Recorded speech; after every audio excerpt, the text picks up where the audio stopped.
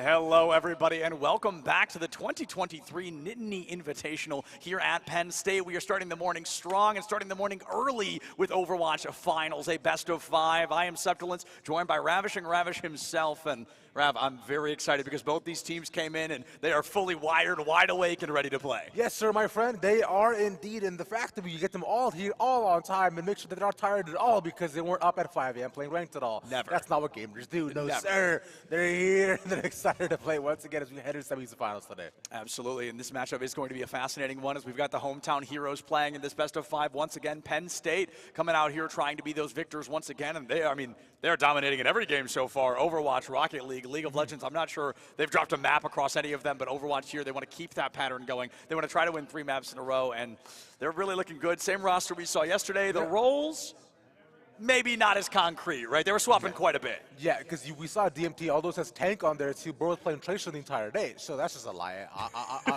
on its own, actually, as you get along. But yeah, like exactly like you're mentioning here, Sep. It's Penn State throughout the entire day yesterday, undefeated. Yeah. Through League of Legends, through Rocket League, like you were mentioning. And so let's see if they can keep that streak going today as well as to start off with Overwatch. And their opponents, somebody they're going to have to go head-to-head with here, are going to be Maryland.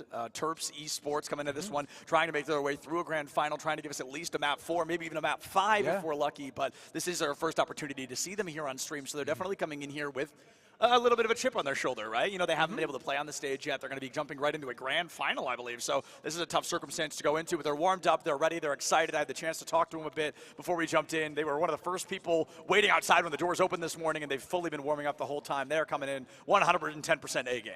Huge, yeah, look at that as well, too. Penn State, Terps looking real great. Big shout out to those guys too. You know, shouting out our channel sponsor called Chocolate Milk too. Which, True, you know, we love chocolate milk. milk. Chocolate milk. Go ahead and drink that. That's great. It's lovely. It's delicious. I think we have some somewhere else here. I was going to say, I have some somewhere. I thought I had it with me. That's fine. It doesn't matter. I will drink chocolate milk. We have cratefuls. I drink chocolate milk with my breakfast this morning. That's delicious. That sounds great. If you're in the Penn State area, come by and get some chocolate milk. Get some chalky milk. Yeah. That's kind of a freebie, right? It's free as well. It's free It chocolate is free, milk that we yeah. have here. So if you guys want to come here Great. for the games, for the handsome casters, for the phenomenal production, or maybe just the chocolate milk, we've got a lot to offer you here at the Nittany Invitational. Please come say hi. I'm very sad and lonely. We like saying hi to people. We like talking. If that hasn't been painfully clear with your time with us this weekend, we really like talking. So if you guys want to come talk to us, want to come hang out, well, we definitely can. And I know that we can talk a little bit about the opening map as well. So we do something a little different here. We do a coin flip instead of just kind of higher seed pick. So Penn has gone 3 for 3 on coin flips, which is very fascinating. They've won each time we've seen them so far, and they chose Oasis as the starting control map of the day. So they're undefeated on coin flips, Rocket League, League of Legends, and Overwatch That's so crazy. far. That's that actually is ridiculous. crazy. The 4th game, we did not know they were playing as well. And Oasis' starting point as well, I find is a little bit interesting, right? It's one of the ones that you don't see very often at all. But let's go ahead and head on in to see what they got going on in terms of the comps and how things shape up. To these two teams, Terps Esports wins best of 5. How will they look? And Penn State definitely coming in here trying to play their absolute forward game. They've actually got everybody on the proper roles, on the true roles here, so they're coming in. They might not know what the Terps can bring to the table. They don't want to run any risks that they can't afford, right? A best of 5 is only a first to 3, so losing map number 1 is 33% of the way through a victory. Yep. Okay, now just go ahead and head on in here. Rags just has memory and DMT. A fascinating overall spread in terms of the games that we've seen right now between these two teams. Okay, I'm wondering that Terps putting up the ball right away. See that Moira switches. No, it's a bit. It's got to be. Oh, that makes me really nervous. Looks like Memory just can't remember who to play here. The memory not lasting long. Is still shaking off those wake-up jitters, if you will. The Penn State coming with much faster composition. Terps Esports going to be looking for kind of that box-in play style. They want to catch somebody off guard. Maybe use a Maywall to isolate them and collapse on top of them with an insane amount of burst. Comes down to like the base making a lot, and then sticking with the sim here as well. So a little more unorthodox on the Terps side, but the main will be the first main focus. As look to establish high gun control, Memory gets focused down. One more shot would be able to get the actual TV, but with that, it trades sides. Terps are first on that point, but Penn State is on site. And I want to keep a close eye on Guts here, because with that aggressive high ground, it should be really easy to get an opportunity and get an elimination. But instead of the 1-1 trade, Claus traded out for Nova, and looks like straight stuff. Can't find the opportunity either. Rags in the back line, looking for that 3-piece with a melee from DMP. You can finally put this fight in favor of ENN Stage, trying to find that strong strike. And they're able to do so. Lazy gets a 2-piece, but unfortunately 2 not going to be enough. A very long fight that finally ends in a point cap here. That's ridiculous as well. The TMT as well. They were down at least 1 DPS, but they still managed to at least shave things out on their own. And I find, pay attention a lot to who Paz has the Discord orb on right now. Naturally, that does become the focus for the rest of the team, but as we go along, so you should have been able to realize that the synergy between these two has been incredible. The synergy indeed. I mean, the synergy from Penn State's DPS line is always one that amazes me. Guts going to follow straight Sutton early on here. The pile drive from TMT opens up a little bit of space, but I think it's going to be too little too late in a circumstance like this. Already, yeah, just desperately trying to stay away, trying to stall for as long as possible, buying maybe 4 or 5% pause. Popping the Transcendence here is a very courageous play. Very early on, probably at risk thinking that they even focus down.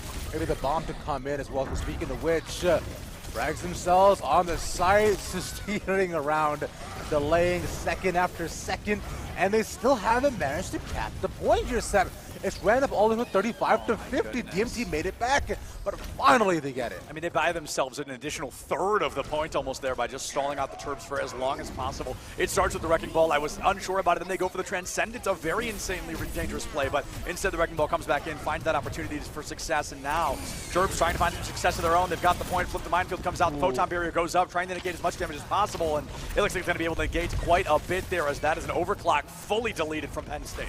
The Symmetra as well doing just so much work. You see the control they managed to get with Surf Stunt as well, because it stops Rags from pretty much being able to establish his own control on the point. Has to make sure that all the turrets are gone first, because the Tracer is very, very squishy. Bomb goes out, almost gets the double, but just the affordability. Immortality Field moment, baby. Those immortality abilities here in Overwatch are a very unpopular one, but holy cow, does it work well for you when you need it. Speaking of working well, Novazor on the May put an icicle clean to the head of Rags, who was really a power player for Penn State yesterday on that Tracer, continuously tearing their opponents apart. But if Terps, Novazor in particular, can take that Tracer offline, Penn could really find themselves starting to struggle going into this next fight with no ultimates either round. They've got to win this one high and dry. Yeah, they're quite far off between them, and also they do have what's the Blizzards coming off with the May if they weren't to be able to use that just to stop them off the push once again. They capture just about half, but they're locked in the corner. It's because of the DPS far too much. The snipes coming out for the May. The area control is doing for them to handle it. So right now they can't get in. DMT gone. I mean, Novazor right now saying it's not going to be you, it's going to be May, baby. 25% off of Terps Esports being able to find that point. I can hear the players starting to scream here. It's truly getting an intense matchup as Guts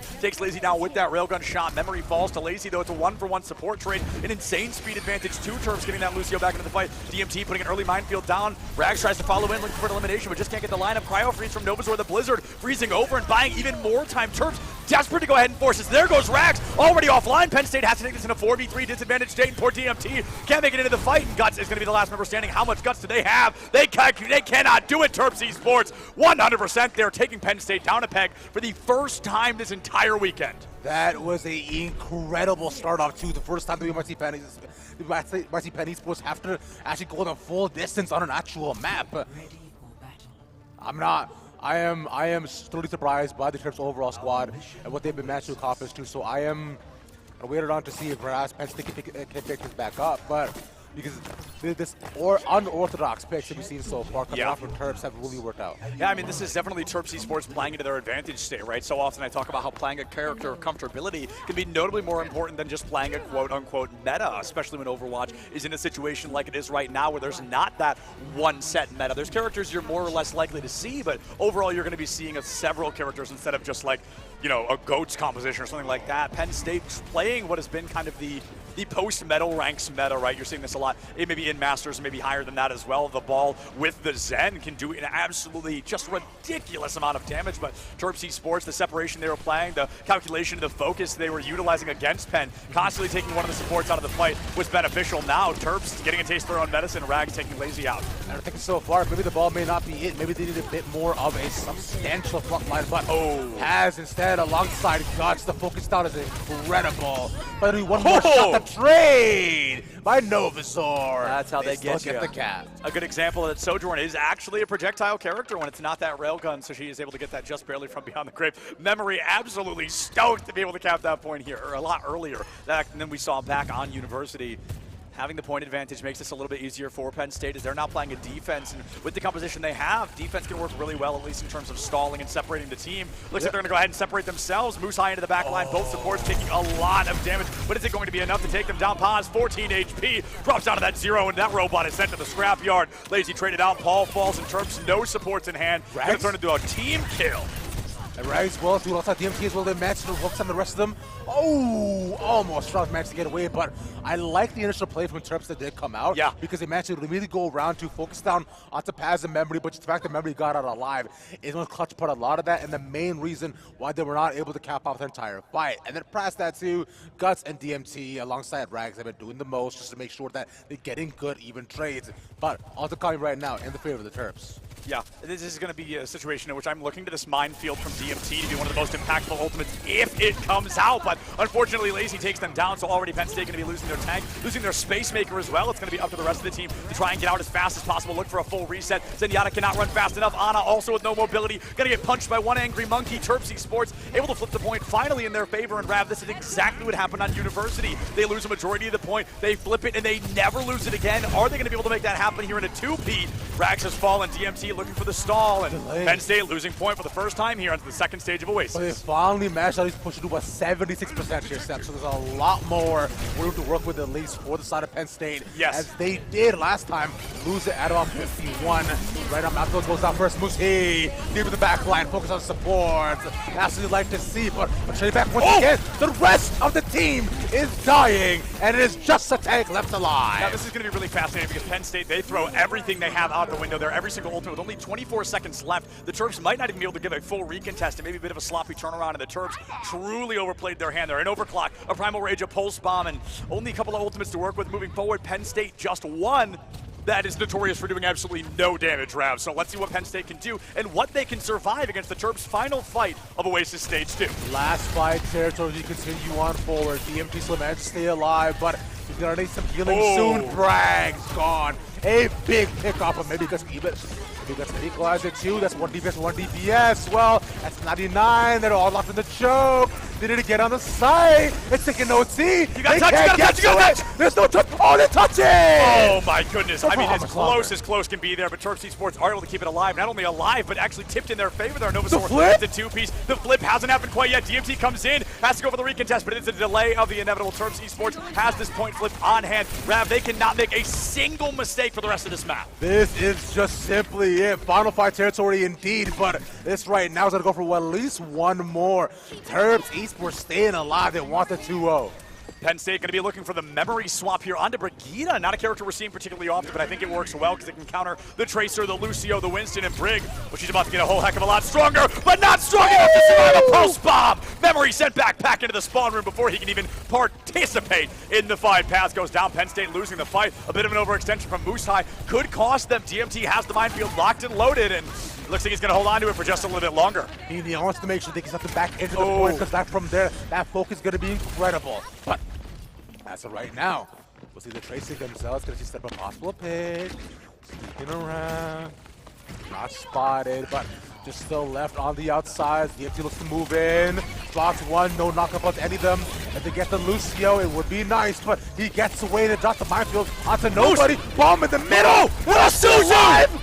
They're all still alive! The Kiriko's fine! And there they go! Oh, it's a bit of a disaster, though. Paul gives their life to get Moose offline, and they're going to be going for a full reset on the side of the Terps. It's up to the remaining members to stall for as long as possible, and Lazy needs to stay out of the way. Penn State, not a team notorious for missing their shots. Lazy has to play this one carefully. Going to have to go for a recontest. 4 seconds left. Can they get out of the point? No! Lazy down! Penn State, they are going to be able to flip the point back to their advantage, but Rags able to take that Lucio offline. Not a beat going to be happening here in this fight. Moose has swept into a wrecking ball of their own. The Discord over makes it nearly impossible to get that elimination. Moose comes in. Moose is sent down, and that Megafauna falls way earlier than they wanted. A four-man EMP, but there's unfortunately no follow-up. Penn State taking us to stage 3. We're going to Gardens. That last reset that they had to have. Incredible. Moose as well had to fall off the entire point. He managed to make the entire leap either, so that leaves them in a position where they have to be thinking, okay, maybe we can get on, do something, but the switch up going onto the ball as well on the side of the Terps too makes things just that much harder. Penn State stay alive, and now we're here looking at the possible switch. Oasis can go to either side. Oasis can truly go either way. Will Penn State lose their first map of this entire weekend, or will Terps unfortunately fall just not close enough? A 99-94 final fight on City Center there is a devastating blow, but Terps have one more chance to make it work. I'd actually like to see them return to the composition we saw back on University with the Reinhardt and the May and the Sim. It's unconventional, it's wacky, and it's weird, but by golly, was it working? If it ain't broke, I don't think there's a single need to fix it, Raph. Terps Esports, though, sticking to what almost worked back on stage 2. Can they make it work here once again? Messi making it to the point. Oh! Just had the choke. I don't know how he actually fell. They take out the tank. That's a much better trade. Now Guts as well. Laying out some damage with the backline. Just some pellets, and that'll simply be it. Points not even unlocked yet. The Emperor should be able to make it back, and the full reset of 5-on-5. Moose Bubble about to go down. He sees all three. Nobody's on guard. Locked in yet. Pass is dead. Nice. Pass goes down there. I thought it was going to be Moose High getting meleeed off the map by that Zenyatta kick, but Pass gets taken out in the back line by Novazor. Memory is going to be falling as well, and Moose High tearing this team apart. Winton Overwatch winning the fight here for Terps Esports. DMT going for that spin to win composition, as Terps did have to give up the initial point advantage, but as straight Stun is certainly Stun able to take that Tracer offline, makes the odds a little bit higher for Terps to flip it back. Only 16%. Yeah, not bad at all, especially considering how we saw them last time, right? Right. It was Penn State to push almost 7. Oh my God! Big drop, but that's simply not. And a shot from Guts. You get the tank down, and that's awesome, but both of your supports are missing. All damage against you is going to be officially permanent for the rest of this engagement. Guts is going to be going down. Talk about permanent damage. Straight stun falls as well, though. Penn State keeping this unbelievably close for how one-sided it truly was in favor of the Terps a moment ago. Some great tech from DMT to get back into the combat early. Lazy gets eliminated by Paz, and that should give Penn State the green light they needed to cap this point back. But that's the thing, though, is that he's there by himself, right? No support there at all. He's trying to focus on to one, but there's a lot more at him. Rags. The crucial crutch, and now the rest to come in. The bomb a little bit wide. What? He walks into it. Ain't no way, bro. That's so unfortunate. He blinks right into it. Now, unfortunately, Terps are going to be able to find 2 eliminations here to make up for that very small error of judgment from the side of Novazor. Lazy drops down into a DMT mine, and all of a sudden we're tied up 3-3. Lucio falling into the Kitsune rush available, getting the cooldown reduction, the movement increase speed, and the fire rate increase as well. Paul trying to be the hero that the Terps Esports needs, but it's the overclock now that should open up the door just a little bit more. Moose High falls, a little bit of panic happening. A straight stun just can't hit the shots. The Disruptor Field takes Rags offline. No slide available in Terps Esports. Up to 70 now, Rev. This has technically been one whole fight. Stunton, unfortunately, with the overclock too, somebody always has to be in front of him. But like you're saying, exactly that.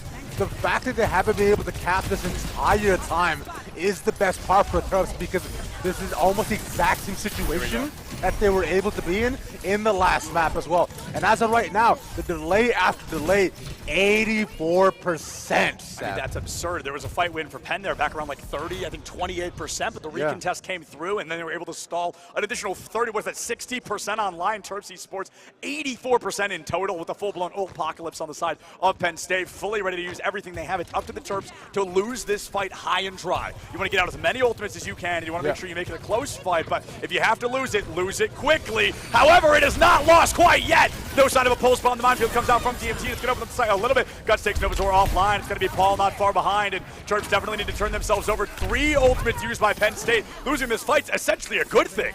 This is not worth it at all for their set, because the fact that they laid down the minefield, the overclock, and also with the Brigade ultimate as well too. So from here, they have to rely on Suzu, and the bomb in itself is tossed out whenever. I find this should have at least saved the overclock. Just so they can like force Terps Esports back for another fight, because they need to push to at least 99 if they are to have a chance back in the game. Well, Minefield and Overclock are, at their core, very different ultimates. At the end of the day, they do the same thing. They create space, right? I think I would have liked to see one over the other, but instead, we saw both at the same time, and I think we're seeing that's going to cost Penn pretty aggressively a 2-for-1 trade. The Kitsune Clash is going to be paused, creating some space for Penn State, but Terps still found themselves on top for a moment. Kitsune Rush comes out late from Paul. A desperate turnaround as Penn State has officially taken the lead here on the 3rd and final point of Oasis. Hybrid coming up next, but which team gets to pick it? That's going to be the loser of this situation. Paz drops some Mortality Field, Suzu, and they're going to overextend into the fight. Lucio falls. Memory going to be just a memory of this final fight. Terps Esports, they don't have the advantage though. Moose has gone down, and that is a critical elimination against them. Rags coming back to life. Rags giving this team the opportunity they needed. A 2-piece. His gun's going to be falling as well. It is truly up to Rags and DMT to win this fight. Push comes in. Overclock online for straight stun. Here you go. Now or never. Here you go. It's never. It's maybe not. Maybe not, but the overclock. Oh, couldn't do it. One more shot. The Winston delay. The Primal Rage online. Moose High looking for the opportunity to destroy, but I'm not sure he's going to be able to do enough. Even with 1,000 HP, they're all forcing him down. Lazy has fallen. The beat was online. Lazy holds on to it. He's not able to get that ultimate. Oh, into the mine, into the trenches, and from rags to riches. Penn State able to win map number 1. Truly coming to life. My heart rate is probably too high right now. I just wanted a close series, and clearly we are about to get one. What a start, and then an incredible finish. The first push and the first cap. You thought from Turks was going to be it. You were thinking that maybe Penn State overextended their hand. Yeah. But this is just map 1 once again. Man, and this fight lasted for, like you were saying, like 30 minutes. I think if the beat could have come out in that last fight, that could have been very different. The Winston having the beat online, he wouldn't have died to the mine. He could have recontested. He would have been able to stall a little bit longer. But, you know, hindsight's 20/20 at the end of the day. And unfortunately, they're just not able to get the lineup they were looking for. The bright side, Rav, is it's a best of 5. So it's not a BO3. You know, you're not halfway done. You've got at least 2 more maps. And you lost map 1. As close as it could be, literally, 99 to 99 on both of your losses. But you do get to pick the next map. You do get to pick the hybrid coming up next. Exactly, yeah. Now, Terps Esports, I'm sure, is a little bit frustrated about that one, too, because you saw how close things were, but just losing the last fight by inches. Losing, too, to just a singular Tracer as well is something that you cannot have happen, because the Tracer is there as an annoyance, not your finisher. So that's really tough. Yeah, and that final fight opens with Rags dropping 2 immediately. Ultimates weren't even used, and Rags found a 2K out the gate. That made it so hard. It immediately forces you into a 3v5. You pop the Primal. It was a great stall, but unfortunately the beat doesn't make it, and then things kind of fall apart a little bit. It's close, but unfortunately close isn't going to cut it. You've got to find that map victory. And going into hybrid, I mean, there's a lot of maps we could be seeing here. There's a Blizzard World. There's Kings Row. There's Eichenwald. It's going to be Kings Row. There's more hybrid maps that I'm sure definitely exist. It's going to be Kings Row, man. It's always Kings Row. It's never not Kings Row. And Penn, actually, Kings was, I think, a 3-2 win for them yesterday, right? So it wasn't super duper close, but there was signs of life from the opposing team, right, from their opponents. Penn didn't just clean sweep Kings Row, and that was against a team they beat in a 3-0 fashion or 2-0 fashion. This has been 99 to 99 all the way down the line to the wire there. Is Kings going to be a little different? I think Kings should be, definitely, because you're thinking that Kings is usually the closest map for a lot of different teams, right? You usually make it past just the first 2 checkpoints as well. And so I'm thinking as you get to the third is where the things get a little bit tougher. But otherwise, from here, like you were mentioning, I do want to see Turbs in terms of how they look to counter against compositions, especially against the Tracer that we've seen so far against Penn State, right? Because that has been the biggest annoyance. So do the big at the Cassidy, do the big at the Sombra even, just to make things a little more interesting. I'm excited to see it. I'm definitely looking out for the Cassidy on here. I think that's a very intelligent call. It's going to be that Magnet Grenade. It's just gross. It's a stupid ability, and it does what, like 220 damage in total or something? Something far too much damage is the point here. So I think that Magnet Grenade is a really good way to take Cassidy, or to take Tracer offline using Cassidy. But I know that we also saw from Terps some Reinhardt back on stage number 1. And if we do go to Kings Row, that's Ryan's playground, right? I would imagine Ryan as well there too, because like most commonly it was the Ramatra focused it as well, but ever since the nerfs on his overall damage and stuff, which are very well warranted, to be fair, it hasn't been that big of a focus naturally. I would imagine that last time we did see them play the Sigma with the double sniper as well on the side of Penn State. I don't think we'll see it again on the defense, right? But it was a fun start off, if anything. At the time, the Sigma felt like a counter to I can't remember what tank was being played, but I believe it was like they chose the counter intentionally with the Sigma swap. So I feel like we're not going to be seeing that quite yet. But Sigma on defense, I mean, that's pretty common, right? We see that on Circuit Royale. We see that on Kings Row, usually after first point cap. But, you know, if it ain't broke, I don't think there's any need to fix it. Going into this, I think double sniper is incredibly likely. We've seen these players are all wildly accurate. Projectile hit scan does not seem to matter, honestly. But it's the support line I'm really excited to take a look at here, because we've seen Zen, Ana, Brig, Kiriko, Lucio. There's only... And Bap. And Bap. So there's only Moira left, right? Yeah, and you're not going to play Moira. Right. There's just no point. Like we said before, Moira's fine. It's decent. But once again, you're not changing the game with Moira. You are doing your job, kind of. Yeah. But that's essentially just about it. We were talking about that in the green room earlier. It's like Moira's the definition of big stats, no impact. Your stats truly do not matter if you're not able to make an impact as an individual, and if you're not finding the critical eliminations or finding the critical healing. And she doesn't have her abilities aren't as impactful as a Bionade, as a Suzu, as a Speed Boost, or as a Boo, but it's like she just fades around and sometimes throws an orb at you. And the orb is like 6 seconds. Like it's very lack of impact coming out from Moira. So I think that's a huge part of the reason we're not going to be seeing her today. But I feel like if we're running a Rein, probably Lucio Kiri. Yeah. If we're sticking to the Wrecking Ball, like DMT really seems like he wants to, I don't think Zen's going anywhere either. I don't think we're sticking with Lucio for the first point, though. Sure. I would say. I think it's definitely going to be much more of the focus on the same sort of Ana Kiriko that we've seen so far, kind of becoming accustomed to. Perhaps on both sides. I would be surprised to see the BAP for any of them. Maybe on defense, I'd say it might make a bit more sense for silent potential. Oh, we forgot Mercy earlier. Also, right, yeah, good point. I just thought about that because I was thinking, like, what supports maybe would we see on the offense? And I was like, oh, maybe a Mercy, which we haven't seen yet, but I think playing a Mercy. Yeah. We did. Remember, because the beat didn't reach the last second for the final point. Because it was Terps playing it. Right, yes. Yes. Okay, let's look. Look, Lucio. All right, well, some of the supports we named were up there, so I'm going to give myself partial credit on that one. Terps bringing out a composition that I am really excited to see. Penn State as well, going to be utilizing comfortability, I think is the best way to say it, without kind of spoiling what they're bringing to the table here. They're definitely falling into comfort roles and comfort opportunities. We're doing the May again here, Seth. Look, man, I get it. I understand it, and I've realized it. Look, Novazor is very good at this May.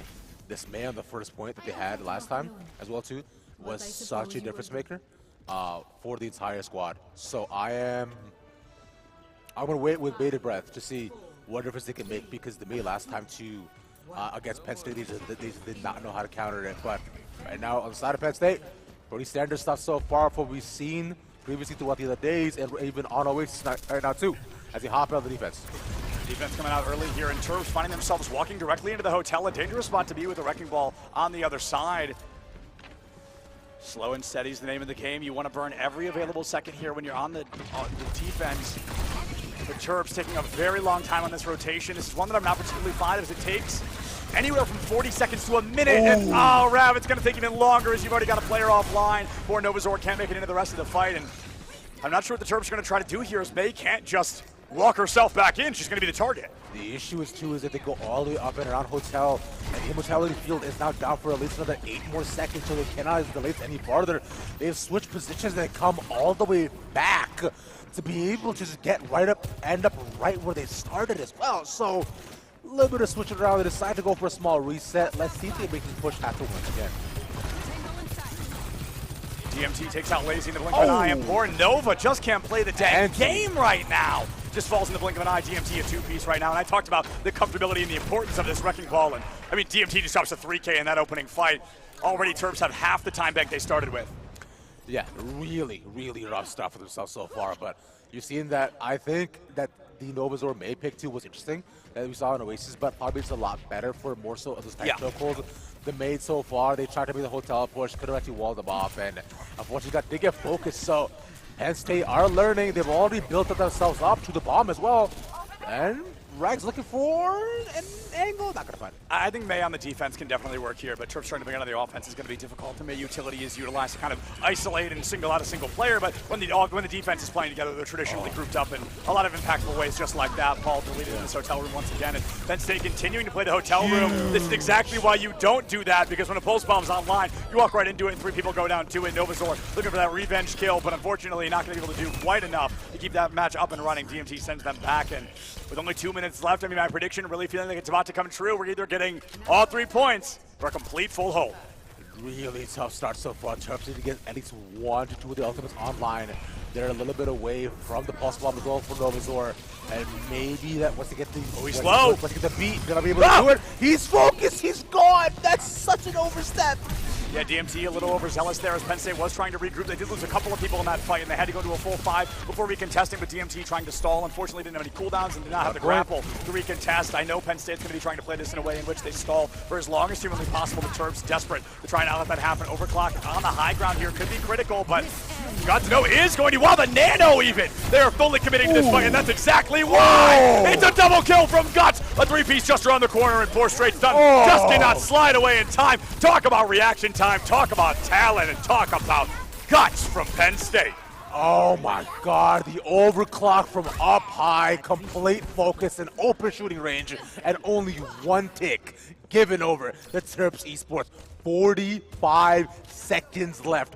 If they manage to come in early here as well, we could be looking at Foul Fight territory, but as of right now, Penn State, all they gotta do is delay, and they have Transcendence. They're going to have Transcendence. They're going to have a Minefield, the Pulse Bomb online as well. Terps Esports coming in with almost an old Apocalypse of their own. I'd love to see Straight Sutton give us kind of a revenge kill, a back-to-back overclock, but unfortunately no nano boost in the pocket. Up Straight Sutton to Kitsune online. The Suzu has to be used already, just trying to get DMT out of the way, and Terps Esports throwing everything they have at the wall, desperate to get elimination, but the Eliminators become the eliminated. 2-0, making 3 go down. A whole extra tick, though, Rap. They sneak in a second tick onto the board, and officially the game is not drawable.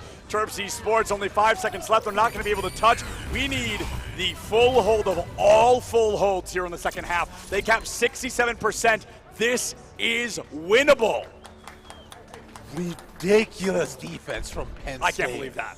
The fact that they managed to counter the Kitsune rush with the Transcendence that came out, locked with the Minefield, and the Pulse Bomb as well. I don't know if you saw as well. So it actually pushed them back a little bit into the Minefield, and so they were stuck inside their own Kitsune rush, where they were so fast they walked into the mines at a better rate. Just unfortunate. That's the way to tip the scales in your favor against an ultimate as strong as a Kitsune rush. Utilize their additional speed against them and see how far it can take you. 67%. Last time we saw Penn State on Kings Row, they won the opening fight. And they just immediately capped first point, so hopefully they're not going to be able to do that again. Our Terps will be going down 2-0 in what is only a best-of-5 or first-to-3 series. It's going to be a very important now-or-never moment here, Rav, and the team comp they choose on the defense will make or break their success here on Kings Row. And this is interesting. I actually like this a lot. This Ash pick coming out from Rags is going to be super fun. It'll manage that, and also matching hit scan for hit scan, the Cassidy to come out. If Stunson can get a big high noon, then that's going to be the huge difference maker, especially with focusing down how slippery Penn State have been. Even using High Noon as a zoner at this point, right? Just stalling as every possible second you can is going to be critical. But I feel like Terps are a little bit kind of topsy-turvy here. I liked the offense comp they played. I wish I would have seen it on defense. I like the defense comp we're seeing. I wish I would have seen it on the offense. It's very interesting how they're kind of tipped over a little bit here on their decision-making. Penn State trying to use the Kings Row Widow, but just can't get the opportunity to use, get an elimination with it. 15 seconds only off the clock, and Penn State already breaking ground on that point. DMT, well, has made it so far in by himself. Rags himself too has started things off. So Haz is there all alone with the rest of the team. He's isolated by himself. They're walking one by one and getting picked off. This push so far is not exactly conducive to a good healthy environment. Yeah, that's the danger of walking to the motel as well. You kind of have to walk in a single file line, and the first person to walk out, or maybe the last, is going to get fully deleted from the fight, just like Paz did in that moment. A full minute off the clock now. Moo's going to be going for the extension, looking for some pile drive percentage, but unfortunately just can't find it. DMT looking for the 1v1 on that, but it's going to be a rotation out from Moo's side. Yeah, complete retreat so far. As Stunson as well managed to get a little bit of chip damage down, but that's essentially just it. Kind of surmising what the rest of the positions are for the rest of the team to see where they need to focus down, what they need to do. One tick to be able to sneak past them could be huge. They do almost have it. That's one tick already. All they need is just 2 more here, Seth. A little bit longer. As Bon Jovi once said, whoa, we're halfway there. Blink and you miss it. Penn State going to be able to find another elimination in a critical one. On DePaul, no ability's not going to be able to keep it alive. Moose High's fallen. That has to be the beginning of the end here. Boss takes out Straight Stun. The poor Ana just can't get off the high ground in time. And Penn State walks away with a 2-0 lead in a first-of-3 series. Only one map choice left, and it's going to be Escort. The choice going to the Terps. First push westward, but that's mainly because they managed to get in early on, see exactly what the rest of the team was, and right from there, it was a complete focus. 2 excellent holes by Penn State, and this overclock nano too was ridiculous. I was so judgmental of this as well. I thought this was an incredible risk because Penn State was, I think, already down their tank, and maybe the other healer, but they may have been in the fight. No, Ana's right there, so at least they had the Ana on their pocket. They got nanoed, and I thought that was... I don't know if the risk was worth the reward in that circumstance, but I do think it works really well. You know, it was a risk, it paid off for the reward, and you didn't fold.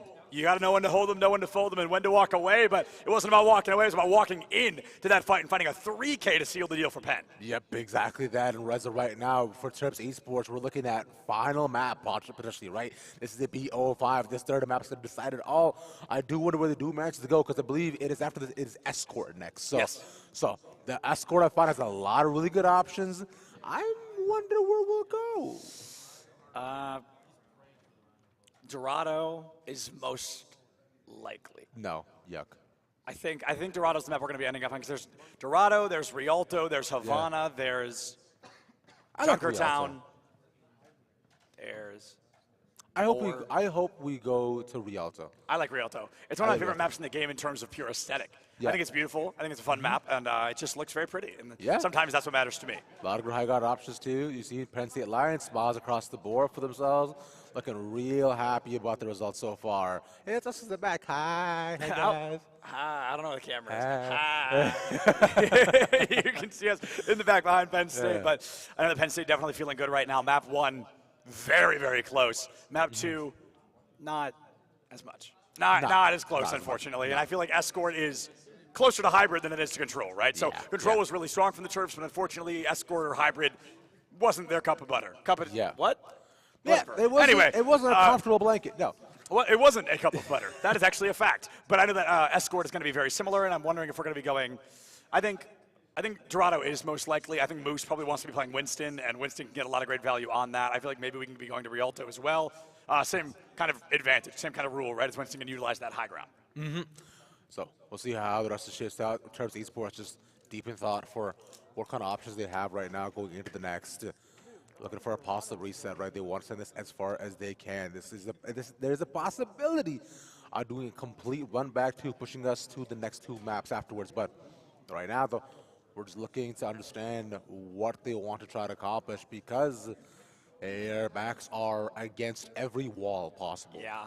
They're boxed in. There's a wall in every corner and there's no door. You know what I mean? Like, it's one of those old Indiana Jones style traps where the walls are continuing to close in. And unfortunately, the walls are about to crush you unless you can pick your best Escort map in the game. I don't care what it is. I don't care what comp you bring to the table, but it's got to be your best. I don't care if it's meta. I've been saying that this entire series. I do not think the game is in a current state where you have to play these 5 characters. I think you go in, you play your best characters. I'm a Junkrat player, bro. Junkrat's probably never been meta, but I'm also, like, Diamond 2, so like it's working to some extent, right? Like it's definitely gotten me to a higher echelon now. If I had to guess, probably all 10 of those players are higher than Diamond 2, but I'm also a support player. I'm better than Diamond 2. Okay, anyway, the point stands that Escort, you've just got to pick your best map, pick your best characters, and try to be the best team you can be. Yeah, I'm Silver. I to be fair, I am a gold support. So that's kind of just about it. I play a lot of Moira, so that's my shtick. I was all masters on Xbox, and then I got a PC, and that's just a whole new game. Yeah. That's just a whole new beast. So it took me a very long time to understand how to be good on PC, but hey, I feel like I'm getting there. You know what else we're getting? A little short break. We're gonna go ahead and take a quick break here. So use this time, get a snack, eat breakfast. I don't even know what time it is, but we'll see you right back here in just a couple of minutes with the possibly final map of the Overwatch Grand Finals.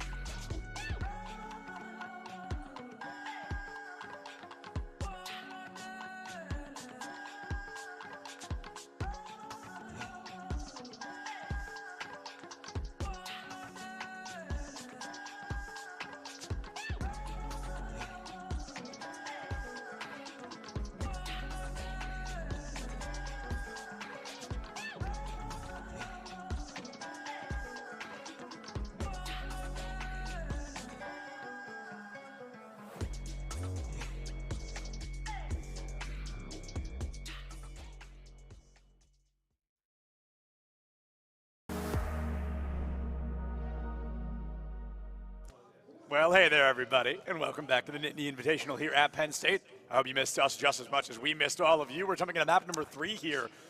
Penn State up 2-0 right now, Rav. It's not a situation you want to be in, but nobody's going down quite yet. Maryland's still fighting strong.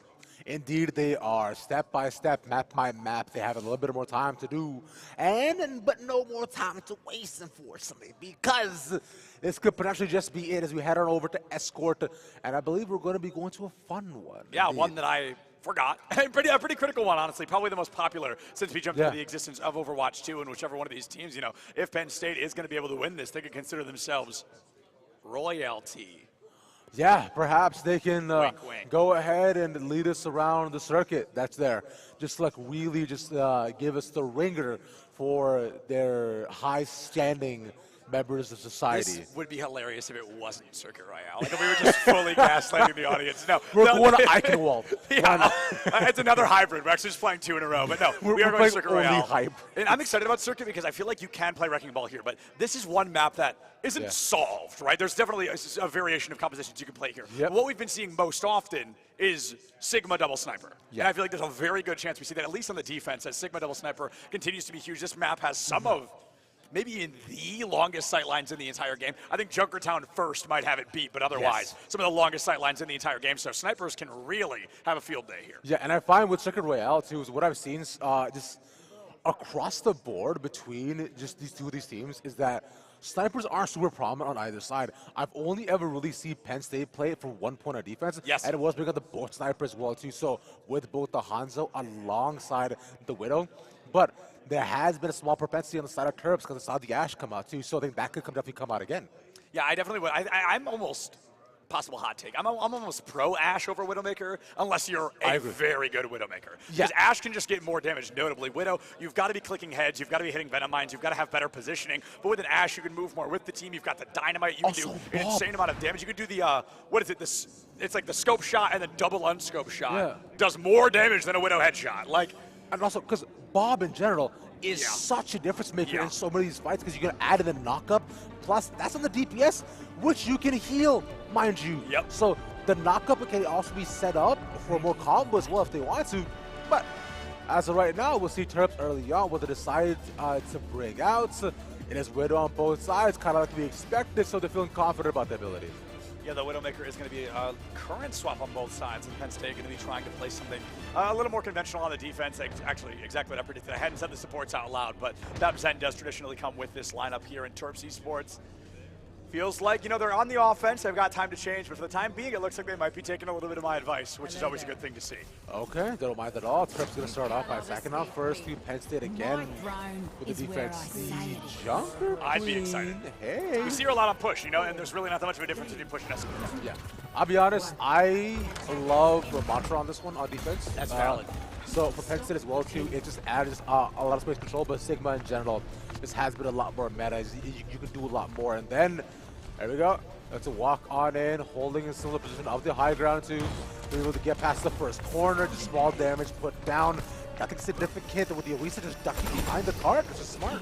Yeah, so this first fight can be really critical on either way because Penn State, they're giving up a lot of free space through the cart, getting all the way up and around the first corner, almost underneath the bridge. So if they lose this, Terps can almost cap first in this upcoming fight, but if they win this, they can sell it out and really begin to abuse that forward corner. Looks like DMT going to choose to not take the $50 bribe and stick on the Sigma instead of the Roadhog. A headshot on Musai, but it's lazy. That's the first one to go down. Unfortunately, just can't stay in the fight, and Novazor going to be not far behind. Rags really doing a great job going from the hit scan to the projectile and making just as much noise. It's not something everybody can do. I like that call that they used as well. From after a certain point, they noticed that they weren't actually getting enough chip damage down on the rest of the team, and especially with Musi, who was stuck behind the cart pretty much the entire time. So they got a free push all the way in, and now with the cart way up top, they do switch out to the Sigma. That small bit of cover that they had got to be switched out, and they go back up to high ground.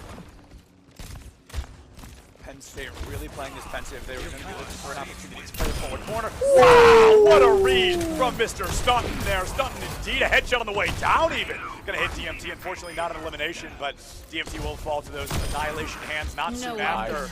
Memory gets the trade, no Ramatras in the sight. Can Stunton take down any more? Is it going to be Memory to turn this push into just that?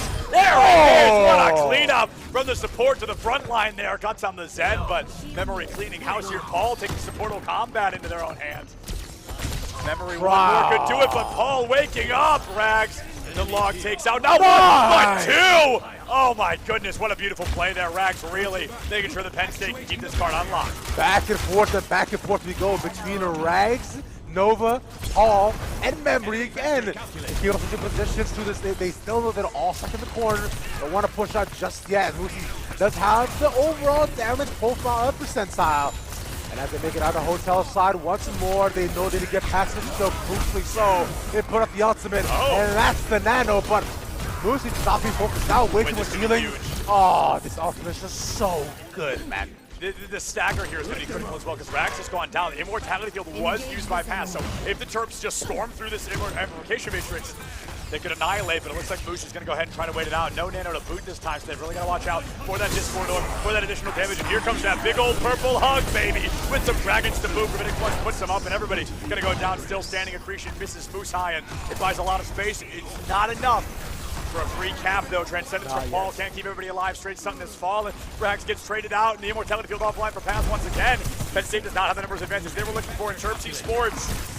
Still not able to break this barrier. Memory needs to get at least one pick here to slow them down a little bit, but is up in numbers. Paz is gone. Transcendence delayed, but they're about a meter away. They should be able to catch it any second at this point. Wow. And there we go. Novazor to beat up to, and that should be it.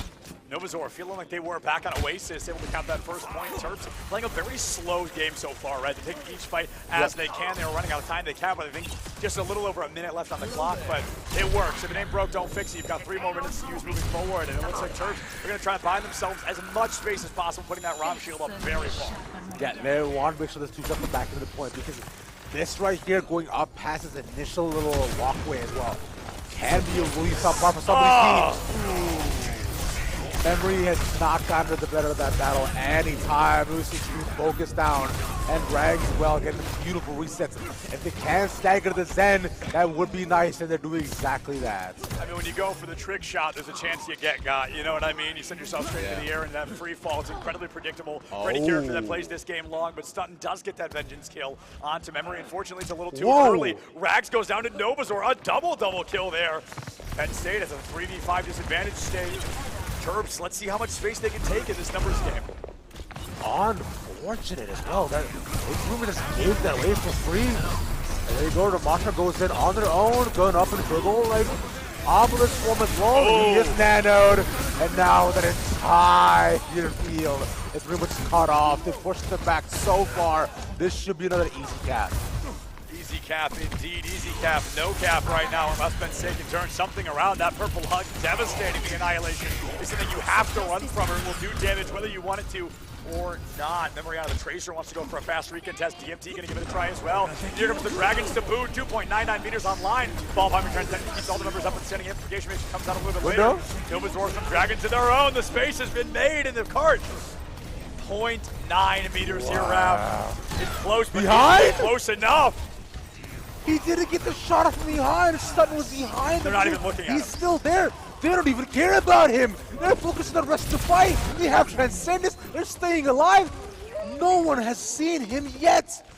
He's alone, stuck towards the back, and this is going to be a nasty stagger. They know. Straight time now going to be going down. A bit of a stagger onto the Widowmaker, but it's not the end of the world. 3 meters left online here, a minute on the clock. Terps Sports have 1, maybe 2 more fights if they're lucky here, but they're really going to have to play their cards right, using a lot of ultimates in a fight they ended up losing. As well, so now they should be able to put out the ultimate or 2. Just to be able to see exactly where they are. There we go. They put that out and switch over to one more once again. They're looking. Perhaps they'll try to find one more. Maybe. No. No extra pickoffs here going so far. So one Novazor just with 1. Possible I'm not going to find anything. He pushes them back for now. DMT on the ball again, doing his best work. All goes down to ball, only 15 seconds left. It's an hour never moment for Terps Esports. Unfortunately, that fight's going to be lost. We're going to have to go take critical recontest on here. Maybe onto a Lucio, maybe onto a Tracer, maybe onto a Soldier 76, something like that. Is not going to be working with the Nano. Onto an Annihilation-less Rom. At least you got onto the card, you got the recontest, but now you've got to get through a minefield, and I'm not talking in the figurative sense here. Primary fire from God Sense moves back to the spawn room, and unfortunately, I think this is where the Terps push comes to a close. On the bright side of Rav, notably better than King's Row. This is winnable. Sojourn, the overall Sojourn switch off too that they did at that couple of seconds was definitely ambitious too, but I find there's one more DPS like Crusade, right? Yeah. And bring up the Annihilation as well would have been clutch, but at the last couple of seconds too, the Transcendence delayed them off, and the fact they couldn't cap at the second point really was what did them in. Yes. And then plus they also managed to stagger the winner so much too. Just rough goings overall. Nonetheless, though, for now, we'll see if Penn State puts up the same sort of performance that we saw previously, or it'll be on the side of Terps Esports too. Can they stop them here?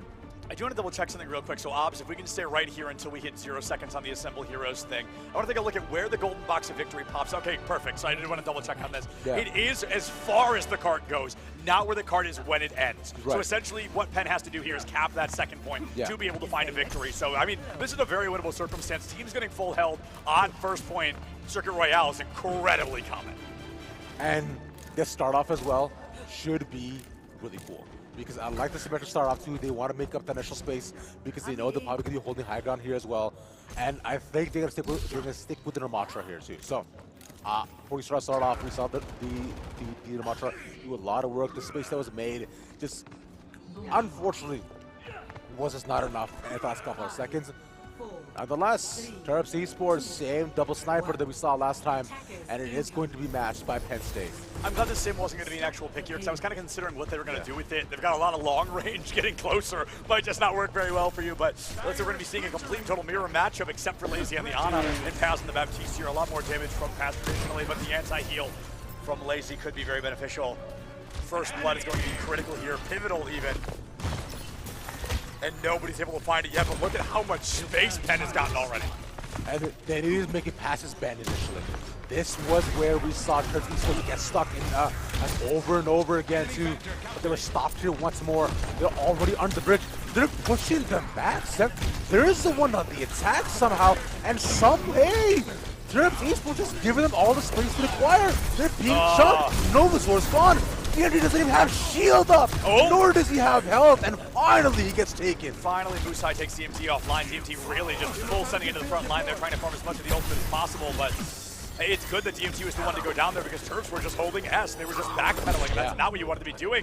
Guts goes down, a critical stagger. I think it would be the best play for Terps to honestly just play the corner here. There's no need to get these cleanup kills. They have to wait for the 10. They have to wait for the Zen. If they try to push in, that's just free ult charge. But another one! Remember, he goes down, and Terps really feeling good about their chances. I mean, all things considered, they burned a minute and a half on that defense. Exactly that, right? And with what you're looking at, I was saying how they managed to get around the bend, but they do eventually manage to make their stand by the end. DMT, though, up there by himself, but still a little bit of healing behind him. Anti onto one, they can't get onto the BAP. It is up, that's the Nano, and there we are. It is time to suffer as Ramatra has. A perfect counter from Penn State here, though. They pop the Amplification Matrix, and they all just stay out of range. The Ramatra block it does shield or damage reduction, but not damage negating, right? So it's fully, you're still taking damage, and he took enough to completely eliminate not only a Nano, but an Annihilation as well. Straight takes out DMT, but unfortunately, I think it's a little too late. 2 minutes left on the clock, and with Busai on the Wrecking Ball now, straight stun a double kill. Lazy with another one. I thought this fight was over, but the Terps are not giving up quite yet. 105 seconds left on the clock here. Lazy, what are you doing, you maniac? Supportal combat at its finest. Ridiculous pick shots from Lazy too, as he was there by themselves, managed to focus in on the rest of the team, and past the Transcendence, you were thinking, okay, Paul goes down, this might have been it, but DMT not able to cap things off, and again, we're looking at minute 25. They need to cap it here now if they want to try to have enough time to get a second point for Penn State. Water bottle here, bottled up. And there it is. The bottle just does not get the lineup. They had each other in the choke, but they're not going to be able to catch one another in that moment. Novazor finds a critical elimination, but Rags opens up just a couple of more. DMT takes out Paul. That's got to be the beginning of the end here. First point cap already happened. 3.5 minutes left. Terps got to give up this fight. They've got to make the swaps they want to make now. I think I want to see. I think I'd like to see straight off the Widow. I think I want to see something a little more close and personal. Yeah. Currently, though, similar position to what they had previously. A little bit far up, waiting for the rest of the Terps to actually do a walk-in. Dragon is up, along with the Nano too, but it's not going to be synced up with the Ramatra Ultimate here either. Meanwhile, Penn State has almost everything coming back up except the Blade. Novazor almost chunked down. Looking for another Musi as well. Oh no! Front. He slept and he's gone. Just deleted. The accretion comes through. Wow, look at these dragons. What the heck? We got a slideshow of dragons for us, but that is certainly the beginning of the end here. Penn State looking Penn great all day long. I'm not even sure a recontest is available for Terps Esports. 2.5 minutes left, 12 meters, and Musai should be able to make it in, but is it a delay of the inevitable round? We're going to have to watch and see with the Discord Orb online. Application Matrix left to boot. Poor Moose just can't do enough, and another recontest interrupted. Novazor gone. Straight takes out Guts, but gets taken down themselves. And Penn State are your Overwatch Grand Final champions here. A phenomenal team, and a team that truly deserved that victory. The 3-0 never showing how close this series really was. 3-0, like you mentioned, my friend. It's a result that was somewhat kind of predicted by many, but by the end of it too, Terps Esports put up such a fight. You saw it as point after point, map after map. They managed to take it almost always to the very end of the distance, but a tough time across the board, and this hold right here is what allowed them to win. Why was that play of the game? Like, no offense to Guts, but people got like 3 and 4 Ks. Why was the transcendence because play he saved like 6 people, man. All right, whatever. Anyway, it is a very strong play, an incredible performance in Penn State, taking home a trophy here at the Nittany Invitational at Penn State, so the trophy doesn't have to go very far, which is nice. But I've got to say, Rive, yesterday I think the MVP was clear, right? I mean, Rags just carried every single fight we saw, but today, Penn was a full, just working squad. All 5 members doing their job, performing their role, and just working through and through to find levels of success unparalleled by other teams here this weekend. Exactly that. You saw how they continue looking to walk up, make up as much space as possible, and a trophy well deserved. Big shout out to Penn State, your Overwatch Final champions. But remember, my friends, we have 2 more esports finals to go through the entire day: Rocket League and League of Legends. So a lot more games to pay, a lot more experience, and a lot more we got to pay attention to as well. But big shout out again to both these teams, for Terps Esports as well, for making it this far. Absolutely, and a big shout out to Chocolate Milk as well. You know, we are all powered by Chocolate Milk here this morning, and maybe we'll hear a little bit more about them on the other side of this break. So we're going to go ahead, throw it to a break, and get Rocket League ready for you. I believe Rocket League is coming up next. We'll see you right back here at the Nittany Invitational in just a bit. Bye. For now.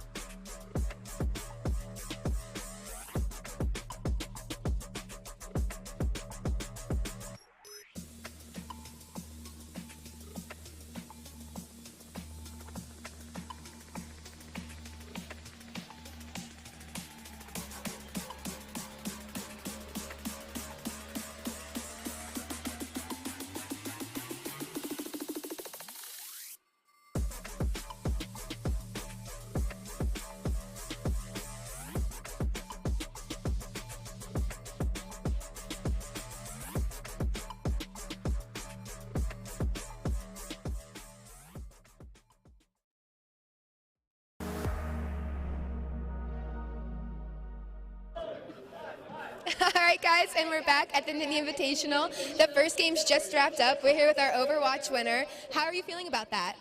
Honestly, I'm feeling really good about my team. I honestly didn't think I was playing too well today, but I'm just happy that we pulled through. We played really well today, so I'm feeling good. I can hear people in the audience very excited. How does it feel knowing you have so many people here hyping you up? It feels good to finally meet all these people in person. They've popped out at a really good event. Shout out to everyone on the team. I don't know, it's surreal. It feels really good. So, since there's not a set meta for the game, how did you guys decide on what characters you were going to play as? Honestly, we just came down to just like what we're comfortable with. We don't get funding. We just kind of play the game whenever we have the free time. So we didn't want to like force ourselves to do something that we're not comfortable with or something that we don't really feel strong on. And it was working throughout the entire season. We just said, why not? No use in trying to figure out something new. Just go with what we got, and it paid off for us. And in that last game, you had to play Widowmaker. How was that? Playing against Widowmaker, we haven't scrimmed on that map in a while, so it was definitely a little odd, a little different. But I mean, we're all strong players. We felt really good about just whatever was coming next. We already went into it with a 2-0 lead, so it was just about keeping a level head, keeping ourselves just ready to keep playing, and we pulled through. So I'm really happy for the team. They did really well. Yeah, that's all I got. Well, congratulations. Make sure you guys don't go anywhere. We still have 2 games left to play. Thank you guys, and come back soon.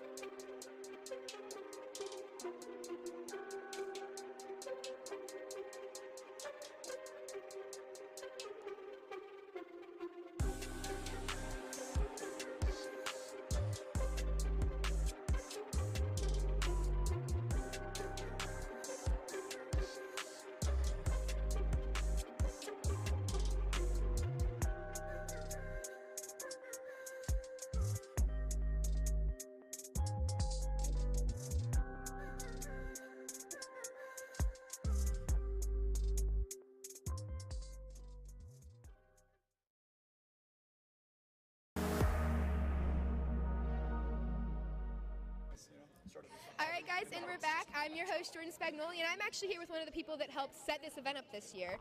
What exactly goes into making something like this happen? Yeah, so first we contact Esports U to see if they want to do something like this.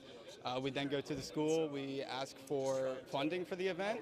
We then go to sponsors like American Dairy Association, and then 6 months later, and a lot of logistics later, we get to here. But a lot of work. How has it been seeing this all come to fruition? Yeah, I didn't think it would go this well. Based on all the problems we had and all the technical issues, we really did, for our first event, we did really good in terms of setting everything up in one day, in one morning. It's been really cool to see how everything's come to play. And what about you guys? Have you guys been at an esports event before? No, I've never been to an esports event before. This is my first one, and it's very fun to see my big brother be able to play in the event. That is really cool. And what's it been like just seeing your son accomplish such great things? This is great. He's a sophomore here, and he's doing really fantastic and organizing these huge events. I'm really impressed about the support and the effort that this entire group and club league has done for him, and the support of Penn State has been incredible. Thank you guys so much for taking the time to talk to us. Make sure you guys don't go anywhere. We still have so much good to come.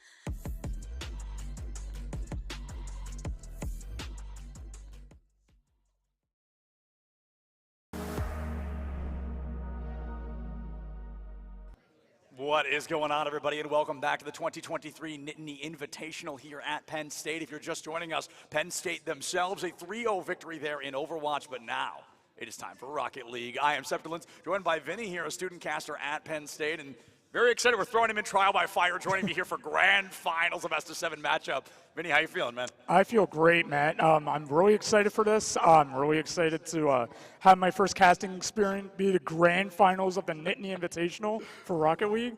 Like I said, trial by fire. I'm really excited. Absolutely. We're feeling pretty good, right? I mean, Penn State, they're coming in with a lot to, actually, they've proven themselves already. That part is done, but they're coming in with a lot to stand by, a lot to stay with. They win 3-0 yesterday. Every time we saw them, they had a 7-0 victory. I think it was Kareem from Penn State just tearing the field apart every single time he got the chance to touch the ball. And Ball State themselves, not quite as much screen time, not quite as flashy, but I think they had a 5-0 or a 6-0 victory yesterday, and they're definitely a very competent, a very talented team. If someone is going to give Penn State a run for their money, it's going to be our friends Ball State. Yep, and I think I'm really excited. I watched a lot of the VODs yesterday, and I was seeing Penn State put it on great, dominating performance and going against all the teams, doing a great job. I'm excited to see what they have. Looking at Kareem, looking at all the other players, I feel like I saw a really great performance out of them, and I'm excited. Yeah, let's take a look at Penn State as well. I referenced Kareem already, just an absolute terror on the field. I mean, just a monster through and through. Every single time he touched the ball, it turned to gold, seemingly so. But Cam, Bam, and Rye, just being Cam, I believe, in game, but Cam, Bam, and Rye really doing a great job. I highlighted and praised this team so much yesterday because it wasn't just, I keep complimenting Kareem and how talented he was, but he was so talented because of his amazing teammates. It was the setups, it was the passes, it was the follow-throughs. It was such that team coordination and calculation. But Ball State coming in with a team of their own, looking to find an opportunity. Daffy, Wova, and Zath dominating. I think we saw them in a 3-0 fashion as well. I don't think we saw anything that wasn't a 3-0 yesterday. So they're feeling super good. They're coming in with a lot to prove. While we know a little less about them, they're coming in with a little more on their shoulder. Yeah. I think both teams have a really good shot at winning. I'm excited to see this play out. Obviously, I'm biased towards Penn State here, but a little bit. Yep. But yeah, I'm excited. We always say the only time it's okay to be biased as a caster is when it is literally your school, because you can't not be biased, right? Like, you can pretend, but we all know you might as well not pretend. And I don't think we have to worry about that here because Penn State, well, they've got a couple of fans here already. I mean, Vinny's just happens to be one of them. But jumping into game number 1, a best of 7 off board. We need to keep our eye on these players here, and it's going to be Penn State early ball control. Rye sets it up. It's going to be knocked away, though. Ball State not allowing those freebie goals. We saw Penn fight so many of yesterday. Yep. And we're seeing Penn State with some great ball control, starting to move through. Almost a shot goal right there. That looks to be Zane pushing it back. Kareem trying to get with the ball, and we're off. Kareem, no boost in the tank right now, has to work with only what he has online. I'd love to say it's a bit of a boost drop, but everybody's at 0 for the time being. Zath, the first player in a while. Zath saving it right there, pushing it back. Doing great. Half a minute off the clock here. Let's see if Zath's going to be able to pick things up. But instead, it's a demolition from Cam that opens up the opportunity for Penn State. So far, I mean, going 45 seconds without a goal was incredible. Both these teams were very early scorers back in yesterday's matchups. Yeah. And I think we see here Zath almost going for it. Penn State getting great control of the ball. Oh, we got boost there. A lot of teams saving their boost on Ball State. Daffy pushing in, but he misses. That's going to be a miss there. A block out by Rye keeps us at that big old goose egg on either side. 1:05 missing now in Penn State, trying to find that opportunity to strike, but it's going to be Zath gets it almost, and it's saved! Rye is going to be there just in time. Rye's the guy to keep us at that 0-0 score line. A bit of a fake out, sets it up. Zath comes in for a tertiary try in that 4th member of the team, the crossbar. And Cam has a great lead. Oh, we have a collision with Daffy. Double demolition works well. 90 seconds gone. Is this going to be... No, Rye can't find it. It's hurtling toward the goal. Oh, great save. Great save indeed. Cam really keeping Ball State on their toes. I cannot believe we've gone 90 full seconds and nothing on the board. Close has been close every single time, but close only counts in horseshoes and hand grenades. Great save by Kareem. Kareem get a collision with Daffy. And Rye pushing it back. Oh, shot on goal. Oh, we might get some. Oh. Good try. Too low there. I mean, Penn State desperately trying to find it, but hanging on like a cat on a screen door right now. Just cannot get that lineup in time. So unbelievably close. And Zath again falls a little short. Daffy pushing in. No collision there. Ball seems to be a lot on Ball State's side. Great, both teams doing a lot of defending. We got collision there with Cam and Zath. half the game almost gone at this point, Vinny. I mean, we're getting to a point where nobody's been able to score. Ooh, Rye tries a new again. method. Oh, we get it, Cam! First point. Phenomenal there. State. Cam is going to be able to find that goal just barely with the help of Rye. It was a slow and steady burn. Both teams were playing just slam, slam, slam. Absolute 100%, but they realize when they slow things down, when they control the pace of play, that's the level of success they get. With only half the game left, can Ball State answer back in time? Yep, I think they have a good chance, but I guess we have to wait and see. Wolva pushing back in. Saved. Penn State pushing in as well. I think both teams are playing great control of the ball, not letting each other score. Defense from Penn State is standing strong. It's the only reason they've been able to stay alive so far. Ball State has been kissing the crossbar 4 or 5 times, and Penn State was barely able to play that defense. The one Low goal hit by they've gone Kareem. for. It misses, goes back. Oh. Penn State playing pretty close to the goal. A lot of shots on goal. Ooh. Oh, almost. No. Cam getting weight. He's waiting on the wall. Push back in. Great defense by both teams. Yeah, truly so. I mean, the defense has really been the highlight so far. When you see teams of this caliber going head-to-head, it's either going to be an incredibly high-scoring affair or a notably low one. And a 1-0 win would be the lowest score we've seen and would statistically be the lowest we could see. So is Penn State going to be able to pull that off here, Vinny, with only 90 seconds left? Ball State truly running out of time to make something happen. They've got to put a goal down. Oh, they almost get it. Great attempts by Penn State to try and get a shot on goal, and they're still going. Rye has to play a strong defense here. Wova trying to slam it in, just that constant peppering down. If you block out 4, it could be the 5th that sneaks in, but Penn State actually gets it out of their back third towards center field. That could be a clean coast-to-coast here from Kareem. Oh, yeah. We got Rye. Trying to get a nice stance on the ball. 1 minute down. Ooh, thank goodness the defense was there for Penn State because that was going to be a clean goal for Daffy, but unfortunately not going to be happening here quite yet. Ball State, 50 seconds left. It's been so unbelievably close, Vinny, but close ain't going to give you a win. You've got to put a point on the board here. Yep, definitely. It's an all-or-nothing situation right here. Ball State has to make sure that they can take down Penn State's defense, and they're getting close. Kareem, he has a shot! Kareem, unfortunately, just nothing. can't find it. Ball is still in Ball State area. They have a good chance. 30 seconds left. They're almost down here. Penn State might get the win. These last 30 seconds are when teams really begin to act. Oh! Just like that! Answering back in the last 20 seconds. Incredible. Incredible performance from Wova as well. There ties things up 23 seconds. I was talking about how critical those last 60 can be in Ball State, waking up when it matters most. Game 1 has been a very low-scoring affair, but now the 1-1 doesn't even matter. It's just a 0-0 on line. Absolutely incredible performance from Ball State, really putting the pressure back on Penn State. And you see Ball State trying to push it back in. 10 seconds. Can Penn State make something happen? And overtime feels likely here just around the corner. And once we enter that overtime, the timer goes up until somebody puts a point down, so there is no drawing. That's one of my favorite things about Rocket League is you cannot walk away with a tie, but overtime begins. We are headed into overtime in game 1. And Ball State getting close control of the ball. Oh. Great positioning. Wova might be able to steal something here in center, but it's actually going to be passed up towards goal. Zath has to play the waterfall. Gets it. Daffy takes it up. Could Ball State sneak it away? Interrupted by Kareem. Not a almost clean a shot on goal, but it misses. Penn State trying to bring it back. I think it's just great positioning from both teams. Yeah. Both teams are just keeping it in the middle, just playing back and forth. Pretty interesting based on, almost a shot on goal, but it misses for Ball State. I mean, both goals we've seen have been incredibly opportunistic, right? They've been very formulaic teams. They've been playing a very strong defense, a very consistent offense, but because their opponent's defense is so strong, the offense isn't really working. They've got to sneak out these critical kind of 1 in a million chances. Oh, it's almost saved by Penn State's Rye. Great attempts here by both teams. Oh, but he misses. He almost gets it. Oh, they have a good shot. Penn State losing a critical chance there. I want to see if they're going to be able to make up for it, if it's going to cost them this game. Number 1, this is a best of 7, so a team has to win 4 times. Oh, he gets it! Ball State breaking the tie, 2-1. Great score by Daffy. very clean goal from Daffy as well. That's going to be a huge opportunity. The team has to win 4 times, and Ball State does sneak out that first game victory. Only 3 to go, but Penn State not going to let them go silently into that good night. This team looking for a victory, and you can already see Penn State discussing what changes need to happen going into game number 2. Yep, I think both teams played very well. Obviously, Ball State coming out with the win at the last minute. I think it's going to be pretty interesting going into game 2. Will Penn State start to play more defensively? Will they start going more into offense? I think we have a lot of chances to see Penn State make a good comeback here. I feel like they have momentum. They can really bring it back.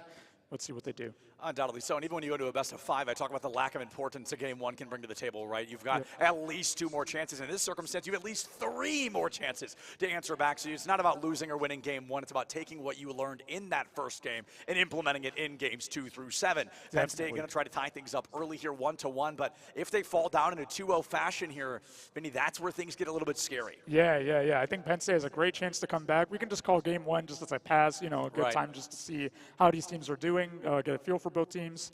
I'm excited to see where we go from here. Yeah, this is really going to be game 2 is kind of the deciding factor, right? A very pivotal game, because if Ball State can come out and dominate in a 4-0 or something crazy like that, that goes to show Ball State has a really good chance of winning this. But Penn State, one of the craziest things about them is their ability to adapt. At the drop of a hat, this team can completely change everything they were trying to do. Hopefully they can pull that out in game number 2, as I think we're getting ready to jump in just a moment. Yep, I'm excited. Let's get into it. Here we have game 2.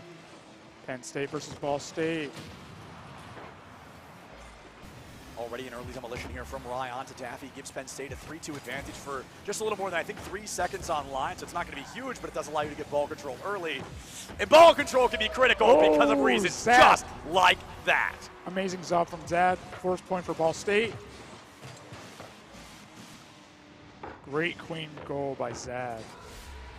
That's a huge moment. We talked about the importance of Ball State coming in a moment like this. It was going to be either showing up and overperforming or possibly going toe-to-toe with Penn State, but to score in the first 13 seconds there, Vinny, really does show a new era of confidence from this team. Yep, great attacking from Ball State. Penn State playing a little bit more defensively towards the middle. Stronger lead. A 1-0 is great, but a 1-0 is hardly a lead in a game like this, Vinny, because if the other team scores, you're just tied. That lead does not do much for you. You want to find 3, 4, 5 points of a lead before you really feel comfortable, and Ball State can't find that second quite yet. Ooh, great collision from Wova and Kareem, and Zad makes it up 2-0. Ball State coming out with a lead. 90 seconds gone here. I mean, Vinny, this is feeling better and better for Ball State. For 90% of the game, we're getting danger close, only a minute outside of halftime, and unfortunately, Penn State, a bit of a silent game. I feel like this isn't a position they're used to being in, right? They're usually the winners. They're usually setting the pace of play, setting the control of the game, but Ball State is really doing a great job of deconstructing this team so far. Yeah, based on what we saw yesterday, it seems that Penn State is playing a little bit more defensively. I would like to see them attack a little bit more, but based on what we're seeing, Ball State coming out really offensively. And there's always the threat of the sunken costs fallacy, right? Where it's like, defense isn't working, we have to double down and try defense even harder, and that can actually cause a team to fall a little bit shorter than normal, cause them to get scored on more often, and I don't think Penn State is doing that, but I don't think they're not quite not doing that either. Daffy gets a great demolition onto Kareem, but it comes just a little bit late as Rye was there to play that strong defense. Let's see if Ball State can find another. Oh, they get pretty close. Daffy bringing it back. Great passing from Ball State, not letting Penn State get control of the ball. Daffy pushing back in. Shot on goal, but it misses. Oh! I think it's another great moment as well as Penn State. They've really gone for a lot of individual solo plays, right? They've been kind of the solo heroes, the dark horses, but it's Ball State. Oh, a great great block save by Rye. There. Yeah, it's Ball State doing a good job, like you said, passing, being able to coordinate, being able to get the boost, know where the ball is going, and trying to play as a squadron of 3 against Penn State, who is really trying to highlight a couple of individual players. They're a striker style, is what I traditionally call that. Half the game gone. Penn State still silent. Will the Sepulence patent pending second half buff still kick in for Penn State? Or can Ball State walk away with it? Yep, Ball State 3-0. It's looking more and more dire for Penn State here. Ball State, a very talented esports program. I really do want to highlight them. I know they've got an incredible, 2 incredible Overwatch teams. They've got a phenomenal Rocket League team here as well, and they're trying to take Penn State down. Penn State already won Overwatch. They want to try and break the chance of a 3-peat right here, but even winning game 2, still got games 3 and 4, so there's a lot of time for Penn State to answer out. Each game has to be looked at as an individual. GG, go next. Definitely, Matt. I feel like the Penn State still has a good chance to strike back here in 3 and 4. If they can learn from mistakes, play a little more offensively, keep more ball control. I feel like Ball State has a lot more ball control right now, moving the ball.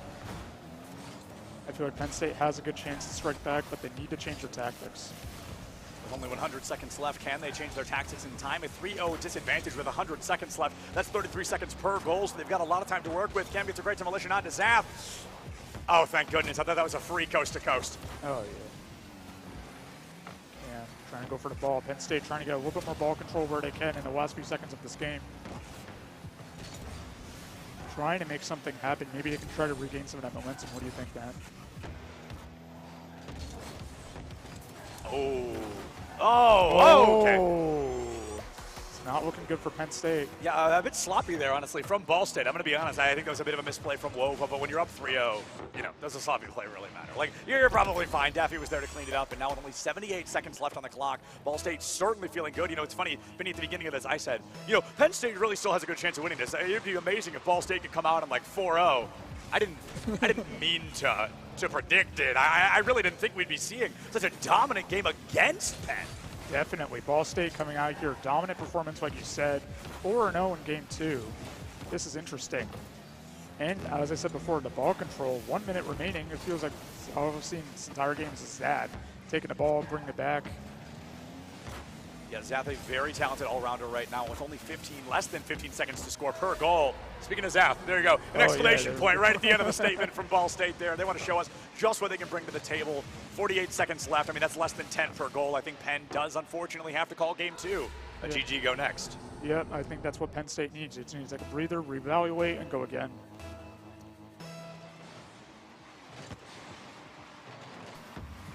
.45 seconds here left on line. Ball State trying to find that opportunity to just sink that final nail into the coffin, but I think that nail was entered a long time ago. Kareem wants to break this 5-minute goal drought. Oh, it's a great lineup from Penn, but unfortunately the follow-through just wasn't there. Both of the possible offensive players were playing a bit of a 1v1 there. 30 seconds left. Can Penn put anything on the board? Because you can't win the game, but in terms of momentum, finding anything at this point is critical. Definitely anything. Something that Penn State can get. Even just one goal will give them a fighting chance. But to do that, they got to get it out of Ball State's hands first. I think that's a really large reason Ball State's been able to be so advantageous in this situation. They're just keeping ball control. Like I mentioned earlier, every time Penn finds ball control, they're just on their tailcoats, just keeping right behind them, constantly waiting for the mistake to be made, looking for the demolition, looking for the bump, looking for the steal of the boost to make it hard for Penn State to do much of anything. And unfortunately for Game 2, Penn State can't do much of anything. Game 2 is going to be a closeout. Ball State halfway done with their goal here today. Yep. 5-0, Ball State.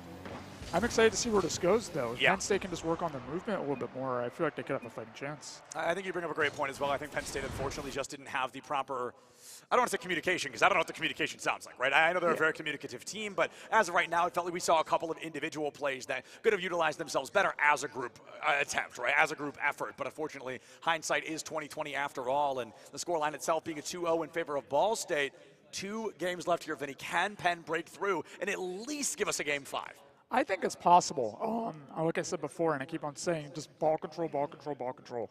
If they just get control of the ball, start playing a little bit more offensively, keeping the ball away, and more or less just movement. I feel like movement is something big that they need, and just like working on assisting each other, getting goals in, I feel like they have a fighting chance. And I feel like I had the chance, I was hanging out with Penn State a little bit earlier because, of course, they were here. They live here. They go to school here. So I was talking to Penn a little bit earlier, and they were telling me that Kareem is kind of notorious for that aerial-style gameplay. And I feel like we haven't seen much of that. I feel like Kareem's kind of been busy trying to pick up the pieces of what's happening and hasn't been able to play that aerial game that he is literally notorious for. Yeah, we saw before Kareem just putting up point after point after point. I feel like we need some kind of a comeback performance from Kareem, and I feel like Kareem can really bring that. There was a game yesterday where Penn scored 7 points, Kareem scoring 6 of them. Yeah, I mean, just truly leading the team, just having a great opportunity, and the teammates there, Cam and Ryan, were able to just set them up, go for the passes, go for the demolitions, go for the bumps even. Those little plays, they don't get you the goals, they don't get you into the spotlight, but they create the spotlight for your team to step into. And at the end of the day, Rocket League is a team-oriented game. Definitely. I have played a little bit more Rocket League, and, it's been a while since I played, but I still remember the biggest thing when I was playing is always communication and working with their teammates, trying to just build an offensive. Absolutely, and it looks like we're going to have a bit of a technical timeout. Not really, we're throwing it to a break. We're going to go ahead and throw it to a break here. We'll be right back with Rocket League Grand Finals in just a couple of minutes. Yep, don't you go anywhere.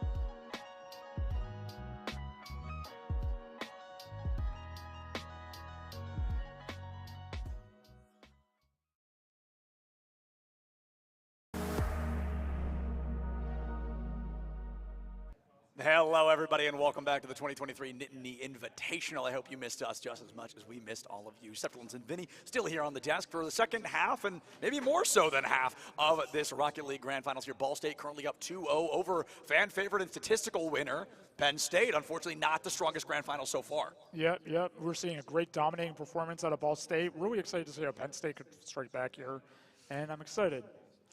They had some time. They had a couple minutes. They had a bit of a break to talk about what they want to do differently here. We talk about kind of utilizing that traditionally 60 seconds between each game to talk about why did we lose? What happened? What made it so easy to score on us? How couldn't we score? And what did we change going into this next one? Now, due to the natural break built into the schedule, they had additional time. They had about 5 or 6 minutes to talk about it. So hopefully, Penn State's able to bring a little bit more heat to the table. Vinny, there's also the other side of that is Ball State was all warmed up. They had momentum. They were feeling great. And then a break hits. Do they lose that momentum? I don't think they can. I feel like both teams getting a really good chance of talking it over, see what mistakes they're making, see how they can improve. It's a great chance to see how to strike back.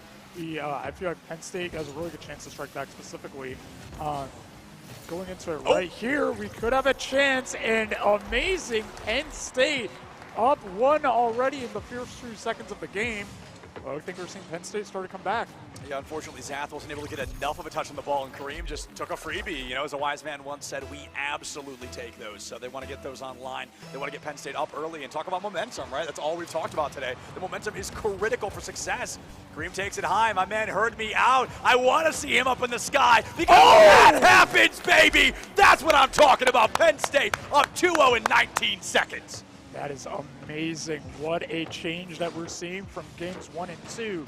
Kareem already putting up 2 goals in the first few seconds of this game. Just a maniac. I met Kareem yesterday, and I'm already his biggest fan. This is incredible. Some of the cleanest aerial gameplay I have seen from a collegiate player, in particular, in a very long time. But, oh my goodness, Penn State, welcome back. Holy cow, thank you so much for joining us. 25 seconds, 3 points. That's more than they scored in the last 10 minutes.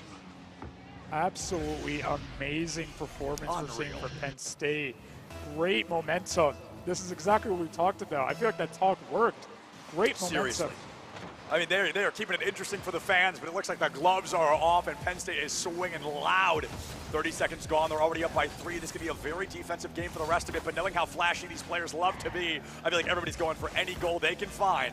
Kareem not getting that freebie. Wova takes it up, going to be able to knock it away. A great turnaround from Zath, and is Ball State going to be able to keep up this reign of terror they've created so far? For the time being, they're getting dunked on. Absolutely. This is just insane. 4-0 in the first few minutes. Not even few. The first minute. The first minute. Absolutely crazy performance from Penn State. I'm really excited to see how Ball State even comes back. Imagine coming back to this. Yeah. Penn State all fired up and ready. Now, I was so worried about losing kind of the momentum, right? There's not a worse way to lose momentum than a 4-0 disadvantage in less than a minute here, Vinny. So, unfortunately, Ball State not feeling strong, but there's that double-edged sword to scoring early, right? You've scored 4 times, that's great, but you did it in less than a minute. You've left 4 minutes for your opponents to still try and score on you. Right now, that's 1 goal per minute. Yeah, I feel like they have a really good shot here. Yeah. Really want to see how Penn State can. Oh, great save by Penn State. Wova trying to get control of the ball. Ball State trying to put some more offensive, but I think Penn State needs to keep that ball in the middle to maintain the lead. Also, keep in mind, we have 3 minutes here. Ball State, they have a great chance of striking back. Ball State definitely fighting for ball control pretty consistently here, but strong defense from Rye keeps what could have been a free goal out of the way. Ball State, I saw a little bit of an overextension there as we see 3 members of the team kind of hurtling toward the goal toward Penn State, but instead we're going to see that rotation back. I believe it's Wova who's hanging around toward that center field, and good thing he was there. Oh, maybe not. It's going to be a rotation out from Zath, really playing that all-rounder position well. Zath on the offense, Zath on the defense, Zath on the midfield, but poor Zath can't keep doing this by themselves. Definitely. So I think where Penn State can go from here is to kind of just take their foot off the trigger a little bit. Just play the ball in the middle, play in the defensive, don't let them score.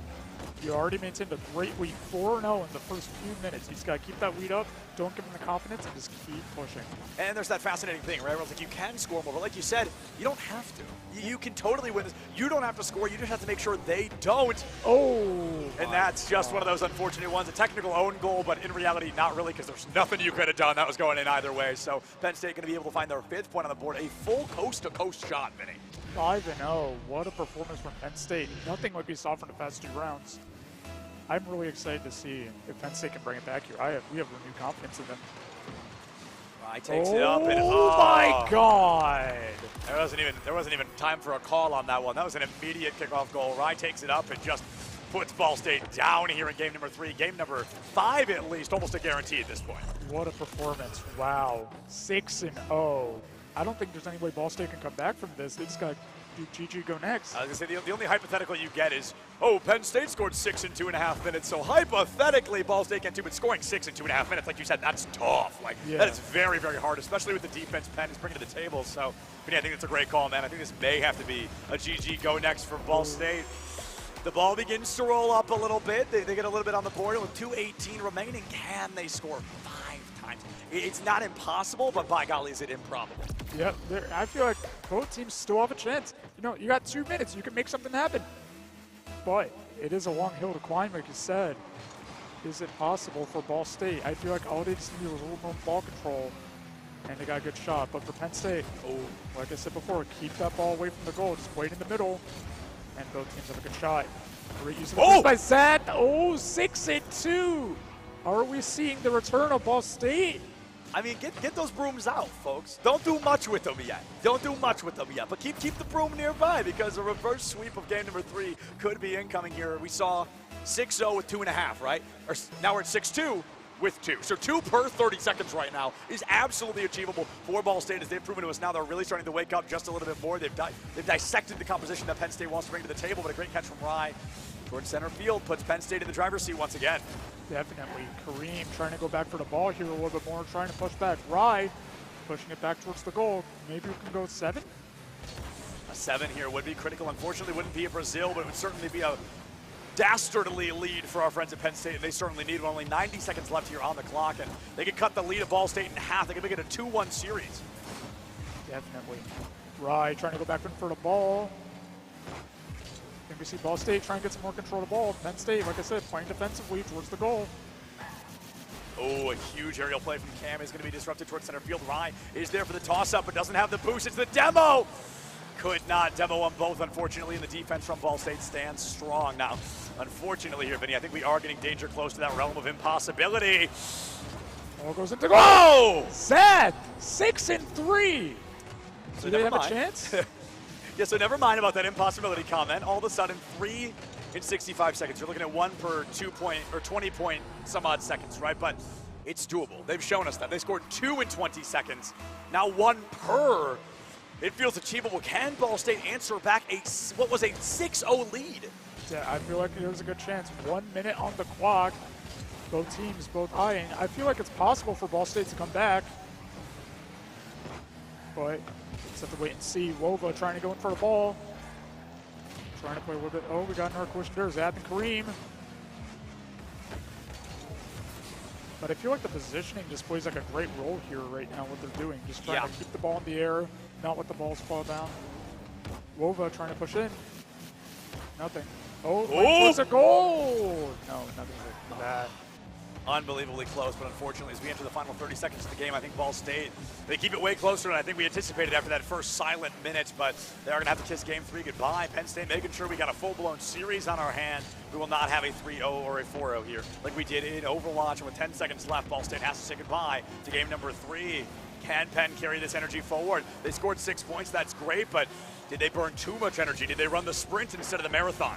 Definitely. I feel like Penn State, they got the momentum back with this 6-3. Great performance in the start. They just got to keep that up for the next 2 games. But I feel like Ball State, they also got the momentum back with those 3 goals. Both teams, I feel like, are really even. They both got a good shot. Great job for Penn State. And that can have 1-2 against Ball State. Going down to the 1-2 disadvantaged state, but the Lions feeling very comfortable trying to go in with the Lions' share of momentum against Ball State. But, you know, 1 game, 1 and done, not the end of the world. You should be able to find some more momentum. Each individual game is fully reset. One of my favorite things about Rocket League is the impact of the games before and after do not change what happens in those core 5 minutes of a game of Rocket League. The Lions win that one. Ball State still up by 1, but if the Lions can win this one, they can take us to a good old-fashioned best of 5. Definitely. I feel like we best of 3, sorry. Sorry, yeah, best of 3. Yeah. I feel like both teams, once again, they have a really good shot right here, but the biggest thing that they have to maintain right now is just their momentum. Penn State trying to regain that back. Ball State, they had that from the beginning. And even Ball State trying to pull up a great performance now. by trying to get some goals in before Penn State. I feel like both teams have a great shot here. I'm ready for that game 4. What about you? I'm anticipating that game 4 to be a close one, I think. I think we've now seen it kind of tip the scale on both sides, but as scales often do when the weight evens out, it will kind of float back to that middle ground. I'm suspecting this to maybe feel a lot of how game number 1 did, where it was silent for, 3.5 of the 5. I think it was a really slow game, a 2-1 victory for Ball State into overtime. So I think we could be seeing another one of those where the teams are so neck and neck that nobody gets away with a freebie. Nobody gets away with a clean opening. You really, really got to work for it. Definitely. Here we are going into a game 4. Penn State making a great comeback victory. I want to see if Penn State can try getting an early lead again. I feel like that's something that they really need. Yeah, I think Penn State is a very explosive team. When they score once, they want to score 2, 3, 5 times. But if Ball State can keep them away from that opportunity, keep them as low scoring as possible, those are the games Ball State has won. When they keep it a low scoring affair, when they keep Penn State down at a 1 point or at a 0 point, Ball State's been able to sneak away those 2 victories. But the second Penn State gets started, like a freight train, they are hard to stop. Definitely. We see not that much of an early lead from the last game. Penn State would have scored by now, but looks like Ball State is just trying to keep the ball away from the goal, not letting Penn State go on the offensive. Yeah, Penn was what, up 3-0 at this point back in that previous game? Oh, almost a shot on goal. Great efforts by both teams just trying to get it in. 1 minute just about off the clock here, and it's a silent one. A slow burn, but this could be a goal for Penn. Woo! And it is a very strong performance there as Rye is able to get it off the pass of, actually did not catch the play, wasn't I going to lie to you guys. It was Kareem. So Kareem sets it up, Rye puts it down, and just shy of a minute taken off the clock, and Penn State go up 1-0. Yep, great starting for Penn State. A little bit slower than the last game, but that's understandable. He's got to build that momentum back up, and once again, same thing for Ball State. You got a collision there with Zach and Cam. Just trying to put it in. Oh, nice try from Penn State. They can still save this. Yeah, this is definitely a big turnaround. Ball State trying to answer back, setting us at that 1-1 scoreline, which of course is just a complicated 0-0 at the end of the day, but unfortunately close when the counts in hand horse and shoe grenades. Penn State looking for an opportunity towards center field, but it's Zapp that steals it away from Ball State. Wants to get that opportunity to strike. A double tap comes in. A triple defense has to be played from Penn, and it works out well. Yep. Kareem there trying to push in. Rye trying to push on the overhead, going for his goal. Oh, but it's saved by Ball State. Ball playing in the middle. They're getting pretty close. They could score on the corner there. I feel like that's a good tactic. But the ball's still staying there. I'm curious, who do you think has a lot of control of the ball right now? I feel like ball control has honestly been pretty back and forth, but all things considered, I think Penn State, in like a 60-40 split right now, has found themselves on top of having ball advantage and ball control. Back in games number 1 and 2, I commented continuously on how Ball State really liked to play kind of on the heels of Penn State, constantly kind of making them doubt their plays and their options, but Penn has gotten really good about becoming that proactive team and making the plays they wanted to make, not making the plays Ball State forced them to make. Definitely. So Wolva trying to push in. Ball State trying to get a good angle on the goal. And I'm just watching this ball just go back and forth between blue and orange, just back to back. It's pretty interesting. Both good shots on goal. Trying to push it back here a little bit more. Ooh! Penn State's a good shot. They get it! 2-0! Penn State coming out with a great lead here. Would have been slower, but they're doing work. A bit slow, but clearly slow and steady wins the race on this one. I mean, Penn State really finding themselves in an advantageous position. The first half of game number 4 comes to a close, and they're up 2-0. They just have to survive these last 2.5 minutes, and they can put themselves into a technical best of 3 against Ball State, who unfortunately has not been able to find their momentum since the end of that second game. Definitely. Kareem trying to play with more defensive slower here. A lot of passes being made back and forth. Cam has a good shot. Oh. And I feel like Penn State's biggest thing right now is just clearing the goal, trying to get it as close as possible. And Ball State just trying to find that momentum that they had from the first 2 games and from last game. I feel like Ball State, they have a good chance to strike back here. 2-0. Yep. It's pretty easy. I mean, 1 per minute for the time being, right? They've got more than enough time to put 2 points on the board. They put 2 points on the board in the final 60 seconds of our most previous game. Yep. I want to see more physicality. I want to see more bumps. I want to see more of a boost route. It feels like Ball State is getting stuck on the defense, and you cannot win this game with just a defense. You're going to need an offense to match. Just like that. Penn State 3rd point on the board. 90 seconds left. 31 seconds per goal from Ball State. Incredible. 3-0. Penn State just getting away with it.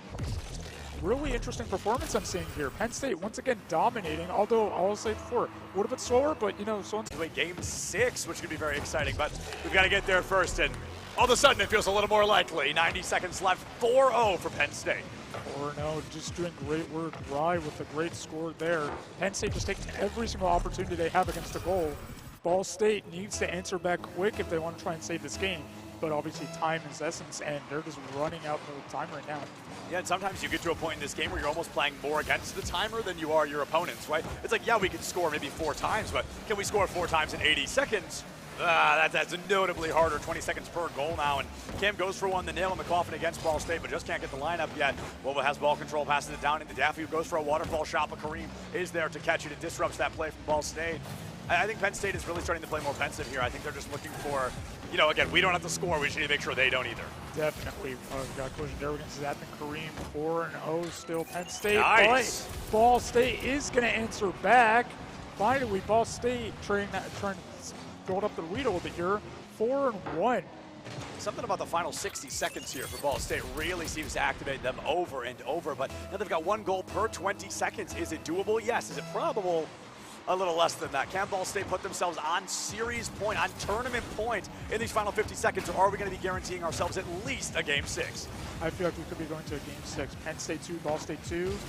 It's going to be interesting next game. I'm excited because, you know, both teams, they both have their standout performances.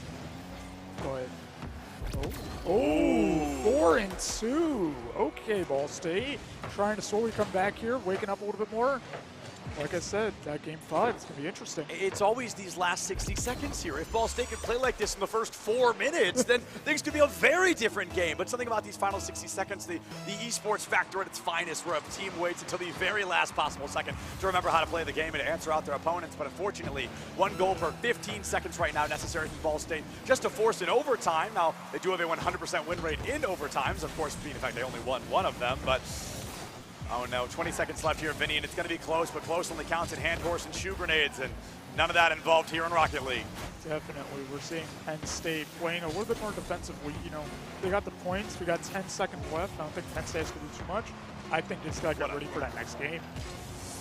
Game 5 just around the corner, and Penn State has gone as far as tying us up 2-2 here on the series. And folks, we're just in a best of 3. First one of these teams to win 2 games here is going to be the Invitational Grand Finals champion. I mean, there's no way to say it otherwise than that. The Nittany Invitational Grand Final Championship now just 2 wins away. Absolutely incredible. If you were to tell me that Penn State would be making this type of comeback performance in the first 2 rounds when he started here, I would have slapped you in the face. I would have said, there's no way. Yeah, I mean, truly. And they come into that one game, they win 1. It's like, all right, that's great, but that happens sometimes. You know, a team will sneak 1 and still get 4-1 or whatever. But it was when they showed up in that most previous game and scored those 2 pretty early on, just shy of the first minute there. It really did show that they have fully woken up, they have fully warmed up, and they are certainly feeling comfortable with their chances of success. It's this next game, like you said, Vinny, game 5. It's not the decider, but it's a critical moment here. Definitely. I feel like both teams can put out a stand-up performance here. We've seen them play to their strengths. We've seen a lot of their weaknesses as well. And I feel like both teams are warmed up. They're ready. This is going to be the deciding game going into the next match. Where do you think Penn State needs to improve here? Where do you think Ball State needs to improve? I think Penn State is definitely looking good right now. I think they're playing their own game, which is the critical part, right? I keep talking about that. If they play to the pace that Ball State wants them to, they lose, as we saw in game 1 and 2. But it's when they step up, when they go for the boost, when they're the proactive instead of reactive team, they find themselves in a more advantageous position. But it's Ball State. I want to see more physicality. I want to see them taking control of the tempo again, of the momentum. I want to see the spacing a little closer to Penn State. I want to see some power plays. Unfortunately, not like that one. Penn State sets it up toward the goal of Ball State, but they're going to fall silent as well. Nobody puts a point down quite yet. Definitely. We're seeing already in game 5, nothing scored yet, but both teams have ball control. I think we're going to see something interesting here. Kareem trying to push it back in. Great efforts by both teams. Uh-oh. Uh-oh. Oh, okay, Penn State. You know what? I've been saying it the entire game. Penn State it's got their momentum back. I mean, look at that. Ryjuke's not 1, but 2 defenders there. Daffy just can't get in the way in time. Oh, it was a bump. Rye really just give us their best Thanos impression. I'll do it myself. 31 seconds off the clock. The point now on the board for Penn State, and they are a hypothetical 4.5 minutes away from being on tournament point. Let's see what they're able to do in these final 4.5 minutes. Oh, that's Ball State. My bad, I almost said Penn State. But you know, that's incredible. 1-1 already. Are we goals all the way. I'm excited here. Like I said, both teams are in the prime right now. I'm excited to see where it goes from here. It takes 4 games, but both these teams really getting the opportunity to play at their 125%. Kareem catches the ball off a sloppy kick there, but Wova is the one to steal it away. Ball control runs into Rye in the sky, and Kareem gets it back in favor of Penn State. I love the rotations that we're seeing. Both teams really at the drop of a hat, swapping from offense to defense, and then right back if they have to. Zath not going to get that freebie. Wova, fourth teammate at the crossbar, being dastardly. Even the tertiary try just can't get that lineup. I think there's, we're seeing Ball State playing a little bit more defensively right here. We're seeing Penn State. Oh, shot on goal, but Kareem gets it. 2-1. Penn State still kicking. Yeah, I mean, Kareem looking clean now. This is the player we saw yesterday that was scoring 6 out of 7 points per game. He's put 2 points on the board here now for Penn State in game number 5. Not quite the decider, but the decider of who gets that tourney point line. Rye gets ball control here in favor of Penn State. It's going to be a tap up into the ceiling. The waterfall shot falls short, and Zath is going to be able to steal it away. The defense plays. Kem goes for a secondary attempt, but Wova gets it back. Definitely. We're seeing a lot of use of boosts right here. Just not a single person's going to control the ball, just playing on the side. Now trying to go back to center field.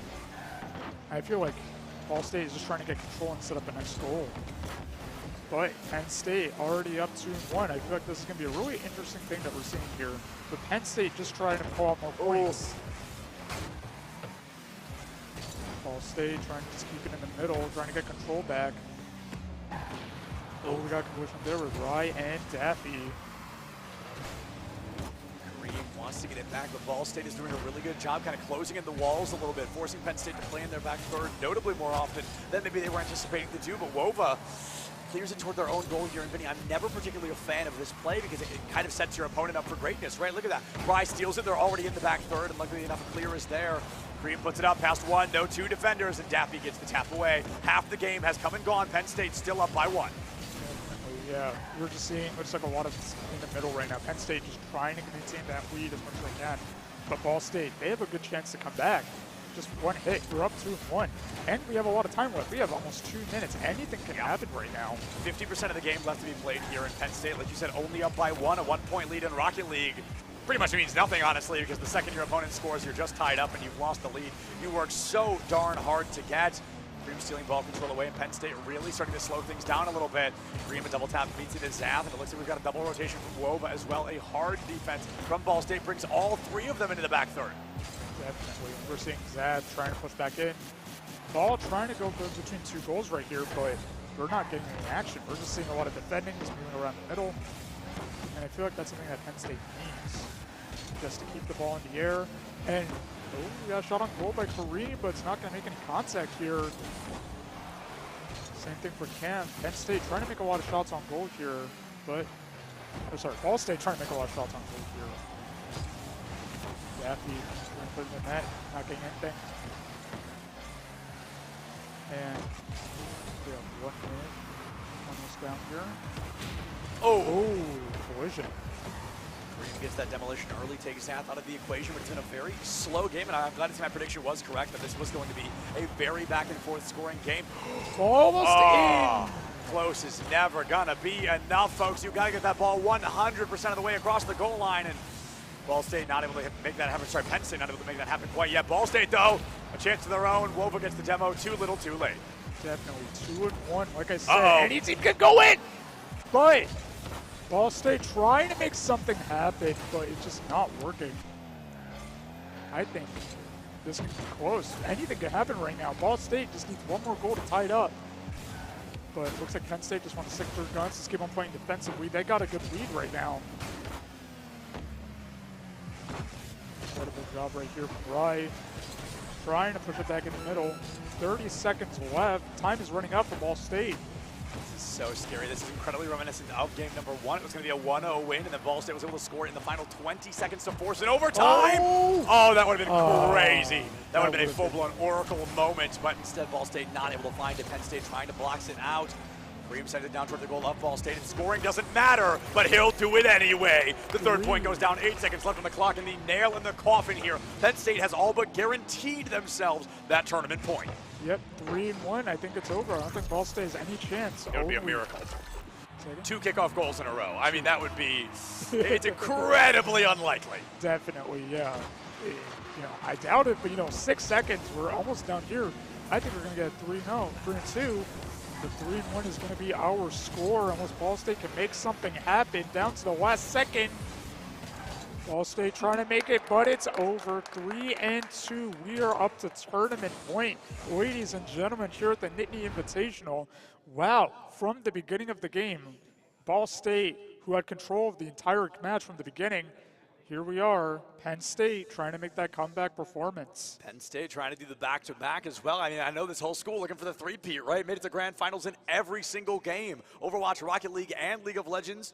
You got Overwatch already. You're now 5 minutes away from having that Rocket League under your belt, but if things go south, you're 5 minutes away from a Game 7. And nobody wants to be in a Game 7, Vinny. Absolutely, yeah. The pressure, the confidence from both teams you can see here.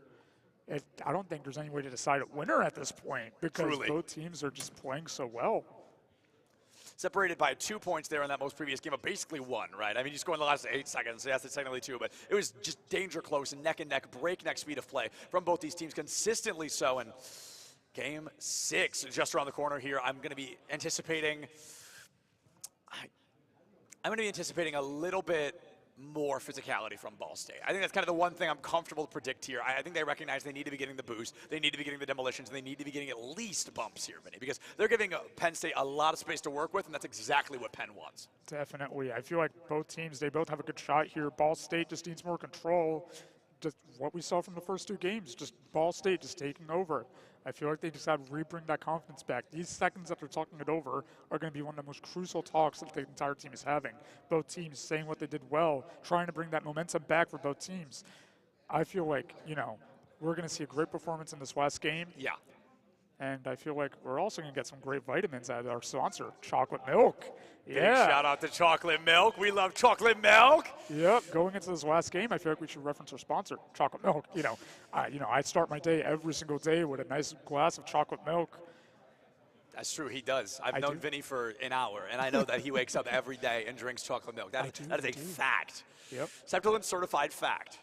I don't have a wax seal. Okay, just trust me. Anyway, going into this game, right, Vinny, we very likely could have seen our penultimate game. It could have come and gone. This could be the last matchup, or this could be our penultimate game. This could be our second to last game, and it all relies on what Ball State wants to do.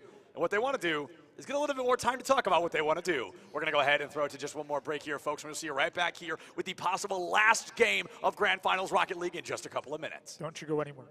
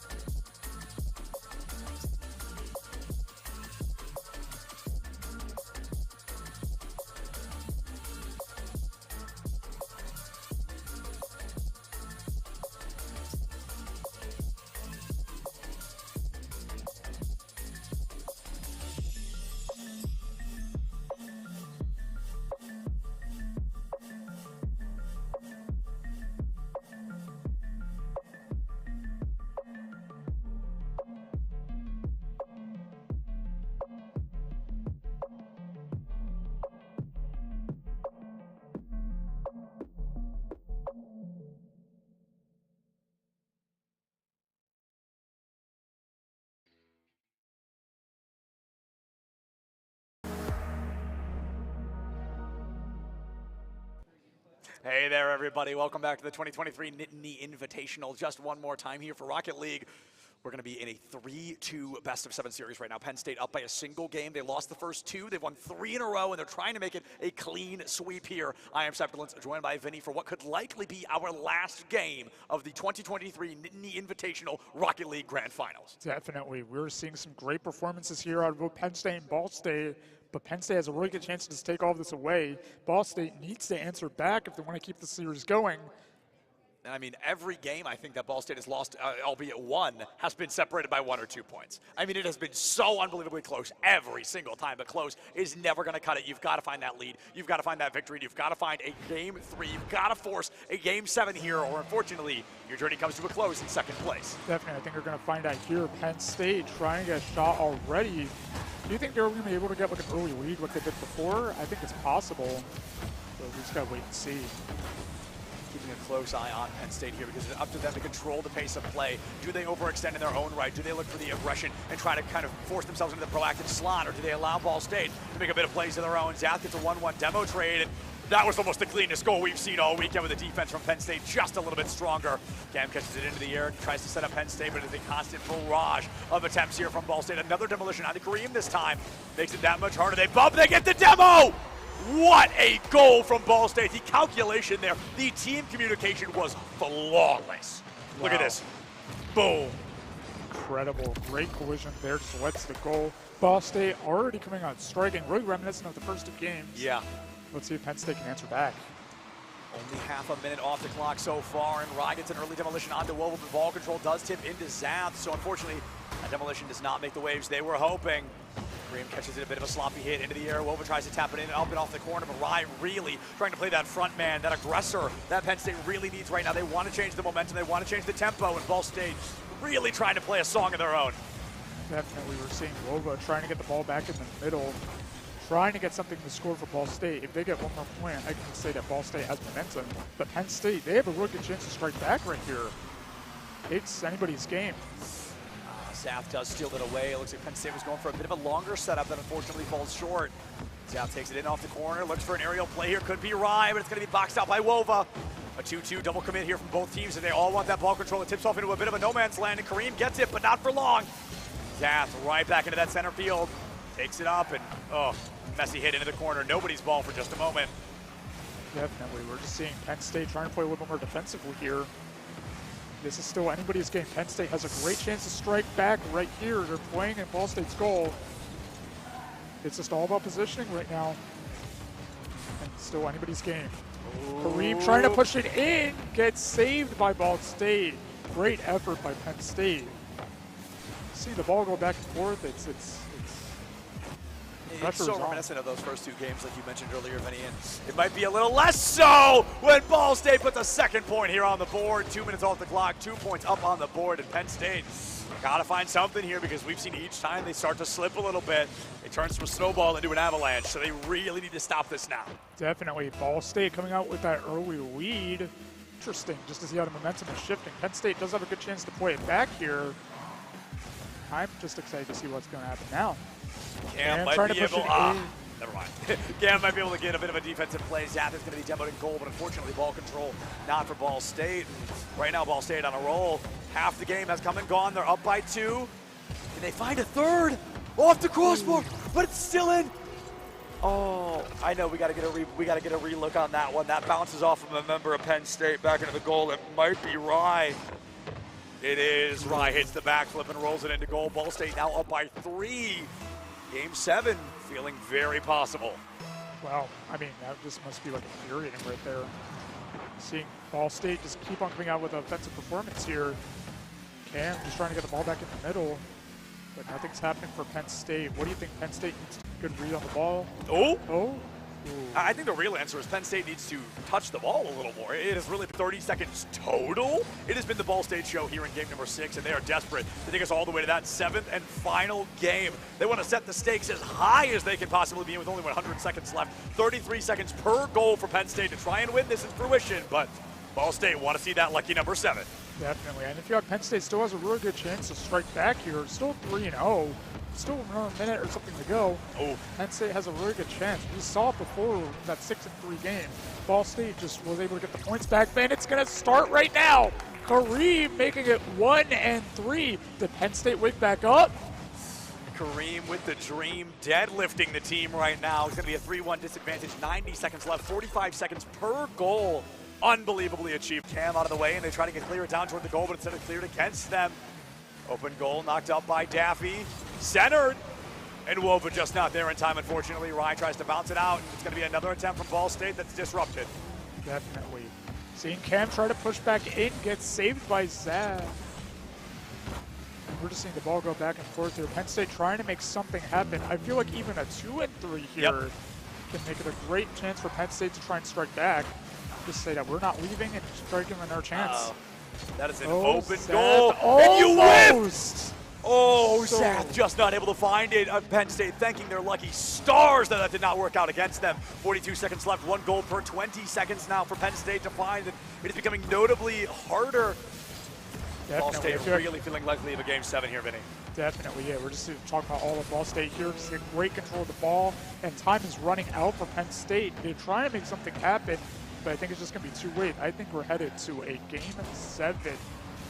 And Ball State doing something really kind of undernoted but insanely impactful here as they got up 3, and then I think each time they've touched the ball, it's just a clear. They're not looking to score, they're not looking, they're playing defense, and they're just burning out the timer as long as they can. That goes in with even 1 second on the clock. It could have been a huge run for Penn State to force an overtime, but as we dip down to single digits and the ball is just on the ground, and that's Ball State winning game number 6. We are going all the way to game 7 here at the Nittany Invitational at Penn State. Absolutely incredible what we're seeing here. Just from the beginning, just Yes. Ball State winning the first 2, Penn State winning the next 2, and now Ball State making a comeback. They have a good chance here. I feel like this is, once again, still anybody's game. I don't think we can predict the winner here. Penn State has a really good chance right now to try and make a comeback if they just play. Same for Ball State. This is anybody's game. And you've got to love best of 7s when this happens, right? You know, they're no fun when it's a 4-0, but when you go all the way to that 7th game, I mean, if you think about it, this was a best of 5. The Lions would have had it, right? But it's because we bump up to that 7, because we put that 7th game on the line, all 6 players ready to bring it down here in this 7th and final game, because all the marbles are decided right here, right now. Our grand finalists will be chosen. Our winners will be found, hypothetically, in the next 5 minutes, unless there's a very long overtime. Definitely. So where do you think Penn State and Ball State need to go from here? I feel like both teams are just going to be playing their strengths. Communication is key going into these last few games. Do you know where they're going to go, Vinny? Another break. I just got confirmation. We're going to go ahead. We're going to throw it to another break, folks. Hopefully this won't be a very long one, but we want to make sure the players are rested. If they have to use restroom or need to get water or something, we absolutely want to give them the space to do that. And all you should get some water as well. Drink some water, drink some chocolate milk, and we'll see you right back here at the Nittany Invitational in just a minute.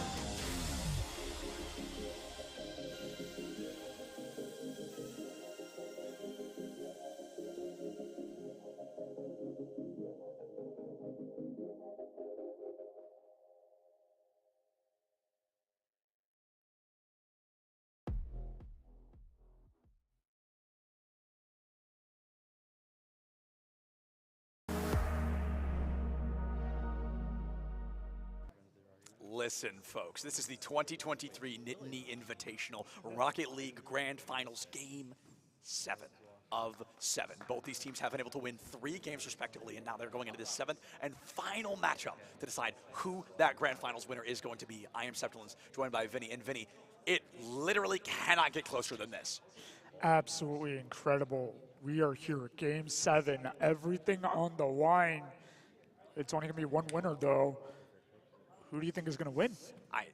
There's no way to call it. I know that these are the most painful losses, right? These are the ones that truly hurt, the ones you fought. You made it 99% of the way. You get all the way to that final game. Almost every game we've seen separated by a single point, maybe 2 points, and of course 4 points as kind of the exception, right? That's the outlier. But these games have been breakneck close and close, and unfortunately, as the bracket breaks down, we will only have one winner. Which winner that's going to be decided by these next 5 minutes. Definitely the pressure here right now. It's not, it's crazy. There's no way to describe it. You know, both teams have been playing so well. I'm just excited to see where this goes. You know, it just can go either way. Yeah, I mean, this is a complete 50-50 toss-up, right? In each game we've seen, it almost feels like they've started to get closer and closer. It was a 2-point difference, it was a 1-point difference, it was a 1-point difference, and now it's Game 7. So we are very much in a circumstance in which these teams can absolutely decide what goes which way, and it all comes down to possibly that opening minute, right? If Penn State comes out and they're just like, whoop, 4 goals, we're like, okay, maybe this is going to be a bit of a boring game. But if Ball State can come out, they can keep things close, if they can put a point or 2 down early and keep Penn in the disadvantaged state, I don't think we've seen Penn State win a game if they fell into a deficit at any point in time. They've only won the games they were in the lead and stayed in the lead the whole time. Definitely. I feel like that first minute or 2 is going to be very critical for Penn State. We saw in the 2 games that they won, they were able to score in the first minute, especially Kareem. Just getting a line shot, a good shot on goal. That's all that matters for him. And it's difficult as well, right? Because you look at a team, and I talk about how important and how talented all 3 players of Penn State can be as a team. But the problem is, as individuals, they're just as scary. And I think that's part of the reason what makes them so strong. You can't think, oh, okay, we just demolish blank and they crumble. Because they just rotate. They fill that in position, and then that demolished person takes the spot that's open, right? And it's that continued rotation. They don't have a dedicated striker or like a dedicated third man. They will fill the shoes that need filled, and they'll do it well. And that's what makes them so difficult to play against. But Ball State really coming into their own here, kind of giving us their own impression of that. Playing the offense, playing the defense, the rotations have been phenomenal. The passing lanes have been wide open for Ball State all game. And it's the passing as a whole that I think has given this team the advantage they have found. Definitely. I feel like whoever can pass the ball, whoever can communicate and keep up that momentum, not only on the attacking side and trying to score, but keeping the other team away from scoring and just keeping it in the midfield is all that matters, especially for Ball State. We've seen how Ball State is able to win. Once they are able to score, they just keep Penn State away from scoring at all, which makes them lose their momentum. If Ball State can keep that up, Ball State can also have this in the bag. Yeah, and it's fascinating as well, right? Because I feel like we've kind of seen both teams run the same method. Different styles, but the same method in the way of like, yeah, we're going to score a bunch, and then just make sure they don't. It's no longer about putting 7, 8, 10 points on the board. It's about winning just that one, because that 1 point has decided 3 of the 6, maybe even 4 of the 6 games that we have seen so far, and it's really going to break down to this final game, this final opportunity, possibly the final point. Definitely, and I feel like all these teams are just talking about how do they bring this home? How do they finish this? The seconds are just counting down. I'm excited.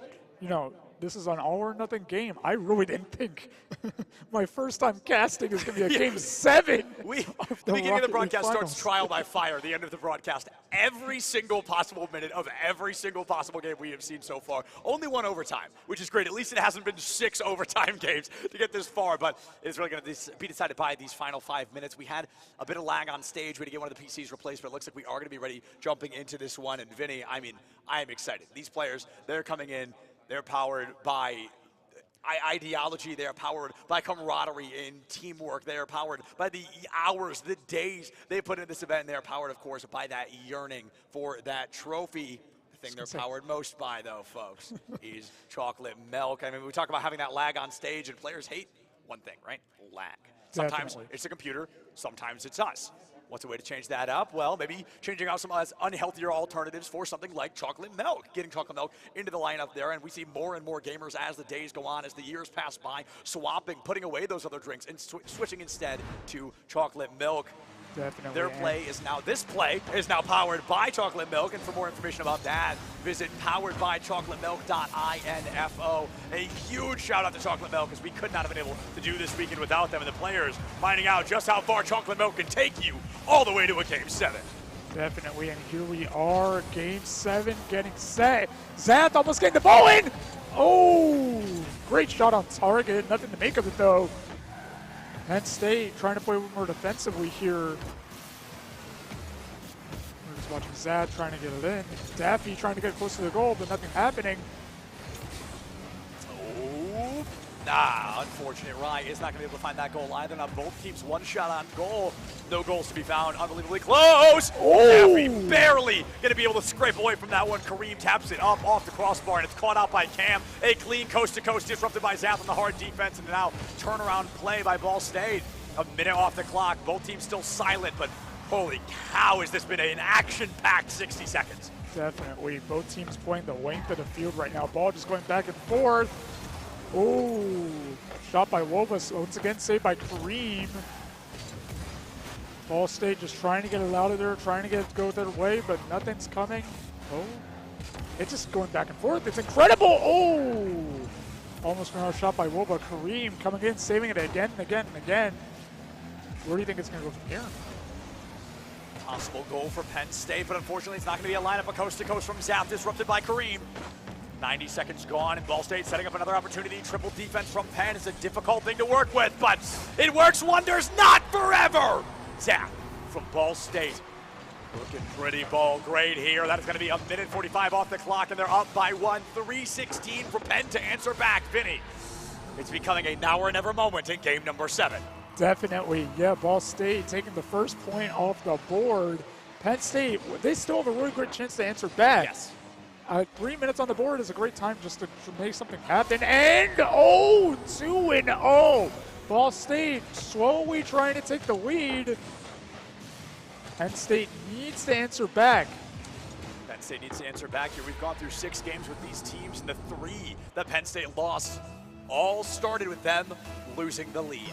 They weren't able to score first. Ball State would go up in the lead, and then Penn has yet to be able to answer back from a downhill climb like this. Can they turn that around? Can they rewrite history here? Can they create a little bit more action for them? 2 minutes off the clock, 3 minutes remain. Penn, plenty of time, more than half the game left to answer back, but if Ball State continues this momentum, it's going to be a difficult journey. Kareem with a shot on goal. Oh, gets saved by Wova. Great shot by Kareem if that went in. I feel like that's what Penn State needs, just clear shots at the goal, especially with Kareem. It's still anybody's game. 2 minutes and 35 seconds. Boost by Wova, he has a good shot to take it. Zad trying to push into the goal. Cam with the save, it's going near Penn State's goal! It's in! Cam, first point! Let's just watch this replay here in silence for a second. Check this out. Frames away from missing that, from hitting the side of that goal and bouncing off to the side. Cam calculates it, plays it careful, and makes it work. Just entering that second half is the Septulence patent pending second half buff finally activating here for Penn State. Ooh. Okay, they're still able to keep things at a 2-1 scoreline, 2:15 on the clock, and Daffy's demolition doesn't open the door wide enough. Definitely Wova trying to push it back in. Nothing's coming yet. Penn State, they're able to fire back. We could be seeing a comeback from Penn State, and I feel like that's all they need. Just Penn State just being able to answer back, even though Ball State has the lead. Kareem trying to make something to happen. Ball's trying to go for more. Not bad. Ryan going to take it up off the wall here in the center field. Going to tip right into the far right corner, and stolen away by Ball State for just a moment. But Kareem does not have the slow burn play he thought he did. Zath, just a calculated killer out there so far. 90 seconds remain. Ball State up by 1. Will it double? It won't. Kareem playing a double defense there with the help of Raya. Clear down towards center field. 90 seconds left on the clock, and Kareem has ball control. A hit into a no man's land. Zath to catch. Steals ball momentum. Makes it harder for the offense to work with. And already only 80 seconds left for Penn State to even try to tie things up. Definitely. The time is ticking for Penn State. They just need one more goal, and they can just wait until overtime. Oh! Something could have happened there. Kareem, they still have a chance. They can just arc it back there, I think. It's a good chance. It's still anybody's game. 1 minute left. Will Ball State be taking the Nittany Invitational? Oh my goodness, I almost jumped out of my chair for that one. Oh my goodness, 50 seconds here on the clock. Penn State, as long as there's 1 second left on the clock, this team can stay alive. Wova goes in, but Cam has him say, oh no, but they're not able to get that lineup quite yet. Daffy tries to find a 1-1, but it's not gonna get the lineup either. Green has to let go of the goal, trying to play a secondary defense, and all 3 members of Penn State leaving the goal wide open, but it's not gonna be capitalized. The backflip from Rye keeps it away. 30 seconds remaining here, Vinny. I feel like it's anybody's game still. Penn State, they have a good chance here. They just got to line it up. Cam looks for it, but Zath is the defender they need. 20 seconds here, ball control in favor of Penn State. Can they keep it? Daffy knocks it down, 15 remaining, and Rye taps it towards center field. Oh, this is Ball State's chance. Single seconds, and they could be the Nittany Invitational Rocket League champions. 5. It's going to be Daffy coming in, looking for it. Zath already finding a demolition onto Cam. If he touches the ball, it's over, but Rye steals it. Ball control goes up. Coast to coast, Zath spikes it down, and Ball State has done it! 4-3 Game 7 victory. They are the 2023 Nittany Invitational Grand Finals champions by just 1 point. Absolutely incredible game. Not what we were expecting, but great job to Ball State. GG's all around. And Penn State, we can't let them go unnoticed. Great performance by them as well. Just great job all around. Penn State, they play it hard, they play it strong, but unfortunately they just could not find that final point to force an overtime there in Game 7. It falls short, too little, too late, but Ball State interrupting the Game 4 win, interrupting the best of 3 or the three-peat victory. It is a clean performance and an incredible one at that. You've got to be proud of what they brought out, Vinny. I mean, this was truly a great performance, and it was truly powered by chocolate milk. Definitely, just seeing the momentum that Ball State was able to bring to this competition ever since the beginning, just pulling out that great performance at the start. Even though they endured some losses to Penn State, they were still able to bring it back at the end of the day and win the game. Especially, they were able to win in Game 7, which I think is very commendable. Yes. Because it would have been easy, too. There was a 3-2 disadvantage, right? They lost 3 games in a row. You could have thought, oh, my goodness, the sweep is guaranteed. But they never slowed down. They never disrupted. They came in with a new game plan every single game, and they finally made it work there in Game 7. And the coolest part is the Ball State players only have to cut the trophy into 3 pieces instead of 5 like Overwatch. So that's exciting. They can get a third of the trophy instead. But there they are. Let's give them a round of applause. Let's celebrate Ball State for this phenomenal performance they brought to the table this weekend. Grand Finals victories of the first Nittany Invitational. Definitely, and all of you viewers watching at home, can we get some W's in the chat for Ball State? Dubs. Great performance by them, and great performance by Penn State. Once again, Penn State does have a chance to bring this around in our next game of League of Legends. I'll be honest, I don't know much about League of Legends, but I have great hopes for Penn State there as well. Absolutely, going 2 for 3 ain't bad, right? I mean, you can still walk away with the League of Legends one, and I think Penn State wins League of Legends no matter what. I'm pretty sure it's 2 Penn State teams playing. So all things considered, that's pretty exciting. But folks, that does unfortunately bring the time of Rocket League and my time on the desk this weekend to a close. So I, of course, want to give a shout out to everybody that made this weekend possible. Of course, for bringing me along, to all the teams that came out. Vinny, thank you for joining me, man. We are so happy to have you here. And of course, thank all of you for watching. We could not do this without you. Check your posture, drink some water. Don't forget to love each other and stick around, because League of Legends is in just a couple of minutes.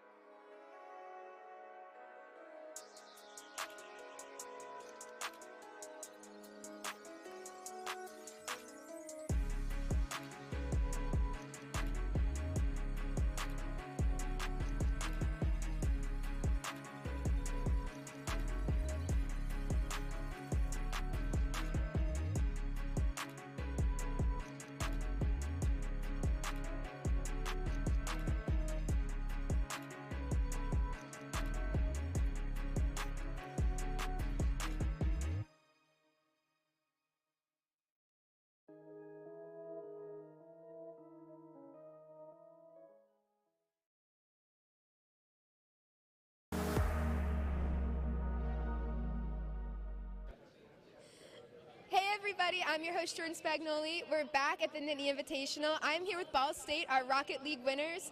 How did it feel that you just won? Feeling good. Came in wanting to win, and we did what we came to do. It was a great win. Definitely a tough grand finals, and we're just glad we pulled through. Good W. That overtime went pretty long. Were you guys nervous at all? How did you pull it all together? We put a lot of pressures on ourselves when we really shouldn't have, and because of that, we lost a few games, but we brought it back, and we did good at the end. What's next? Now that you just won here, what's the future look like? We have to drive home 7 hours, so that's our plan. Nah, but besides that, upcoming next year, we're going to try to attend more lands, get more victories, and just overall be Come it. back here. You know what I'm saying? Come back here. Next year. Well, thank you guys so much. Congratulations. Don't go anywhere. We still have more games to come.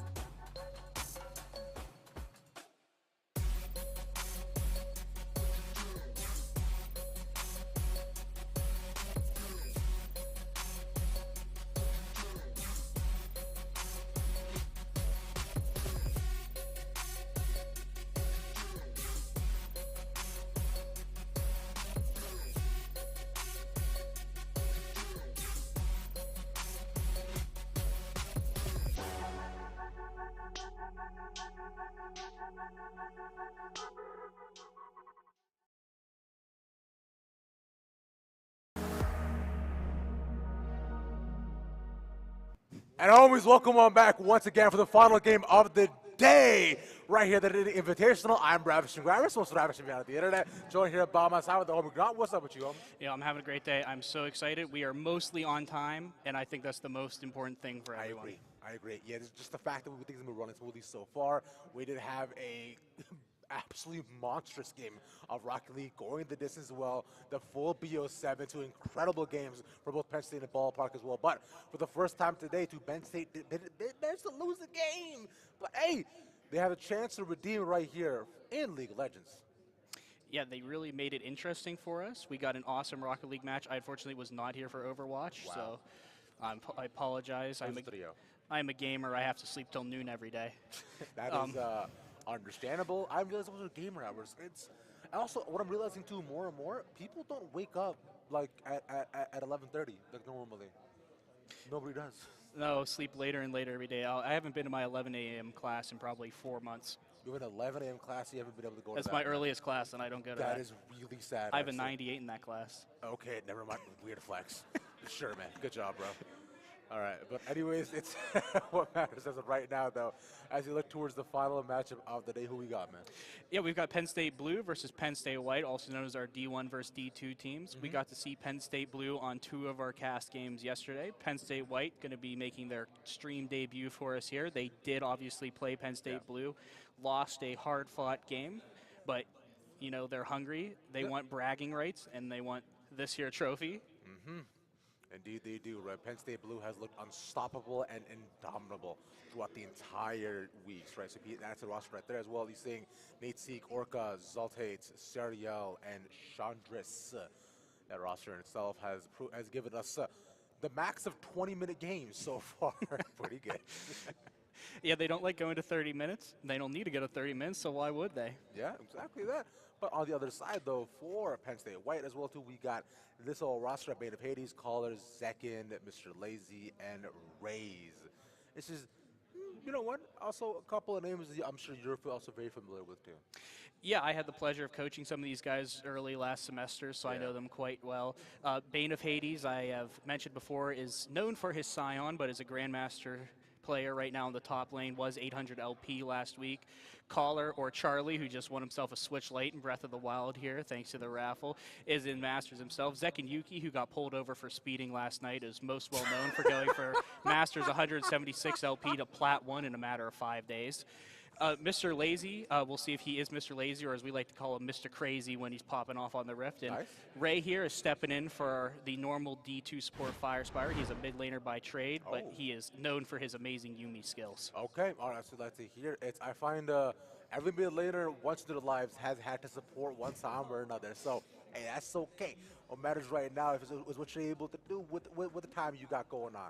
Nonetheless, we'll look forward as to what the draft is currently there in front of us. Sion, of course, banned away, too. You were seeing how Beta Hades loves the Sion picks as well, so naturally that's gone. Yeah, there's very few matchups Hades will not play Sion into, and it is a lot easier just to ban it. I'm guessing we do see Echo, and it probably is going to be Kiana. Echo being a main for Caller and Kiana for Zek and Yuki. These are the same bans we saw Penn State Blue use off stream the other day against Penn State White, so probably going to stick to the same formula. Yeah. Yeah, Echo gone too as well. The Least in the Greg is taken away. Penn State White does not want to give them that triple flex, which they have been so very prominently taken more often than not. So let's see how things do change up as going into it. Aside from that, though, that is going to be the push-in for the Wukong as well. So 3 big options taken away. The Kiana banned away. So there's comfort on the side of PS Blue and more flex options taken away on the side of Penn State White. Let's see what Blue look to prioritize on their first pick. Yeah, they did have side select here, so they went ahead and picked B1. I know you were talking to them about their comp a little bit, seeing their idea. So you might have a bit more of an idea of where we're going with this, but this is a pretty expected. Oh my god, I was about to be so excited. Are they actually going to do it? So I gave them a couple of ideas for what they did want to try to pick. So they're going to pick up the Karma B1. Okay, I think this was, I did overhear them talking a little bit. I'll wait until they fully pick the composition to give a bit more context on it. But until that does come out, though, I'll wait to see what they pick for the rest. I've had some ideas, but it is an Aphelios match on the other side. I imagine Penn State White also pick jungle here as well. Yeah, we could see jungle, or we could see if they just want to grab the Aphelios Thresh, but ooh, a Rakan. I love myself some Rakan. Similar idea to the Thresh, offers that Aphelios some peel as well as some defensive and healing abilities that sustain in lane. Yeah. A fantastic engage option that they managed to pick up for themselves. Also denying Desire to Khan as well, right away from Penn State Blue, which they've been pretty happy to take usually.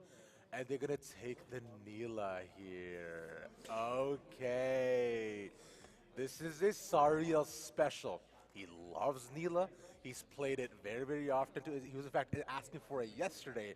And so I'm happy he got it today. Not many people even know what Neela does. I've faced her against before. And they pick up the Jarvan. Okay. They're actually going to do it. I'm so excited.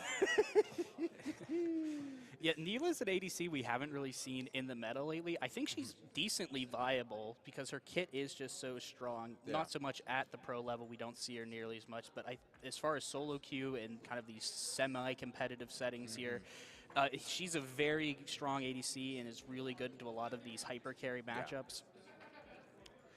And I find the Poppy here as well too is a low-key both flex pick for both jungle and top as well. Poppy is excellent into a lot of the picks that they might want to play. Specifically, I think they might be inching towards picking the Camille, right? So that Camille pick can be pretty much thwarted very easily by a Poppy. So actually a beautiful counter pick that if it does end up working out, that is where it ends up going. Nonetheless, Malphite banned away by PS White. The Silas also taken out. Now, the final option, they could be another top ban to kind of force Toppy into position, or they could limit their jungle pool, which is what I imagine they'll do. Yeah, I'd guess this is a Poppy top, so I would assume, as you said, a jungle man's coming their way. Hades does play Poppy, I know quite a bit. Charlie I have seen a couple of times, but it's definitely not one of his higher priority picks. But they're going to target top, actually. Yeah. Take away the Gwen pick, too, so maybe seeing if that is still a flex pick for the Poppy. Nonetheless, for now, though, what PS White decide to do, this could decide a lot on what their comp is meant to be kind of shaping around. Because if they pick jungle here too, then it'll give away a lot of the things that they want to try to prioritize. And they're hovering the Shen, and it is going to be the Shen. So that's Poppy jungle, Shen top. Yeah, so Shen is actually one of Beta Haiti's highest win rate champs in solo queue this season. At one point, it was around a 76% win rate because he was only picking it specifically in counter matchups. Right now, in about 25 games, a 64% win rate. He knows about every matchup that he's possibly going to see, which is why he's so comfortable blinding it here. Yeah. We'll see if Neats has something that he wants to take into this, and it looks like he knows he wants the Mord. I think the Mord honestly makes a lot of sense as well because you can counter alt for alt. Also, you taking Chen to Brazil, it's a lot shorter cooldown. Plus, you continue to have a lane dominance as well, and you make sure that if you can get trades off with the autos, right, you're still doing AP damage even if you can't damage him inside of his little safety ring. Yeah, and it's a champ that has a lot of wave clear just with his basic ability, so if Shen does get that ult off and it is countered, he can push the wave in, he can get plate gold value out of that, which with TP being as it is now and you need to wait till 14 minutes for it to be a matchable TP with Shen ult, you kind of are stuck as a top laner before 14 minutes. You have to get value somewhere, and plates are where you're going to get that value. Yeah, and Shen's pretty much going to be just perma-stuck to farming under his tower for most of the time that he's going to be in there, so we'll see how things shape up for them for now, and what they decide to pick into the Swain, and it'll be the second drain tank. So OG drain tanks, a Swain and Vladimir going at it in the mid lane. I am interested about this pick, I'd say, because Vladimir is now just become a burst mage, and so has Swain low key, but the Swain, I find, offers a bit more value to the comp of PS Blue. Yes, Swain's definitely stayed more in the drain tank area than Vladimir. Yeah. Vladimir very much has become the pop your ADC and then just hide and pull and kind of get away from people. Zekin has been playing this a lot. As I discussed, he is a Kiana one-trick, most people know him as, but he actually has played over 100 games of Vlad this season. And for a while, when Kiana wasn't in a great state, that is what he was relying on to win his game, so he's very comfortable. I know he's talked about picking it in the last couple games they've played. This is the first time he's actually gotten to pick in one of these games. So we'll see. He thinks it's good into the Swain and into this team comp, so we'll see how this goes for him. Okay. Let's look to see how things shape up for them. So this right here, I can now probably give a bit more context onto the PS. I was talking to them about picking the circle composition, like, or what I like to call it as the Olympic sigils. My suggestions were Camille, Galio, Jarvan, Neela, and kind of whatever the support they want to do, or like a Mumu, right? Right, Mumu would have been like my kind of pick as well too. It's like, but Karma kind of has a circle, right? And just either way, I just wanted just big old 5 circles in the middle, and maybe it could be possible as well too. So they still are kind of sticking true to what I wanted to do. Because Mordekaiser has his passive circle, Jarvan has a big circle, right? Swain has a big ult circle as well, Neela herself has a circle, and Karma has 1 Q. But the Power Q does have her circle. Mordekaiser has a double circle, actually, in Death Realm. Death Realm itself is a circle. That's also a circle. So he has even more circles. He's providing a little bit of extra circle to make up for Karma only having a little circle. Yeah.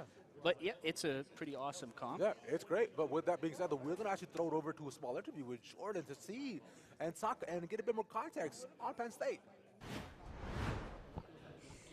Hi guys, I'm your host Jordan. The League of Legends is just about to start, but I'm actually here with one of the coaches. Can you tell me your name and a little bit about what you do? Yeah, so my name is Kevin, or Abba123. So I coach the current PSU Blue team, and yeah, I just help them figure out their draft, figure out their picks, stuff like that. What has been their greatest strength this weekend? Well, I feel like compared to the other teams, they're just straight up better. They're just 5 better players than everybody else, so it makes my job really easy. You know, I'm just sitting there, picking them whatever they want, and yeah, they take care of it. What are you hoping to see out of your players in this last game?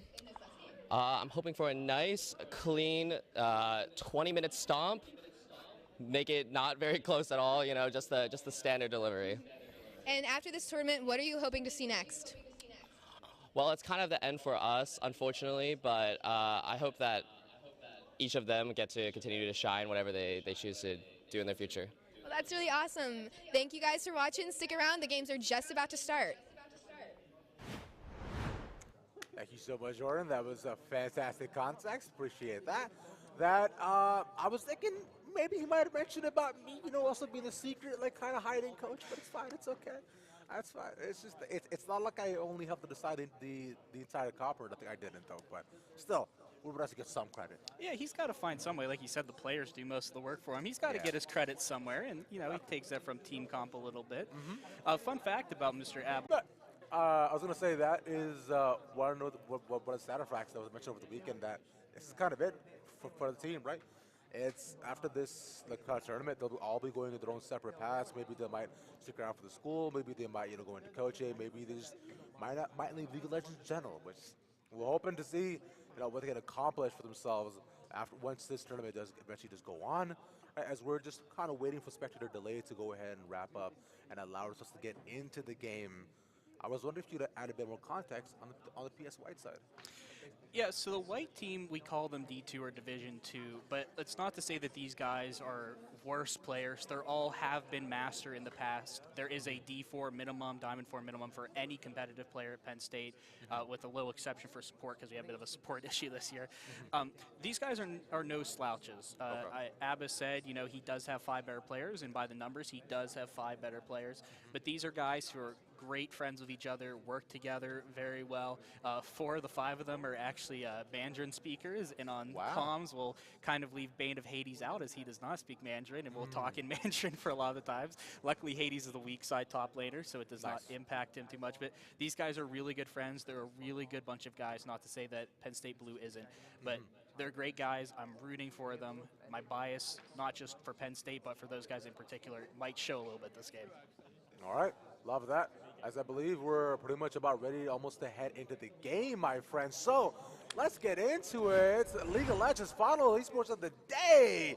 Final BO3 as well between Penn State Blue and Penn State White. I wouldn't be surprised if we saw a bit of an invade going on here, just because this is a Penn State v. Penn State. Yeah. And even though they do want to win, a coin flipper 2 is always in order, as we do see a bit of a stack going on here in the top side. Yeah. Uh-oh, Zalt. I mean, it's just a stack. Zalt goes in way too deep trying to get a ward. Gets caught. And that's first blood given to the Aphelios. And Zalt did use his ghost there. That was a really good job by Penn State White to keep that CC chain, not let him flash and ghost out of there. That was really good execution. Even better that the Aphelios is going to have that early kill, since he is, Vlad in senses can hyper carry games, but Aphelios is definitely your traditional hyper carry. Because now he gets to go back and get a cull as well alongside the longsword, so that'll only help him stack up more gold against the hyper scaling Neela as well. Now, how familiar are you with Neela? I do not play ADC very much. It is definitely my least played role. Sure. I think her ult is called like Hypothesis or something like that. Well, we can find out. I can find it right here. What do we got? Hypothesis, yes. Hypothesis. Okay. So the Hypothesis is kind of, I have always compared it to the AD version of a Diana ult, where it sucks people in. Yeah. She also provides healing to her teammates. She's kind of a supportive style ADC. Yeah. She gets compared to Samira a lot. She gets called Water Samira because she has dashes, she has a circle, and she doesn't have a wind wall, but she does have an ability that negates auto attacks. So she's got a really good kit. She's kind of the classic mobility creep ADC that we've seen in the last 2 or 3 years here. Aphelios is kind of the last true immobile ADC we saw, and that was 2019 already. Yeah. And with that too, one big thing you should know is that Neela more usually in pretty much is melee, right? So you have very little range as an ADC as you look towards your bot side. So that's the toughest part for yourself. So scaling up as Neela, you have to pretty much play pretty safe in lane. And luckily, she does have the karma to ensure that you can put down some poke, especially up against this Rakan lane. Because, with that double Rakan, you can get engaged a lot very quickly. And the mobility options that are built there on that side, that double mobility type bot lane, is going to look excellent in general as we head towards the later stages of the game. Especially when we look for the full collapses on both sides, as Caller is there. Spotted on a ward. Yeah, he's been there for about 25 seconds now. I think he's finally figured out that he's probably being watched. Yeah, makes sense. Results Either way, for now. Caller decides instead to go from top right into mid. Zalt is pretty far in, does not have the E, but Instead, he gets to walk out of this as his own jungler is nearby. Meanwhile, Mr. Lazy 2 gets a decent amount of hit. When did that happen? How? How? I didn't see it on my second screen either. I have absolutely no clue. Okay. We'll try to rewind with the second observer that we have in the game we're looking at. Okay, so we're trying to break down the play for you. What I see, we did see Swain, eventually go ahead, walked away, but he gets to pull off on the Vlad, the W, and puts down the Ignite. No, it's just poke and a flash and Q. Wow, really well played. Yeah, that's part of that mid-scope we saw in Swain, that when you can get all of your bolts from Swain, some people that don't play Swain might not know this. Actually, Swain's Q has, I believe it is 7 bolts on it. Yeah. The first one does so much damage and then reduced from there on, but they actually made that a lot stronger. Mm-hmm. When you flash right on top of somebody, you get all 7 of those bolts. It's a huge amount of damage for the Swain. And clearly Zekken didn't expect this. He had flash up. Yeah, and honestly, you really don't, because no one ever hits 7 bolts. Right.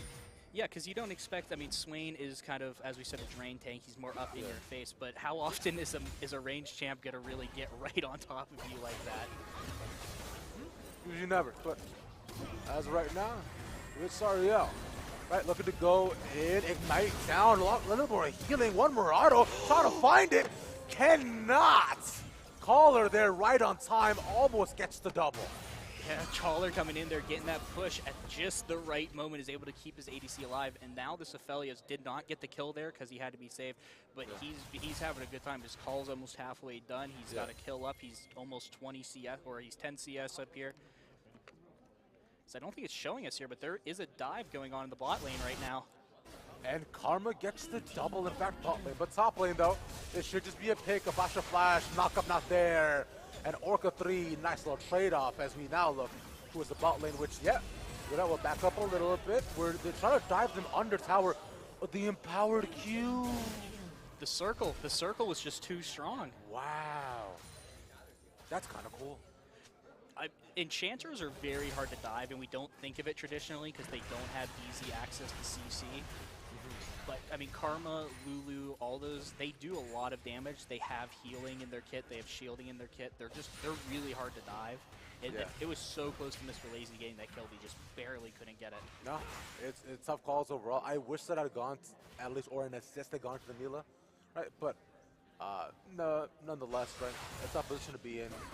At least now with this, Neela should get a bit more priority, and Karma can, get an even earlier support item spike for their one item. Yeah, the thing about supports is we say they don't need gold, and they really don't need gold, but getting that mythic first, especially when it is like an enchanter item, especially the Moonstone enchanters, which Karma can be, probably is just going to go with the Shirelia's Battle Song for the speed up for Neela this game. But whoever gets your support mythic first gets a lot of pressure. Yeah. So, it is not, obviously it's better than Karma dying. It's not ideal, but it is something that they can look to take advantage of. Because if you are Karma, after a certain point, you are most definitely looking to roam, right? You want to get out of the lane, try to help the swing, probably push these waves in, and be able to maybe even help more, like get out of top lane if they can. But it's top lane, so they both need to lock in a heated battle of landing Qs and autos over and over until one of them eventually has to back. That should be it. That's kind of what this matchup is.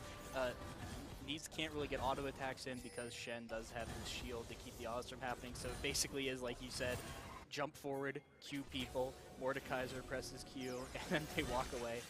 Mordekaiser probably is going to get to sustain a little bit more here, so there's a bit of a sneaky invade coming. Jarvan's around. I don't think he knows the Poppy is there. So instead he'll just look to just walk away.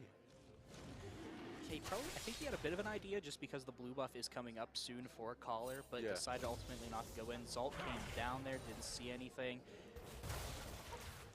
Bit of a swing game coming, looks like. Around the corner, but instead it'll still just be focused more than likely on the Jarvan looking to come in, as well. He's right around the side. As both junglers want to try to push these waves in, just some damage traded. Mr. Lazy, unfortunately, a tower shot. But Neela has back, so until she gets here, they can't do anything. Yeah, Mr. Lazy has good guns right now, which is probably why he's willing to stay here and look for a bit of a fight. Nice knockup by Ray, but isn't going to be able to get anything. So he's got good guns and wants to fight here, because once he runs out of those guns, he's obviously got to run through his rotation again until he has those really good team fight guns. Unfortunately, he doesn't get anything. The Jordan did come back there. We did miss that a little bit, but he did not go in. Because if he gets the at least both the E and then the Q and the auto off at least, right? You're looking with the proc your passive, which is how as a Mordekaiser, you get off a lot of your damage in terms of the levels for AP, aside from the Q isolation. And that especially is where you can chunk a tank like Shen, who knows that he's going to survive to late game and just farm up, right? So you want to try to gain as many advantages as possible, since he's specifically going the Riftmaker build. Yeah, now we're going to see that point. We are level 7 in the top lane now, so Bane of Hades has his ult. He's going to have to be a little bit selective, because like I said, Mordekaiser can just press Q on the wave and destroy that whole thing, get plates. Bane of Hades is down a plate already, so he's already down that 175 gold, so we'll have to see if he's willing to use that ult, or if he's going to try to stick it out here in lane until after the TP's come on lane. At least for now, they have a couple of seconds where they can just go chill, vibe out, right? We set lanes a little bit. And because neither PS Blue is looking to play like super hyper aggressive either, right? They have, they're just all just chilling, trying to see until they can hit their 2-item power spike. Right? Yeah, that's what really kills overall, which is what PS Blue specializes in. It's getting early priority naturally. Yeah, we actually, a lot of these champs have similar spike timings, so it's going to be who can get to those spikes first. It's actually a little interesting that we see Orca 3 not really going for any early ganks that we normally associate with Erwin. We've actually seen the Poppy be more active, but she is also kind of an early ganking champ. But I have been surprised at the kind of lack of aggression from Orca that we normally see when he invades in previous games. It is working for him. He's up 30 CS here. Yeah, because like you're saying, I would have thought that he would have tried to go in more, but it is a little bit interesting that he's just trying to focus on neutrals. But it is hard too, because when your lanes have that much priority, right, what do you do, right? Yeah, you clear camp so fast this season that if your lanes are all pushed in, it's like, what do you want me to do? I don't have a neutral objective to take. I'm kind of just sitting here.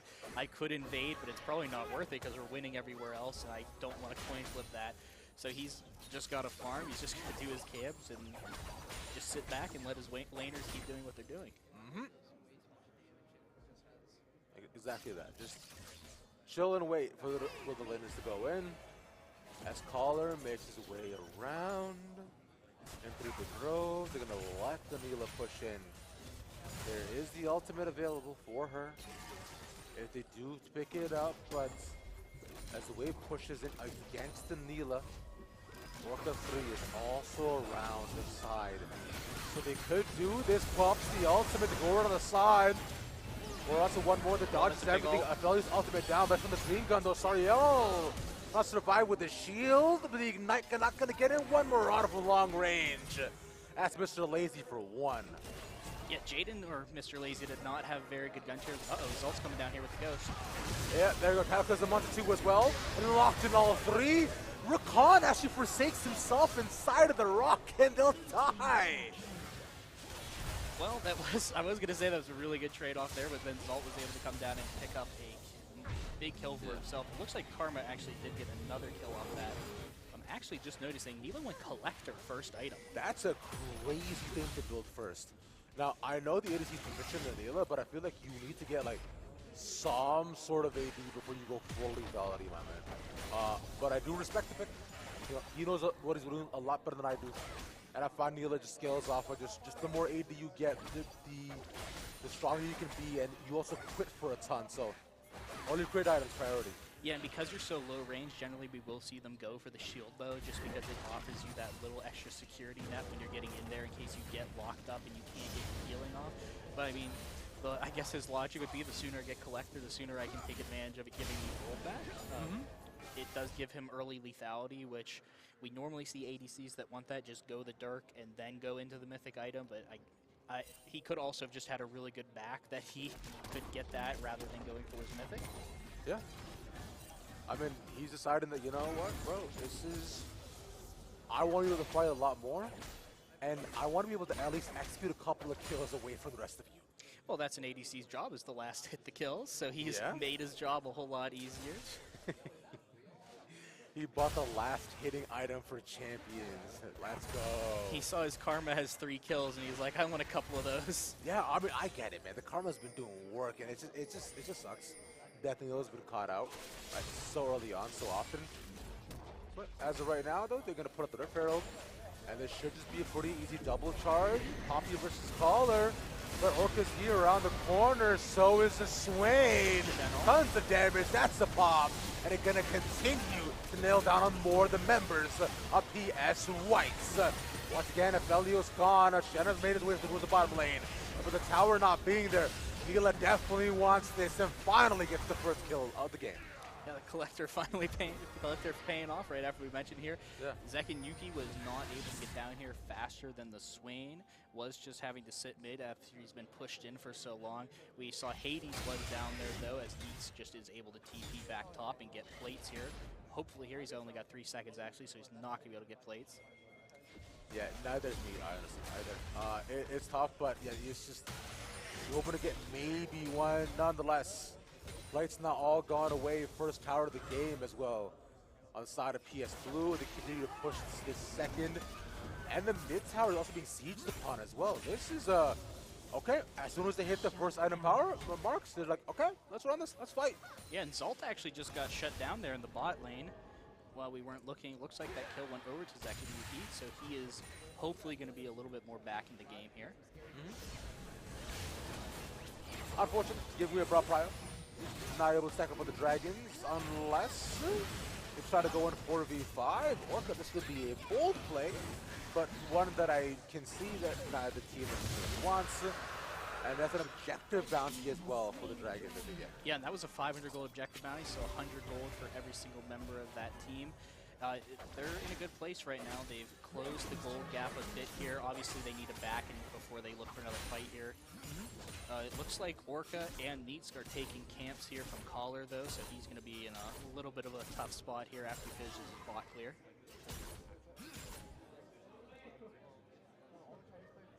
Calm, controlling, slow game, I'd say. Yeah, cool across the board. We've gotten a couple bursts of like huge 4v4 or 5v5. Like here this? we go. Ah, that's the burst we're talking about. That's one more. The Jarvan is farming.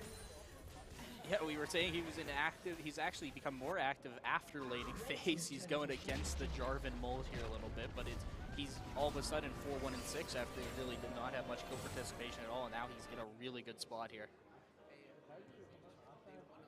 Yeah, this is why I suggested to them that they should go full lethality Jarvan, so that way they can just pop more and more people. With Jarvan being 4-1-6 and your Karma being 4-0-7 is the really strange feeling. It's the members that you want probably the least amount of kills on, honestly, because you know that they're there for the setup and support, but either way, the rest of the team still doing almost as good. Mila working her way towards the second item. I think that is a cinch fever, but I'll figure that out as we go on. Yeah, she actually bought another Dirk and then bought a Zeal. Yeah. I'm gonna wonder what that is. Oh, Swain.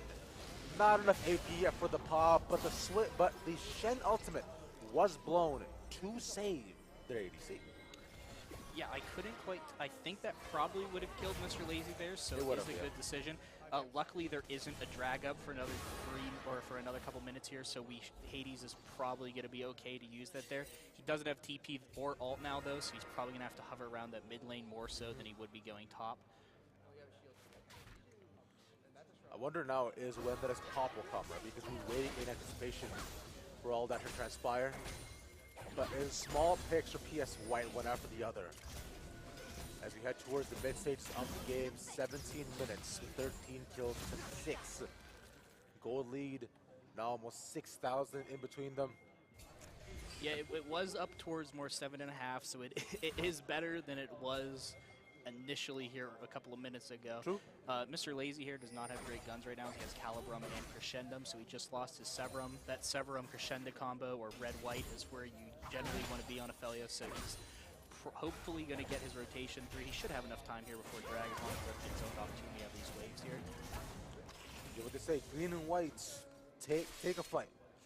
That's you don't want to fight with that. But it was with the green gun where they managed to find the kill before Mila with their second pick on the bot lane. As of right now, we're going to get the third outer tower and the last one remaining in this game. Well, top one is still available, but the last one remaining in the game was side of PS Whites. You can see they picked up their mid and bot waves as well. That's one taken. The PS Whites just have to back off. They know they're not strong enough to fight the 5v5. Yeah, and unfortunately, Ray here on the con going to have to back off here, so their main engage tool outside of Collar is away right now, so they can't even look to take a fight here under the tower. Looks like this Herald is going to get its second charge off here on the inhib turret. Yeah, they're going to stop it even with the auto. Then it goes in, blocks one. That's a beautiful CC chain. Welcome Flash is over, but it's a bit too late. Shucks up for the Vladimir. Meanwhile, Nittany managed to find at least Collar locked up towards the back of the sides. One Marauder should be able to take it. There we go. Comes down a little bit stronger. And the Mordekaiser can't pop the shield. Losing 2 for 1. Result, hey, nice pop. Wants to try to get one more. Can't do it. Gravitum now in. And the Inferno for the rest of the damage as he's surviving. He's not dying. He doesn't die. They don't have being Grievous. put out. He's draining every single one of them. No one's still dead yet. Can't lock him. That might be able to take this down and then pressure that inhibitor, as only Collar is here, as Mr. Lazy's having to heal up. Is going to use Hex Flash as a bit of a zoning technique. Nice. Yeah, that's big. Even though Zalt, he gets an extra kill there, he goes down a little later, which initially that was just going to be a trade for that top tier 2 for Penn State White, and you'd be happy to take that at this point in the game. But actually, right now, the gold lead is as big as it has been. Yeah, it's not great, but it is still at least at a position where, you know, it's not completely all lost. I like to call 10K the point of no return, and right now, you know, they are nearing it. If anything, 1,000 more, maybe one more lost fight, and PS Blue, all they gotta do is dot the I's, cross the T's, and take us home back to Nexus.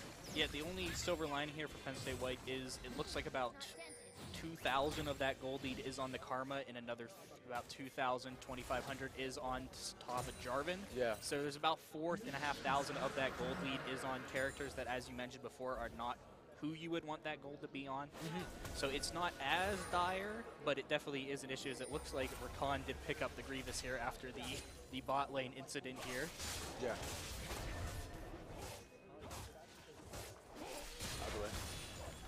Looks like we're just going to start playing around Baron here, only objective up for about another 4 minutes. I'd be found with you to see with them either. It's a slow control pacing in game.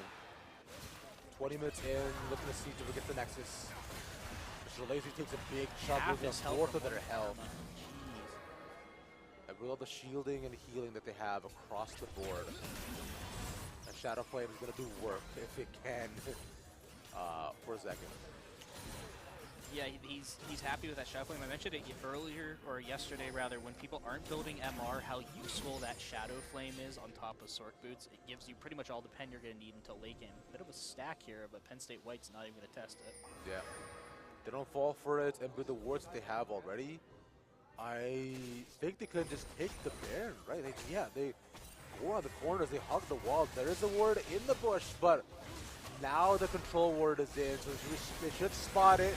Mila by herself, can't take anything. Sariel gotta run away. Ultimate out. That's the bot lane once again gone, but he rocks up Collar. And Salt hates doing the most by himself again, healing and healing and healing. Yeah, you probably would have liked to see the Poppy ult go on to Zalt just to get him out of there, but unfortunately it wasn't. Then immediately Collar was ulted. Oh, his Ray is almost going to get caught out by that. But that was very close. Neela got away on just a sliver of health, and then very good by Penn State to get over there and cover that and to get a kill out of that. Or they might not kill. They might not. They might not. No, okay, never mind. They might. I thought they would have played a little bit safer, but I was wrong. Neela's strong enough, and they've been so ahead for so long. Literally all they got to do is find the fight and close the game. GG. Yeah, you should have enough time here. Ray is the next member of Penn State White up here on the recon. Mr. Lazy up a little bit after that. Not sure what guns he had when he died, but either way, he's probably not going to. They're at very least going to get 2 inhibitors off of this. It is 23 minutes, so death timers are not insane. Yeah. So I wouldn't be surprised if they just backed off and maybe took their backs and then ran right to Baron. They want to at least take bots here too, and the inhibitor like you're mentioning. And especially if Raze goes in, then they can look to fight up against them. But yeah, that is it. There's 2 inhibs gone. And we're looking at a Ocean Dragon coming up in 2 minutes. Baron could also be the next target, but they'll clear out the jungle, 50 resets, probably take Baron, and end the game once and for all. Yeah, I'd have to assume so, and they're really kind of rubbing salt in the wound here of Collar by continuously taking all this camp. They've done a very good job of denying him all those camps. He's actually approaching getting Flame Horizons here in the jungle, which is something we really saw taken away this season with the reduction in counter jungling. Yep. But it's been a team effort across the board here for Penn State Blue to deny a lot of that power from the Poppy. So all she has is her KFC here to take in the top. Is that what we're calling the yeah, that's what KFC, a little bit of. I like Popeyes, I'd say. I don't know. Right? See, we have even at Cane's, right? We only have 1 Popeyes in this area. It's actually in Altoona, and the management is not great. So really? I love Popeyes, but it is not a great run establishment in Altoona. I would love it if we could get one here at State College. Popeyes is so good. Oh, I love Popeyes. Dare I say Popeyes is better than Cane's? I love the fries from the fries. I love those. Yeah. But Baron on the horizon for Penn State Blue.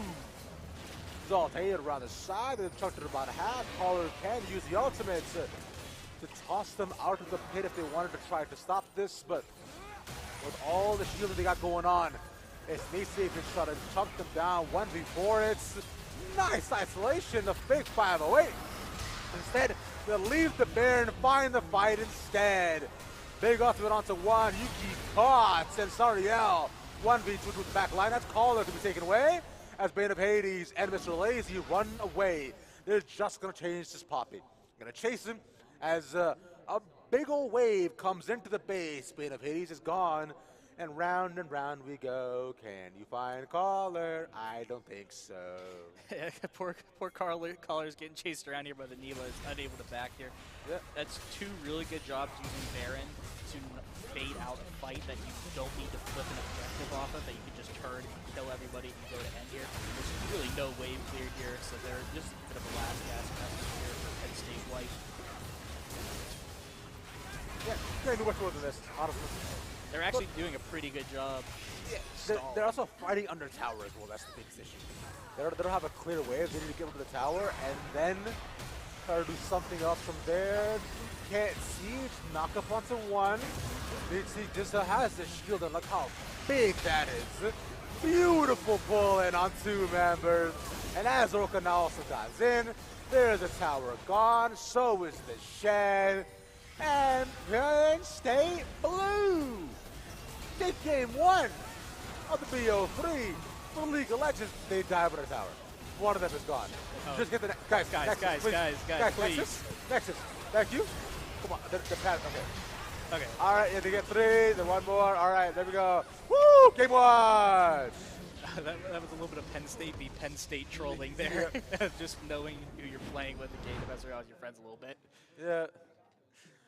Yeah, they were having a little bit of happy gaming, I'd say. So they did pretty well overall. Should be fine to go over to the next game, I find. This is it looks to be so far one-sided affair once more. I love the composition, naturally. Now we'll see what they'll do going into the next game. But we do, of course, have 1 more game. Of course, in front of us is the best of 3. Can Penn State bring it back? Or will they go home with a sweep once more? Find out after this break.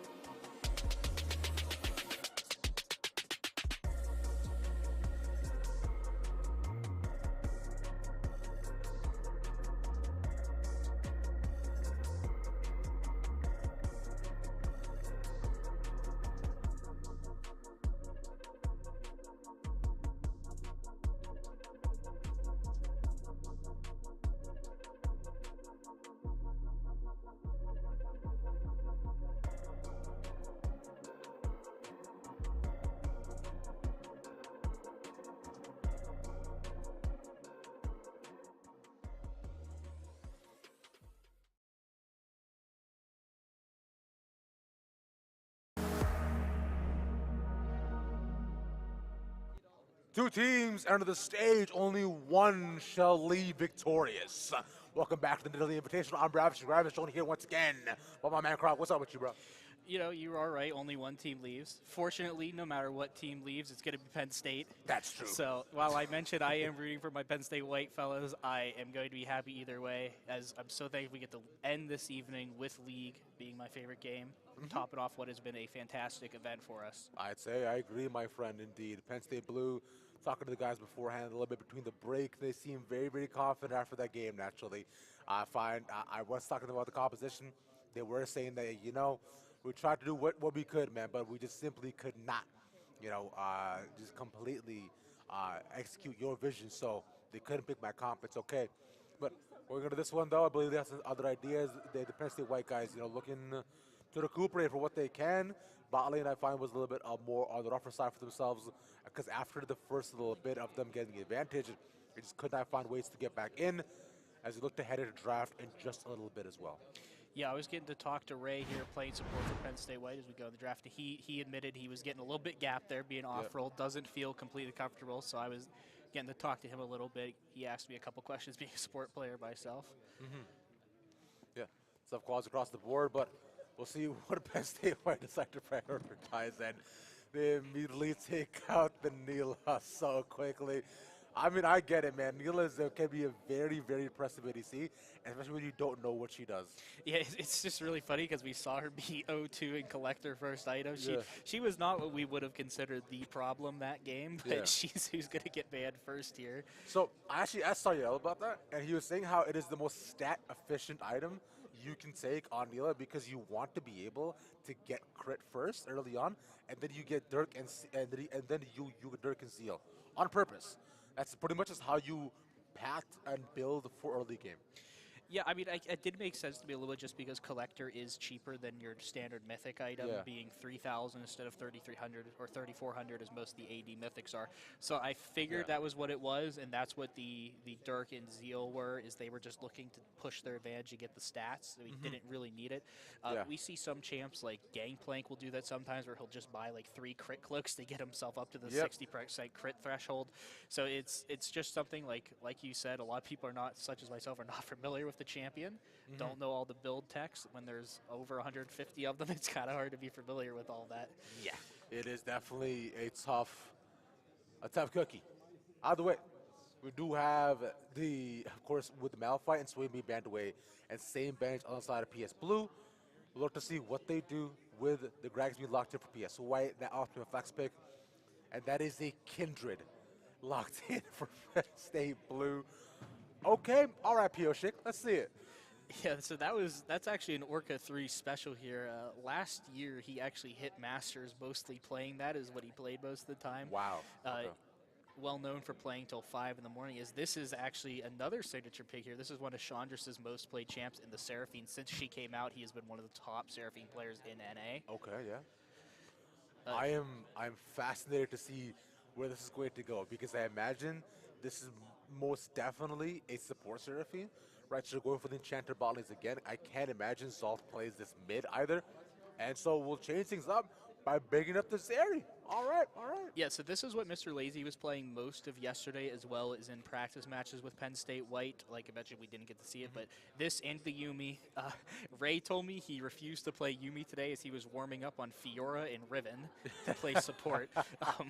But looks like he was told he needs to play the Yuumi, so it is going to be the Yuumi-Zeri combo, which can be very impressive in that bot lane, and can steal away Seraphine's shield, so she can actually end up hurting her team by shielding.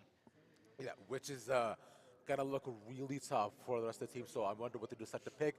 They pick up Twitch Seraphine. Oh my god.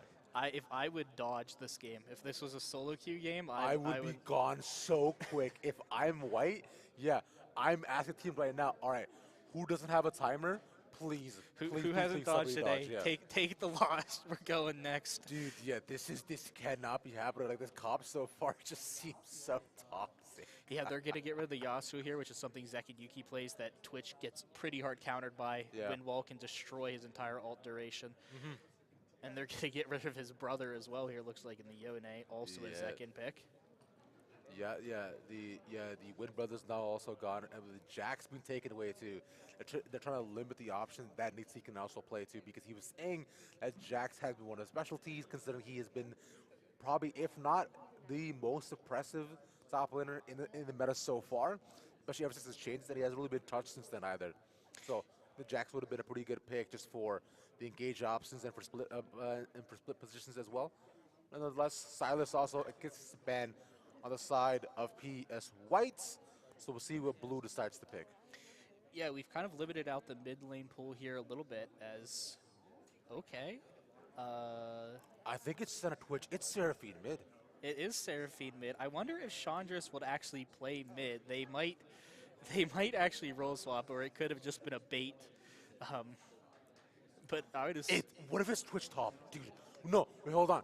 Twitch jungle, and then a Twitch... No, hold on, hear me out. Twitch jungle, okay? Okay. And then we have Kindred mid. I would not put it past Zalt. Okay. That is 100% something he would do. Kindred mid, and then Senna ADC, and then here he picks Tomcatch. TK. Yeah, let's run it. It would be the most ridiculous composition with no voice synergies, but it'd be funny. But the Trinity picks up the top side. This is a very much a I'm gonna survive and I'm gonna beat you type lane. So I think it's a big confidence pick, and it been got the Kayn as well. Yeah, so that means Gragas is heading mid. Yeah, so Caller decided that he wants to get some picks of his own. Probably being at the red Kayn. I haven't seen Kayn in quite some time, but Kayn has been a solo queue fiend for a long, long time. But they'll take the Cassante instead. So it is going to be the Seraphine mid and Twitch Senna bot with them taking the Kindred mid, Kindred jungle.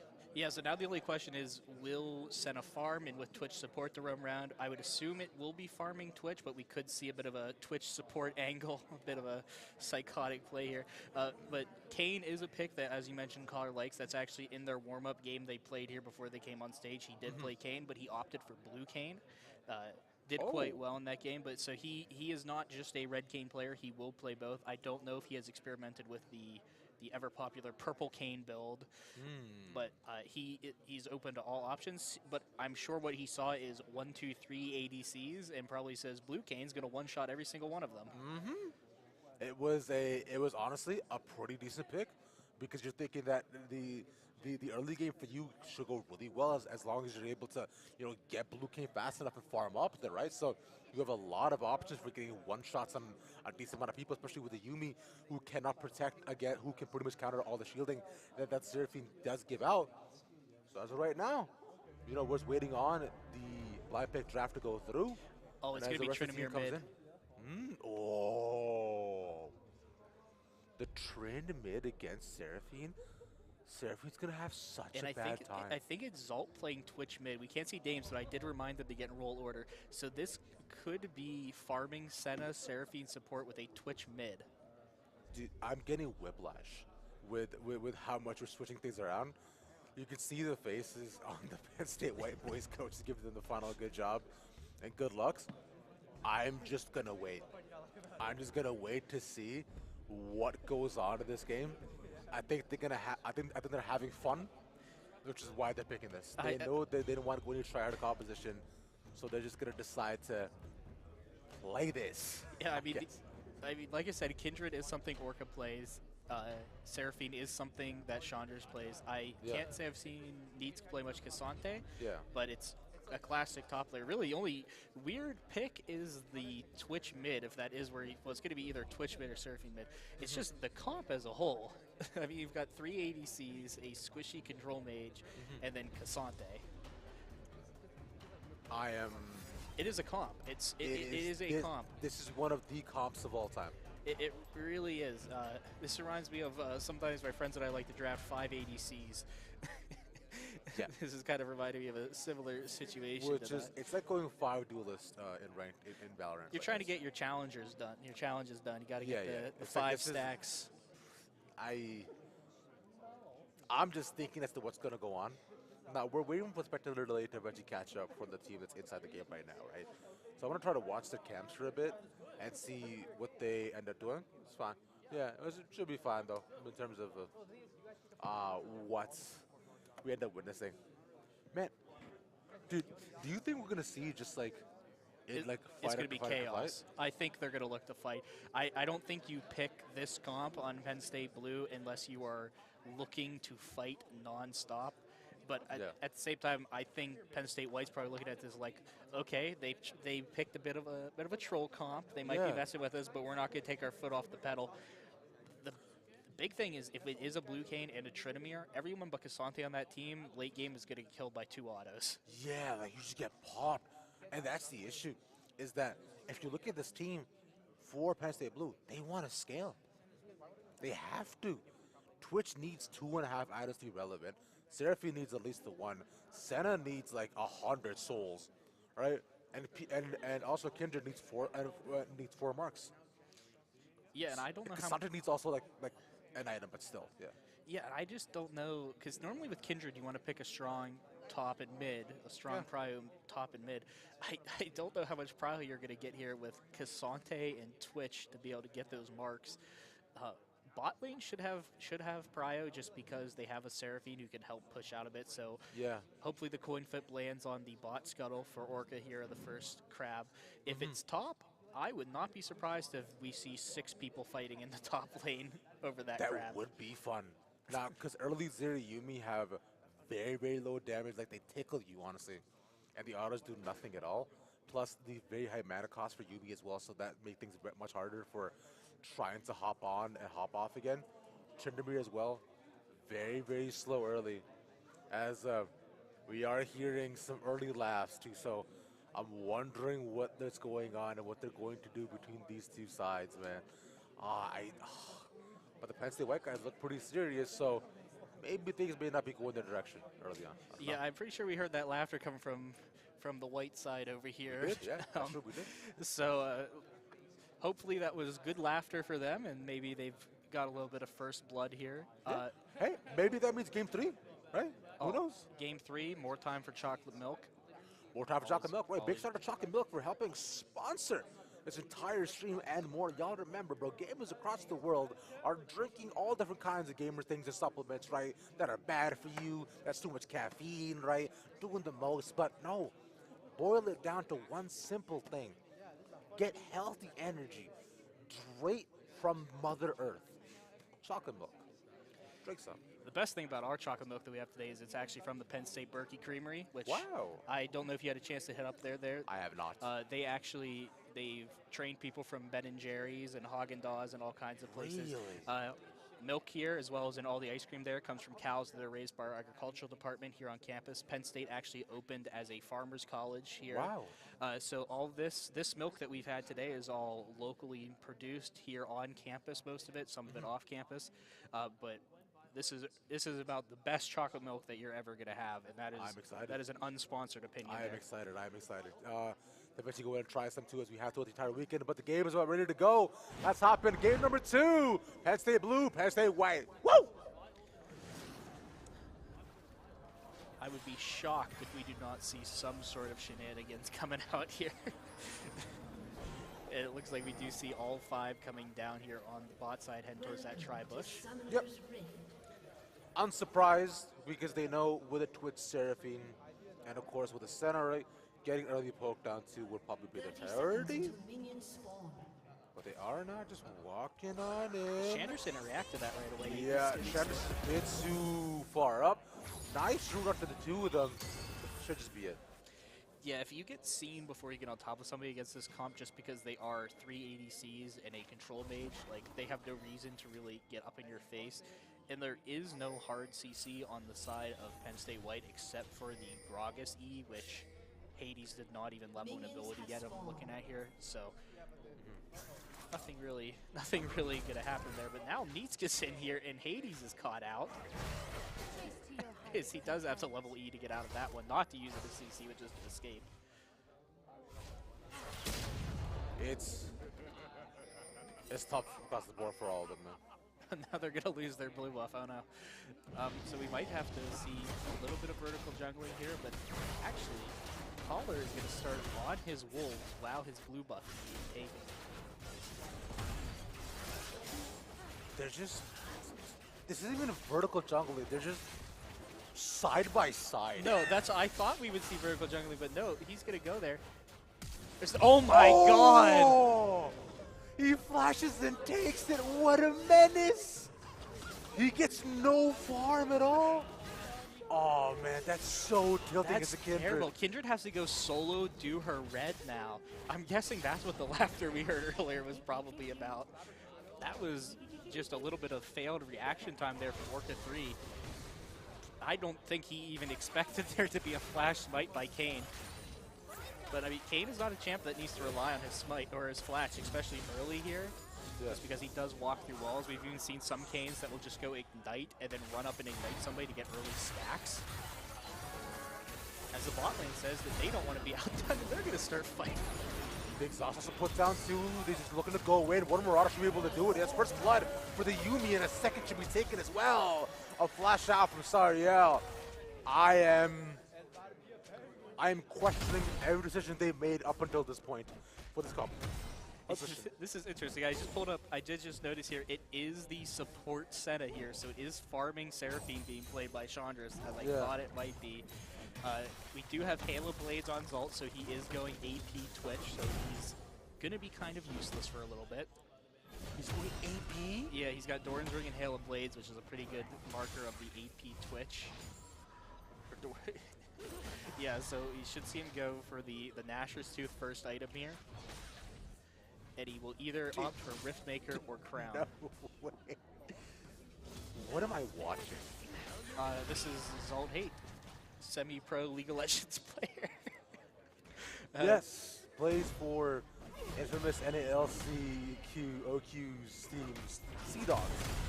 I am fascinated by what is about to happen. Yeah, this is a man who averages a below 2.0 KDA in ranked challengers. No, man. I believe he has one champion with above a 2 KDA, and his Gragas at a 2.18. So he's gonna play whatever he wants today. He's a mid laner, right? Yeah, he plays mid lane. I mean, it doesn't need like a 2.0. It's fine, but like, it'd be nice. The only person I know in that Elo area that has that low of a KDA is Bane of Hades, who plays Scion most of his games. And is disappointed as he has less than 10 deaths. But he wins, so he's doing something. Either way,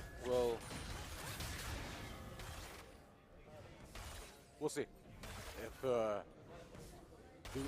they do win, we're going to be advantage in this game because already losing an early trade like that bot. Sure, mid has a little bit of priority, but I think Trump is just going to farm up, but that Kindred needs some sort of mark as well. Can it done the first mark yet? Can we see? I will check here. I was just going to say Mr. Crab there. She did get the crab, so she was on the correct side. Nice. So That's it's huge. not as bad as it would be. She's actually only behind about a camp right now, so she's not as bad as you would have thought from getting no farm level 1 and no leash. Yeah, things aren't in the worst of the best positions. Like, it's only about 400 gold down, which is just off of just the first blood and a little bit of trading, so not too bad. It's the starts with the dragon, just gonna solo as bot lane moves up. Zalt is here, not spotted on the ward. There we go, slows him down. That's the ignite, puts him into the corner. That's a flash shot as well. After he turns shots too, but Nitsig too much tower, but he gets executed. No way, they get their dragon. One goes down, he flashes over to the side. What a play by the Kindred, but now the trades come in. One Marauder should be able to take it. He's rooted. And Zekin Yuki coming in hot. Well, he's got Ghost. He didn't realize he got the slow at first. Oh, they're so slow though. Got Flash, he's going for it. He's going for it. He has ultimate. Barrier! The barrier's crazy. And he had ult. Yeah, he had ult the entire time. Didn't even need to use it. Walks up perfectly safe. But nah, yeah, I think Orca now should be able to get a mark for himself. Should be a free pick. There we go. And Zekiyuki gets out alive. What is this game, man? Hey, big props to Ray there. That is the support mentality there, to get off and let yourself be killed just so your fed mid later can get away from that. So I think Zekin might owe Ray here a bit of a stake there after he's done paying his speeding ticket off. Oh, it's a high five for sure. Absolutely. For just completely saving him, honestly. But I continue to be enthralled by what I'm witnessing here, my friend. Yeah, I don't know how Needs managed to get away from that without getting hit by Hades. Hades turned onto Zalt to try to get him. Almost was able to get him taking their tower shot, but wasn't able to. I mean, that was real close. And actually, Penn State Blue is actually up here with a gold lead at this point. Which is surprising across the board, but I find that was a bit to the fancy feet of Volca, because I highlighted a bit in the game, in the fight, but Volca actually flashed over the side just to be able to secure that double kill, too. So, and managed to get the mark off, too. He does have 2 marks as of right now, so unfortunately he couldn't actually capitalize on the marks previously, but farming up the enemy's jungle. Nittany is also there, Zalthe moving up. So they cannot really fight against this, as you see the Kane is nowhere around. Instead, he is at the bottom side, the root at the 2, and the flash immediately to stop them. Yeah, so now the Senate is sitting without flash, without barrier for a while, so this is probably be a target for calling him back, especially when he does get the Zalt here. And Zalt's going to get good damage in a second. Second does have ult. And Zalt is kind of just poking him down the entire time. Yeah, he didn't want to blow his E because he knows once he doesn't have that full damage, then it is possible for the Trinity just to get on top of him and smack him in ult. Yeah. It's a smart bait, especially because if Trinity pops Undying Rage, right, then you're looking at a pretty much all-in that he cannot wrestle fight against either. Yeah, without he had trying to blow flash because he's also flashless too, so that makes things much harder. Yeah, your Ignite isn't going to really be able to kill the Trinamir even after, because he can heal with that rage, and second had flash still. Yeah. So that was probably smart not to use that. Although he does maybe see him there. Barely gets away. Barely's not bad, right? It's at least it's close enough that makes it a little more interesting, if anything. Yeah, and like I said, the gold is on the Trinamir, and that's where you want it to be if you're Penn State White, just because, like I said, once we do get to that later game point, that's when Trinamir is going to be able to right-click 2 times, and 4 of your 5 members are just dead. But he looks like he's going to go the Ravenous Hydra route here on Trinamir, at least grabbing the Tiamat first item.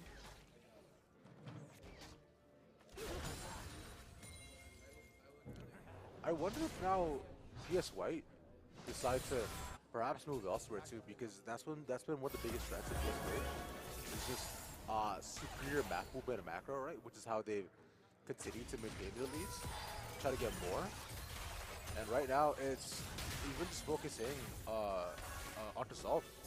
He's been more in other lanes than he has his own, right? Because even just as of right now, he probably puts his wave and try to move in somewhere else, dude. Probably match up with the Kindred as well. So that has been conducive to just a better game, but Malaysia lockdown. Ooh, nice sidestep as they put up the exhaust and not able to get it. The root lands and the ultimate. Well played and well layered by the team, but moving on to the next target. Orcas are on the side. Does the Lamb's respite, should be able to pop it. One more auto. Oh my god, he stays alive. Zalt now also in, and the auto takes it. Wait, now Zeki Yuki's here. Okay, we're going to go in one at a time. One at a time, but once again, ultimate is still very much there for both of these sides. He doesn't even use it, allows his team to fall. Come on, Ray. Come on, Ray. Brother, you have ultimate? Use it. Thank you. Use it for himself. Oh! Big pop, and there should be a trap. Just double. Yeah. Nope, never mind. Zalt is not fighting up against him. He gets Power him. doesn't do anything. He's inside, and then he used the Ignite. Oh, man. That was so close for Mr. Lazy to be able to get that around. So now we unfortunately have a 4-0 Twitch for Penn State Blue, which means he's going to get Nashers too if he's 9 stacks on his Darksteel, so he might consider grabbing a Medjai's as well. And he's probably just going to one-shot Mr. Lazy on cooldown from now on. I am flabbergasted by what I'm witnessing. I cannot believe this is happening. The fights are just, whatever they do happen, are quite explosive. But when they don't, it just seems like it's just all equal lanes across the board. But back and forth trades we go. As caller, has to pop on over. And this should be the second dragon for PS Blue. They've maintained almost full dragon control in all their series. Always manage to get both dragons start things off a caller. Might be able to smite it, not fast enough. Yeah, that's really hard. Even though on Kane you can get the wall and get that vision, just without having sustained vision and knowing how fast Kindred is doing damage at, it's just so hard to get that steal. Especially being Kane, because his only way to kind of have an ability to burst with smite is actually dashing into everyone's face. Yeah. Which is not ideal. So now Mr. Lazy could be in a little trouble. Try to get a barrel. Czech and Yuki. Ooh. Unfortunato. Another ultimate for the Twitch, but they put up the lost tracker for the Yumi. Saunderson's in. He should be smited. There we go. Yeah, easy execution, but now another perhaps. Mr. Lazy pops the ultimate in front of 3. Sardiel, the next targets, and the shielding comes in right on time. And Saltage with a triple kill. Get the hat. I want to see the hat. I want the rat with the hat. We need a hat. We need a Medjai's. We need all kinds of stuff. I don't want a Mythic getting a result. I want to see as much AP as possible. Yep. I feel like even if he gets Mythic, he's getting Riftmaker, right? Yeah, so your options are on AP Twitch are Riftmaker or Crown. Probably not going to go Crown here, just because if somebody does get on top of him, he's probably dead. Yeah. So I would also, because it's Zol and he likes damage, that he's probably just going to go Riftmaker. I can't believe he's 7-0-2. He's just there every single time roaming around. We were talking about his prowess and doing so, and he comes in, cleans up. No one has any MR at all, so it's pretty easy for him to do this. Oh my god, they get the root down as well. Zach and Yuki takes about 1/4 of his health. They want to try to get at least one plate on. It's not the back. Unfortunate. Yeah, it's a little bit unfortunate. He's just going to have to, might actually decide to hang around for another wave here. You do kind of feel bad for Zekin here, trying to lane against a Senna and a Seraphine as a Trinity. Not much he's going to be able to do here, but Mr. Lazy does get here to pick up the wave, and Zekin's going to head bot here.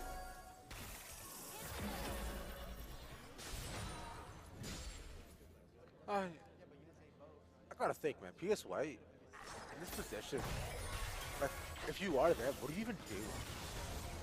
So right now, I would think you're having to just play around Collar, getting his form, getting that blue cane, and then you just have to go to the next one. He's dead again.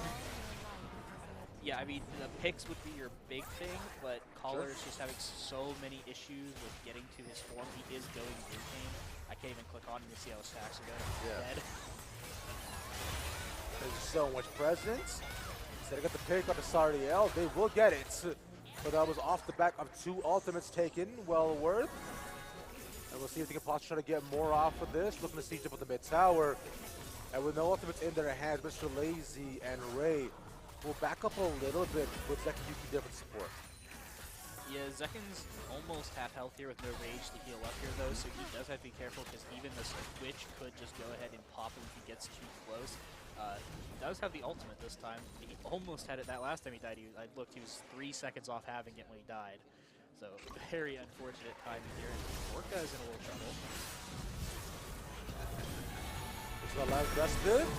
There is Haunted underneath. Orca put out, exhausted, and can't put out any damage at all. The barrels will through to separate the rest of the team.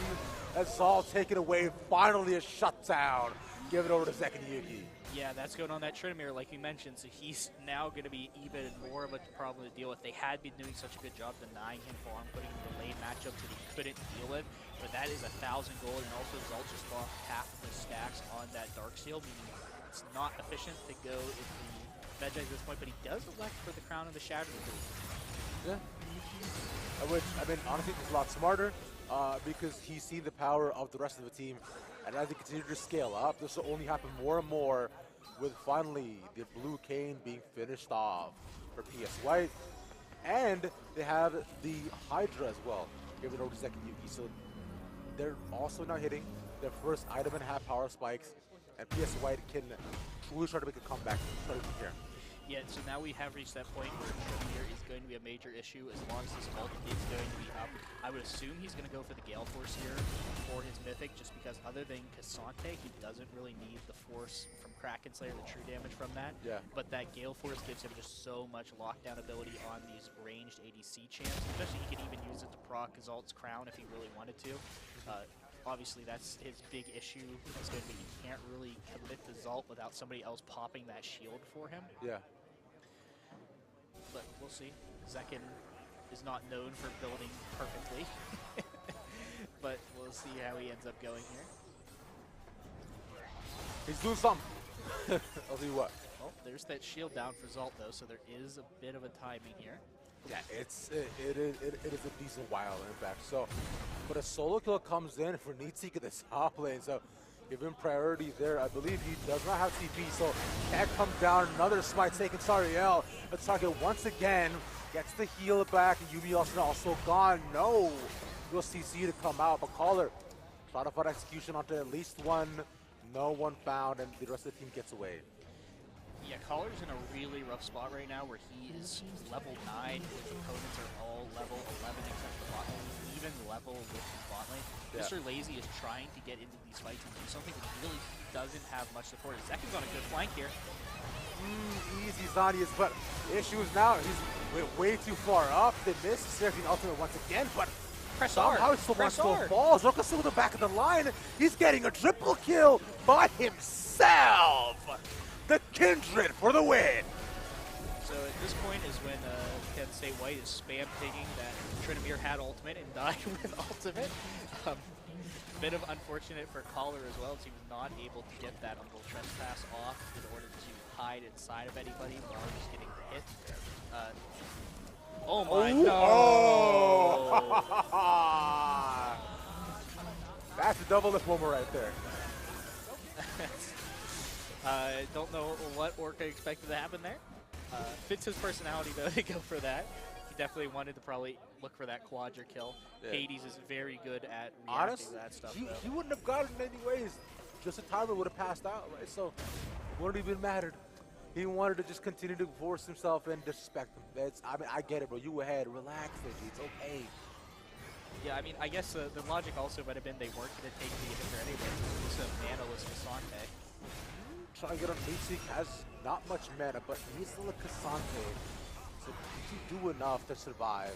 And yeah, he'll manage to walk out alive. Let's see. I want to do a little mark check on Kindred real quick, see where we're at.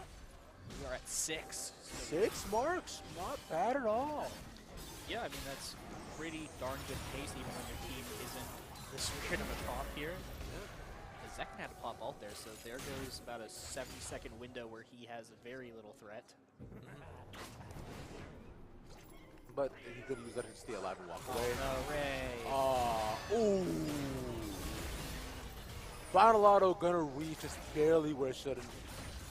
And they'll leave them once again looking to retreat. Zalt doesn't actually see. Oh!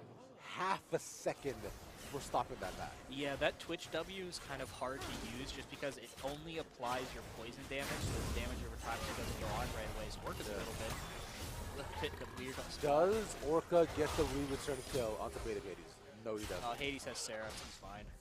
He's also 2v1 as well. He is strong, but he's not 2v1 strong against Dragons or Trinity. Speaking of 2v1 strong though, here is Zalt blocking 2v, now 3v1 as he does have his spot rate over now. So they're fighting 3v3 instead. For the Lost Chapter, Zalt hate the pop on a Trinamir 2. Big barrel, lose him in, but he's still managed to get the kill. Let's say looking to pop off. That's an exhaust of 3 more. At least he finally comes in for the support. Zeri's the last one. I should say Yumi, I should say. Chandra's is dead. It. Everybody dies except the top laner. Oh, this just feels like my solo queue games. The top laners get to have fun and everyone else suffers. Doesn't look like Needs is going to be able to get this tower even though his Caller is up here in 2 seconds. He probably can't kill Needs, but he is going to do enough to keep him off that tower. Yeah.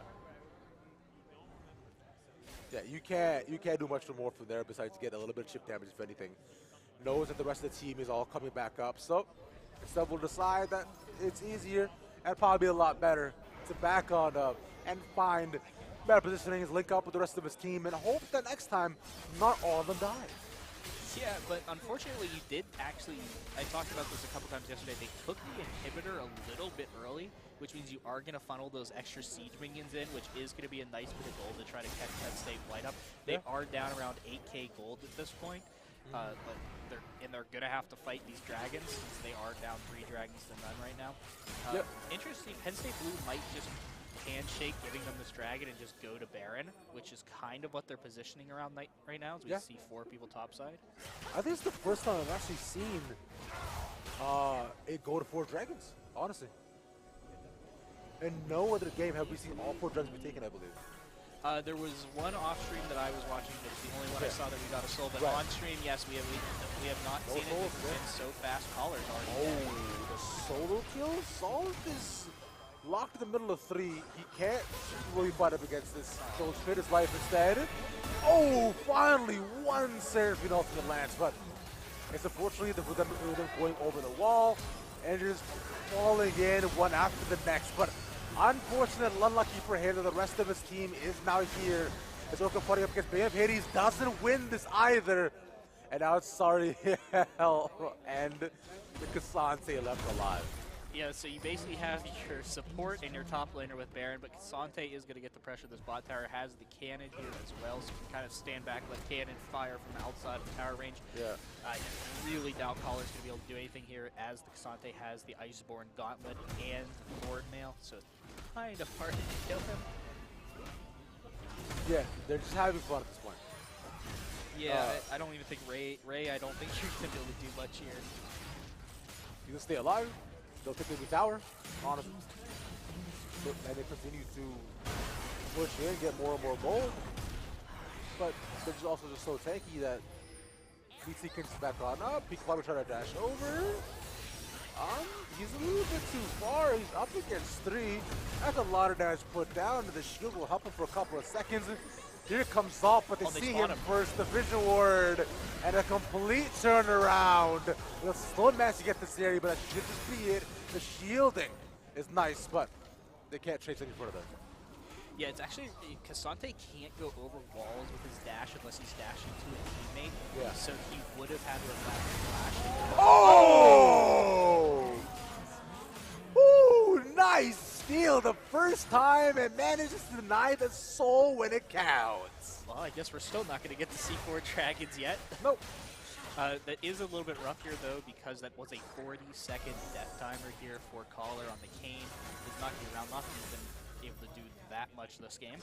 But it's a little rough that they're just going to get pressured in from all sides again as the minions continue pressuring here Penn State White with no good way to clear them.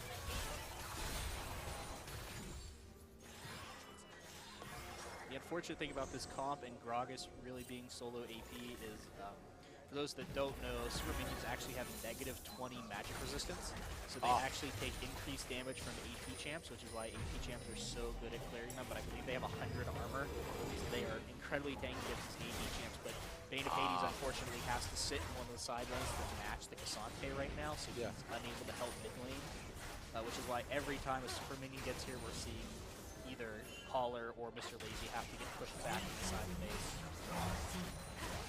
I do hope from here they decide that they want to at least try to prioritize them. You know, just like try punching up S5 and being able to, you know, not to get picked up one by one. And that's the stuff we're talking about. We'll go over to the side. That's true gone. It's given over simply to the Senna, and Orca to clean up the rest of them. That's 4 taken away. Just Bane of Hades left alive. The flip back is clean. And he still gets Orca like he has a personal vendetta against him. Well, I will say that Orca and Beta Hades are both Singaporeans, so they know each other. Makes sense, they know each other. They're kind of going back and forth. That should be it, my friend. As GG's across the board. Play. There we go. Penn State Whites will be your League of Legends champion right here for the Nittany Invitational. Once they close out the game. Once they hit the nexus to close the game.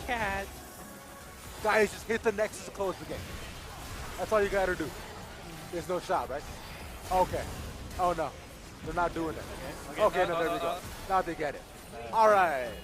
Penn State Blue, they win it. Woo! All right, yeah. Really? Really? This is great. This is Really? There we go. Thank you, Serial. Thank you. Jesus Christ. Just, guys. This is what we why? get with two Penn State teams. Just trolling. Fun. They had some fun. So did we. But once again, a one-sided affair between these two sides. You know, just a national rivalry between the two Penn State teams. But Penn State Blue, far too good at the game. And the coach even said it too. They just have the best 5 players, of course, as they will go ahead, get their trophies, and close out our day today, man. For the Nittany Invitational. This is it. This is our final little segment. Yeah, this is the last thing we have here today. It's been kind of a marathon for most of us here. Yeah. I was not involved in much of the planning of this, but even just being here, it's been very exhausting. So I want to say very appreciative to every single person who helped us out here. Very appreciative to Esports U, to our sponsors with Chocolate Milk, to UPAC for helping us here out at Penn State. And we're looking forward to doing this all again next year, as exhausting as it was. Should be fun, yeah. Big shout out to all the production behind the scenes as well for setting everything up, tearing things down, making us look good too. Want to give a special shout out to producer K-Tad as well, who's who's been behind a lot of the stuff for making us look pretty the entire time. You know, standing at 6 feet tall, a hulking grace of a man. I don't know how he does it all, and of course the entire production team. Look at them, handshakes all around too. They've scrimmed each other far too often, so they know how the other do. They'll be able to go ahead, get their trophies, and go off with their day. I'm sure they're very, very happy with what they managed to create across the board as a team, and of course they actually had some fun overall. Yeah, good stuff, man. But as we look at the round out of our day, we'll probably have one final interview with Jordan and the rest of the team as well. They'll raise the trophies. And I want to thank you all for watching. Big shout out to, of course, Excellence as well, who was here for the entire day today too. The Overwatch teams, Rocket League teams, everybody came who watched out, the managers, right, the coaches, just the parents as well at Penn State for having us over. One of the first of many Nittany Invitationals, I hope, and hopefully we're going to see more colleges next time on this wonderful Easter weekend. So come on over, take some pics, and they'll be able to do all that. They look real good, look real happy, honestly. Yeah, I'm sure everyone's going to probably head out of here, probably get some angry phone calls from parents from not being home for Easter weekend. I know I got one from my grandmother a couple weeks ago. Oh, really? Wow. Yeah, I called her. I was like, hey, by the way, I got asked to do this casting thing. Hey, yeah, I mean, I'm a little bit busy. Sorry. But it's all good. They'll have the trophies. What happened to the neck? GG's, Penn State Blue. Woo! All right, good job. Congratulations to them. Look at the big smiles that are not there on their faces. Poor Serial has to drive back to Harrisburg today. Wow. So he's out of here. Yeah. Some of us have our intramural league, PSU, LCS. Some of us have some playoff games tonight for that. So I'll be headed out of here doing that. I'm sure a lot of them as well. Yeah, I'm sure they're very, very happy with what they managed to accomplish, and we'll probably get to hear from them as we look to set up with Jordan just a little bit to get a final interview to close out the day. But big shout out to all of you for watching. Thank you again to Chocolate Milk and of course the Penn State Creamery for helping sponsor this entire event, helping make a lot of things possible, as well as giving us copious amounts of chocolate milk. Woo! Look how happy they are. Love that for them. Jumping up and down. That's wonderful, bragging rights. wonderful sight to see. Yeah, we'll look to come by and get an interview from them real soon. Yeah. I wonder what they say, because as we'll cut it to a short break. Sorry, when we come back, we'll have the interview with Jordan and Penn State Blue. See y'all in a bit. Bye for now.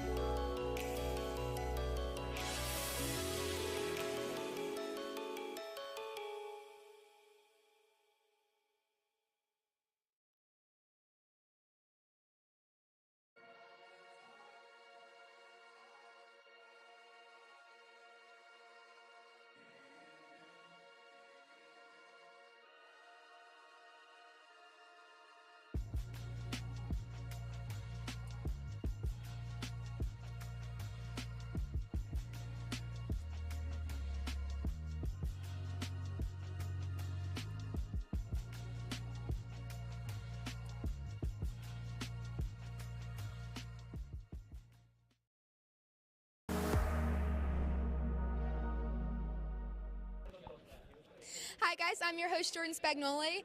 The last game just wrapped up. I'm here with the winner. How does it feel that you just won? Well, I'm going to be honest, it was kind of expected, but it still feels amazing. Winning is always winning. So going into this, you were playing against people that you've played before. How was that?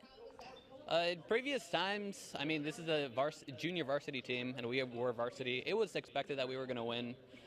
They definitely did pull out some things that we didn't ever seen before, like Trindamere. I didn't even know he played that champion. We thought it might have been Gragasmid, but you know, in the end, it really didn't matter. I just picked what was fun, and it was enjoyable. So in the first 2 rounds, why did you go with the comps that you did? First round, we went with a comp because a nice, famous, and an honorable caster decided that he wanted to pick a circle comp, you know? And we decided to go with some circles with Jarvan. We wanted to go Galio too, but sadly they went Poppy, and it didn't work out the way we wanted it to.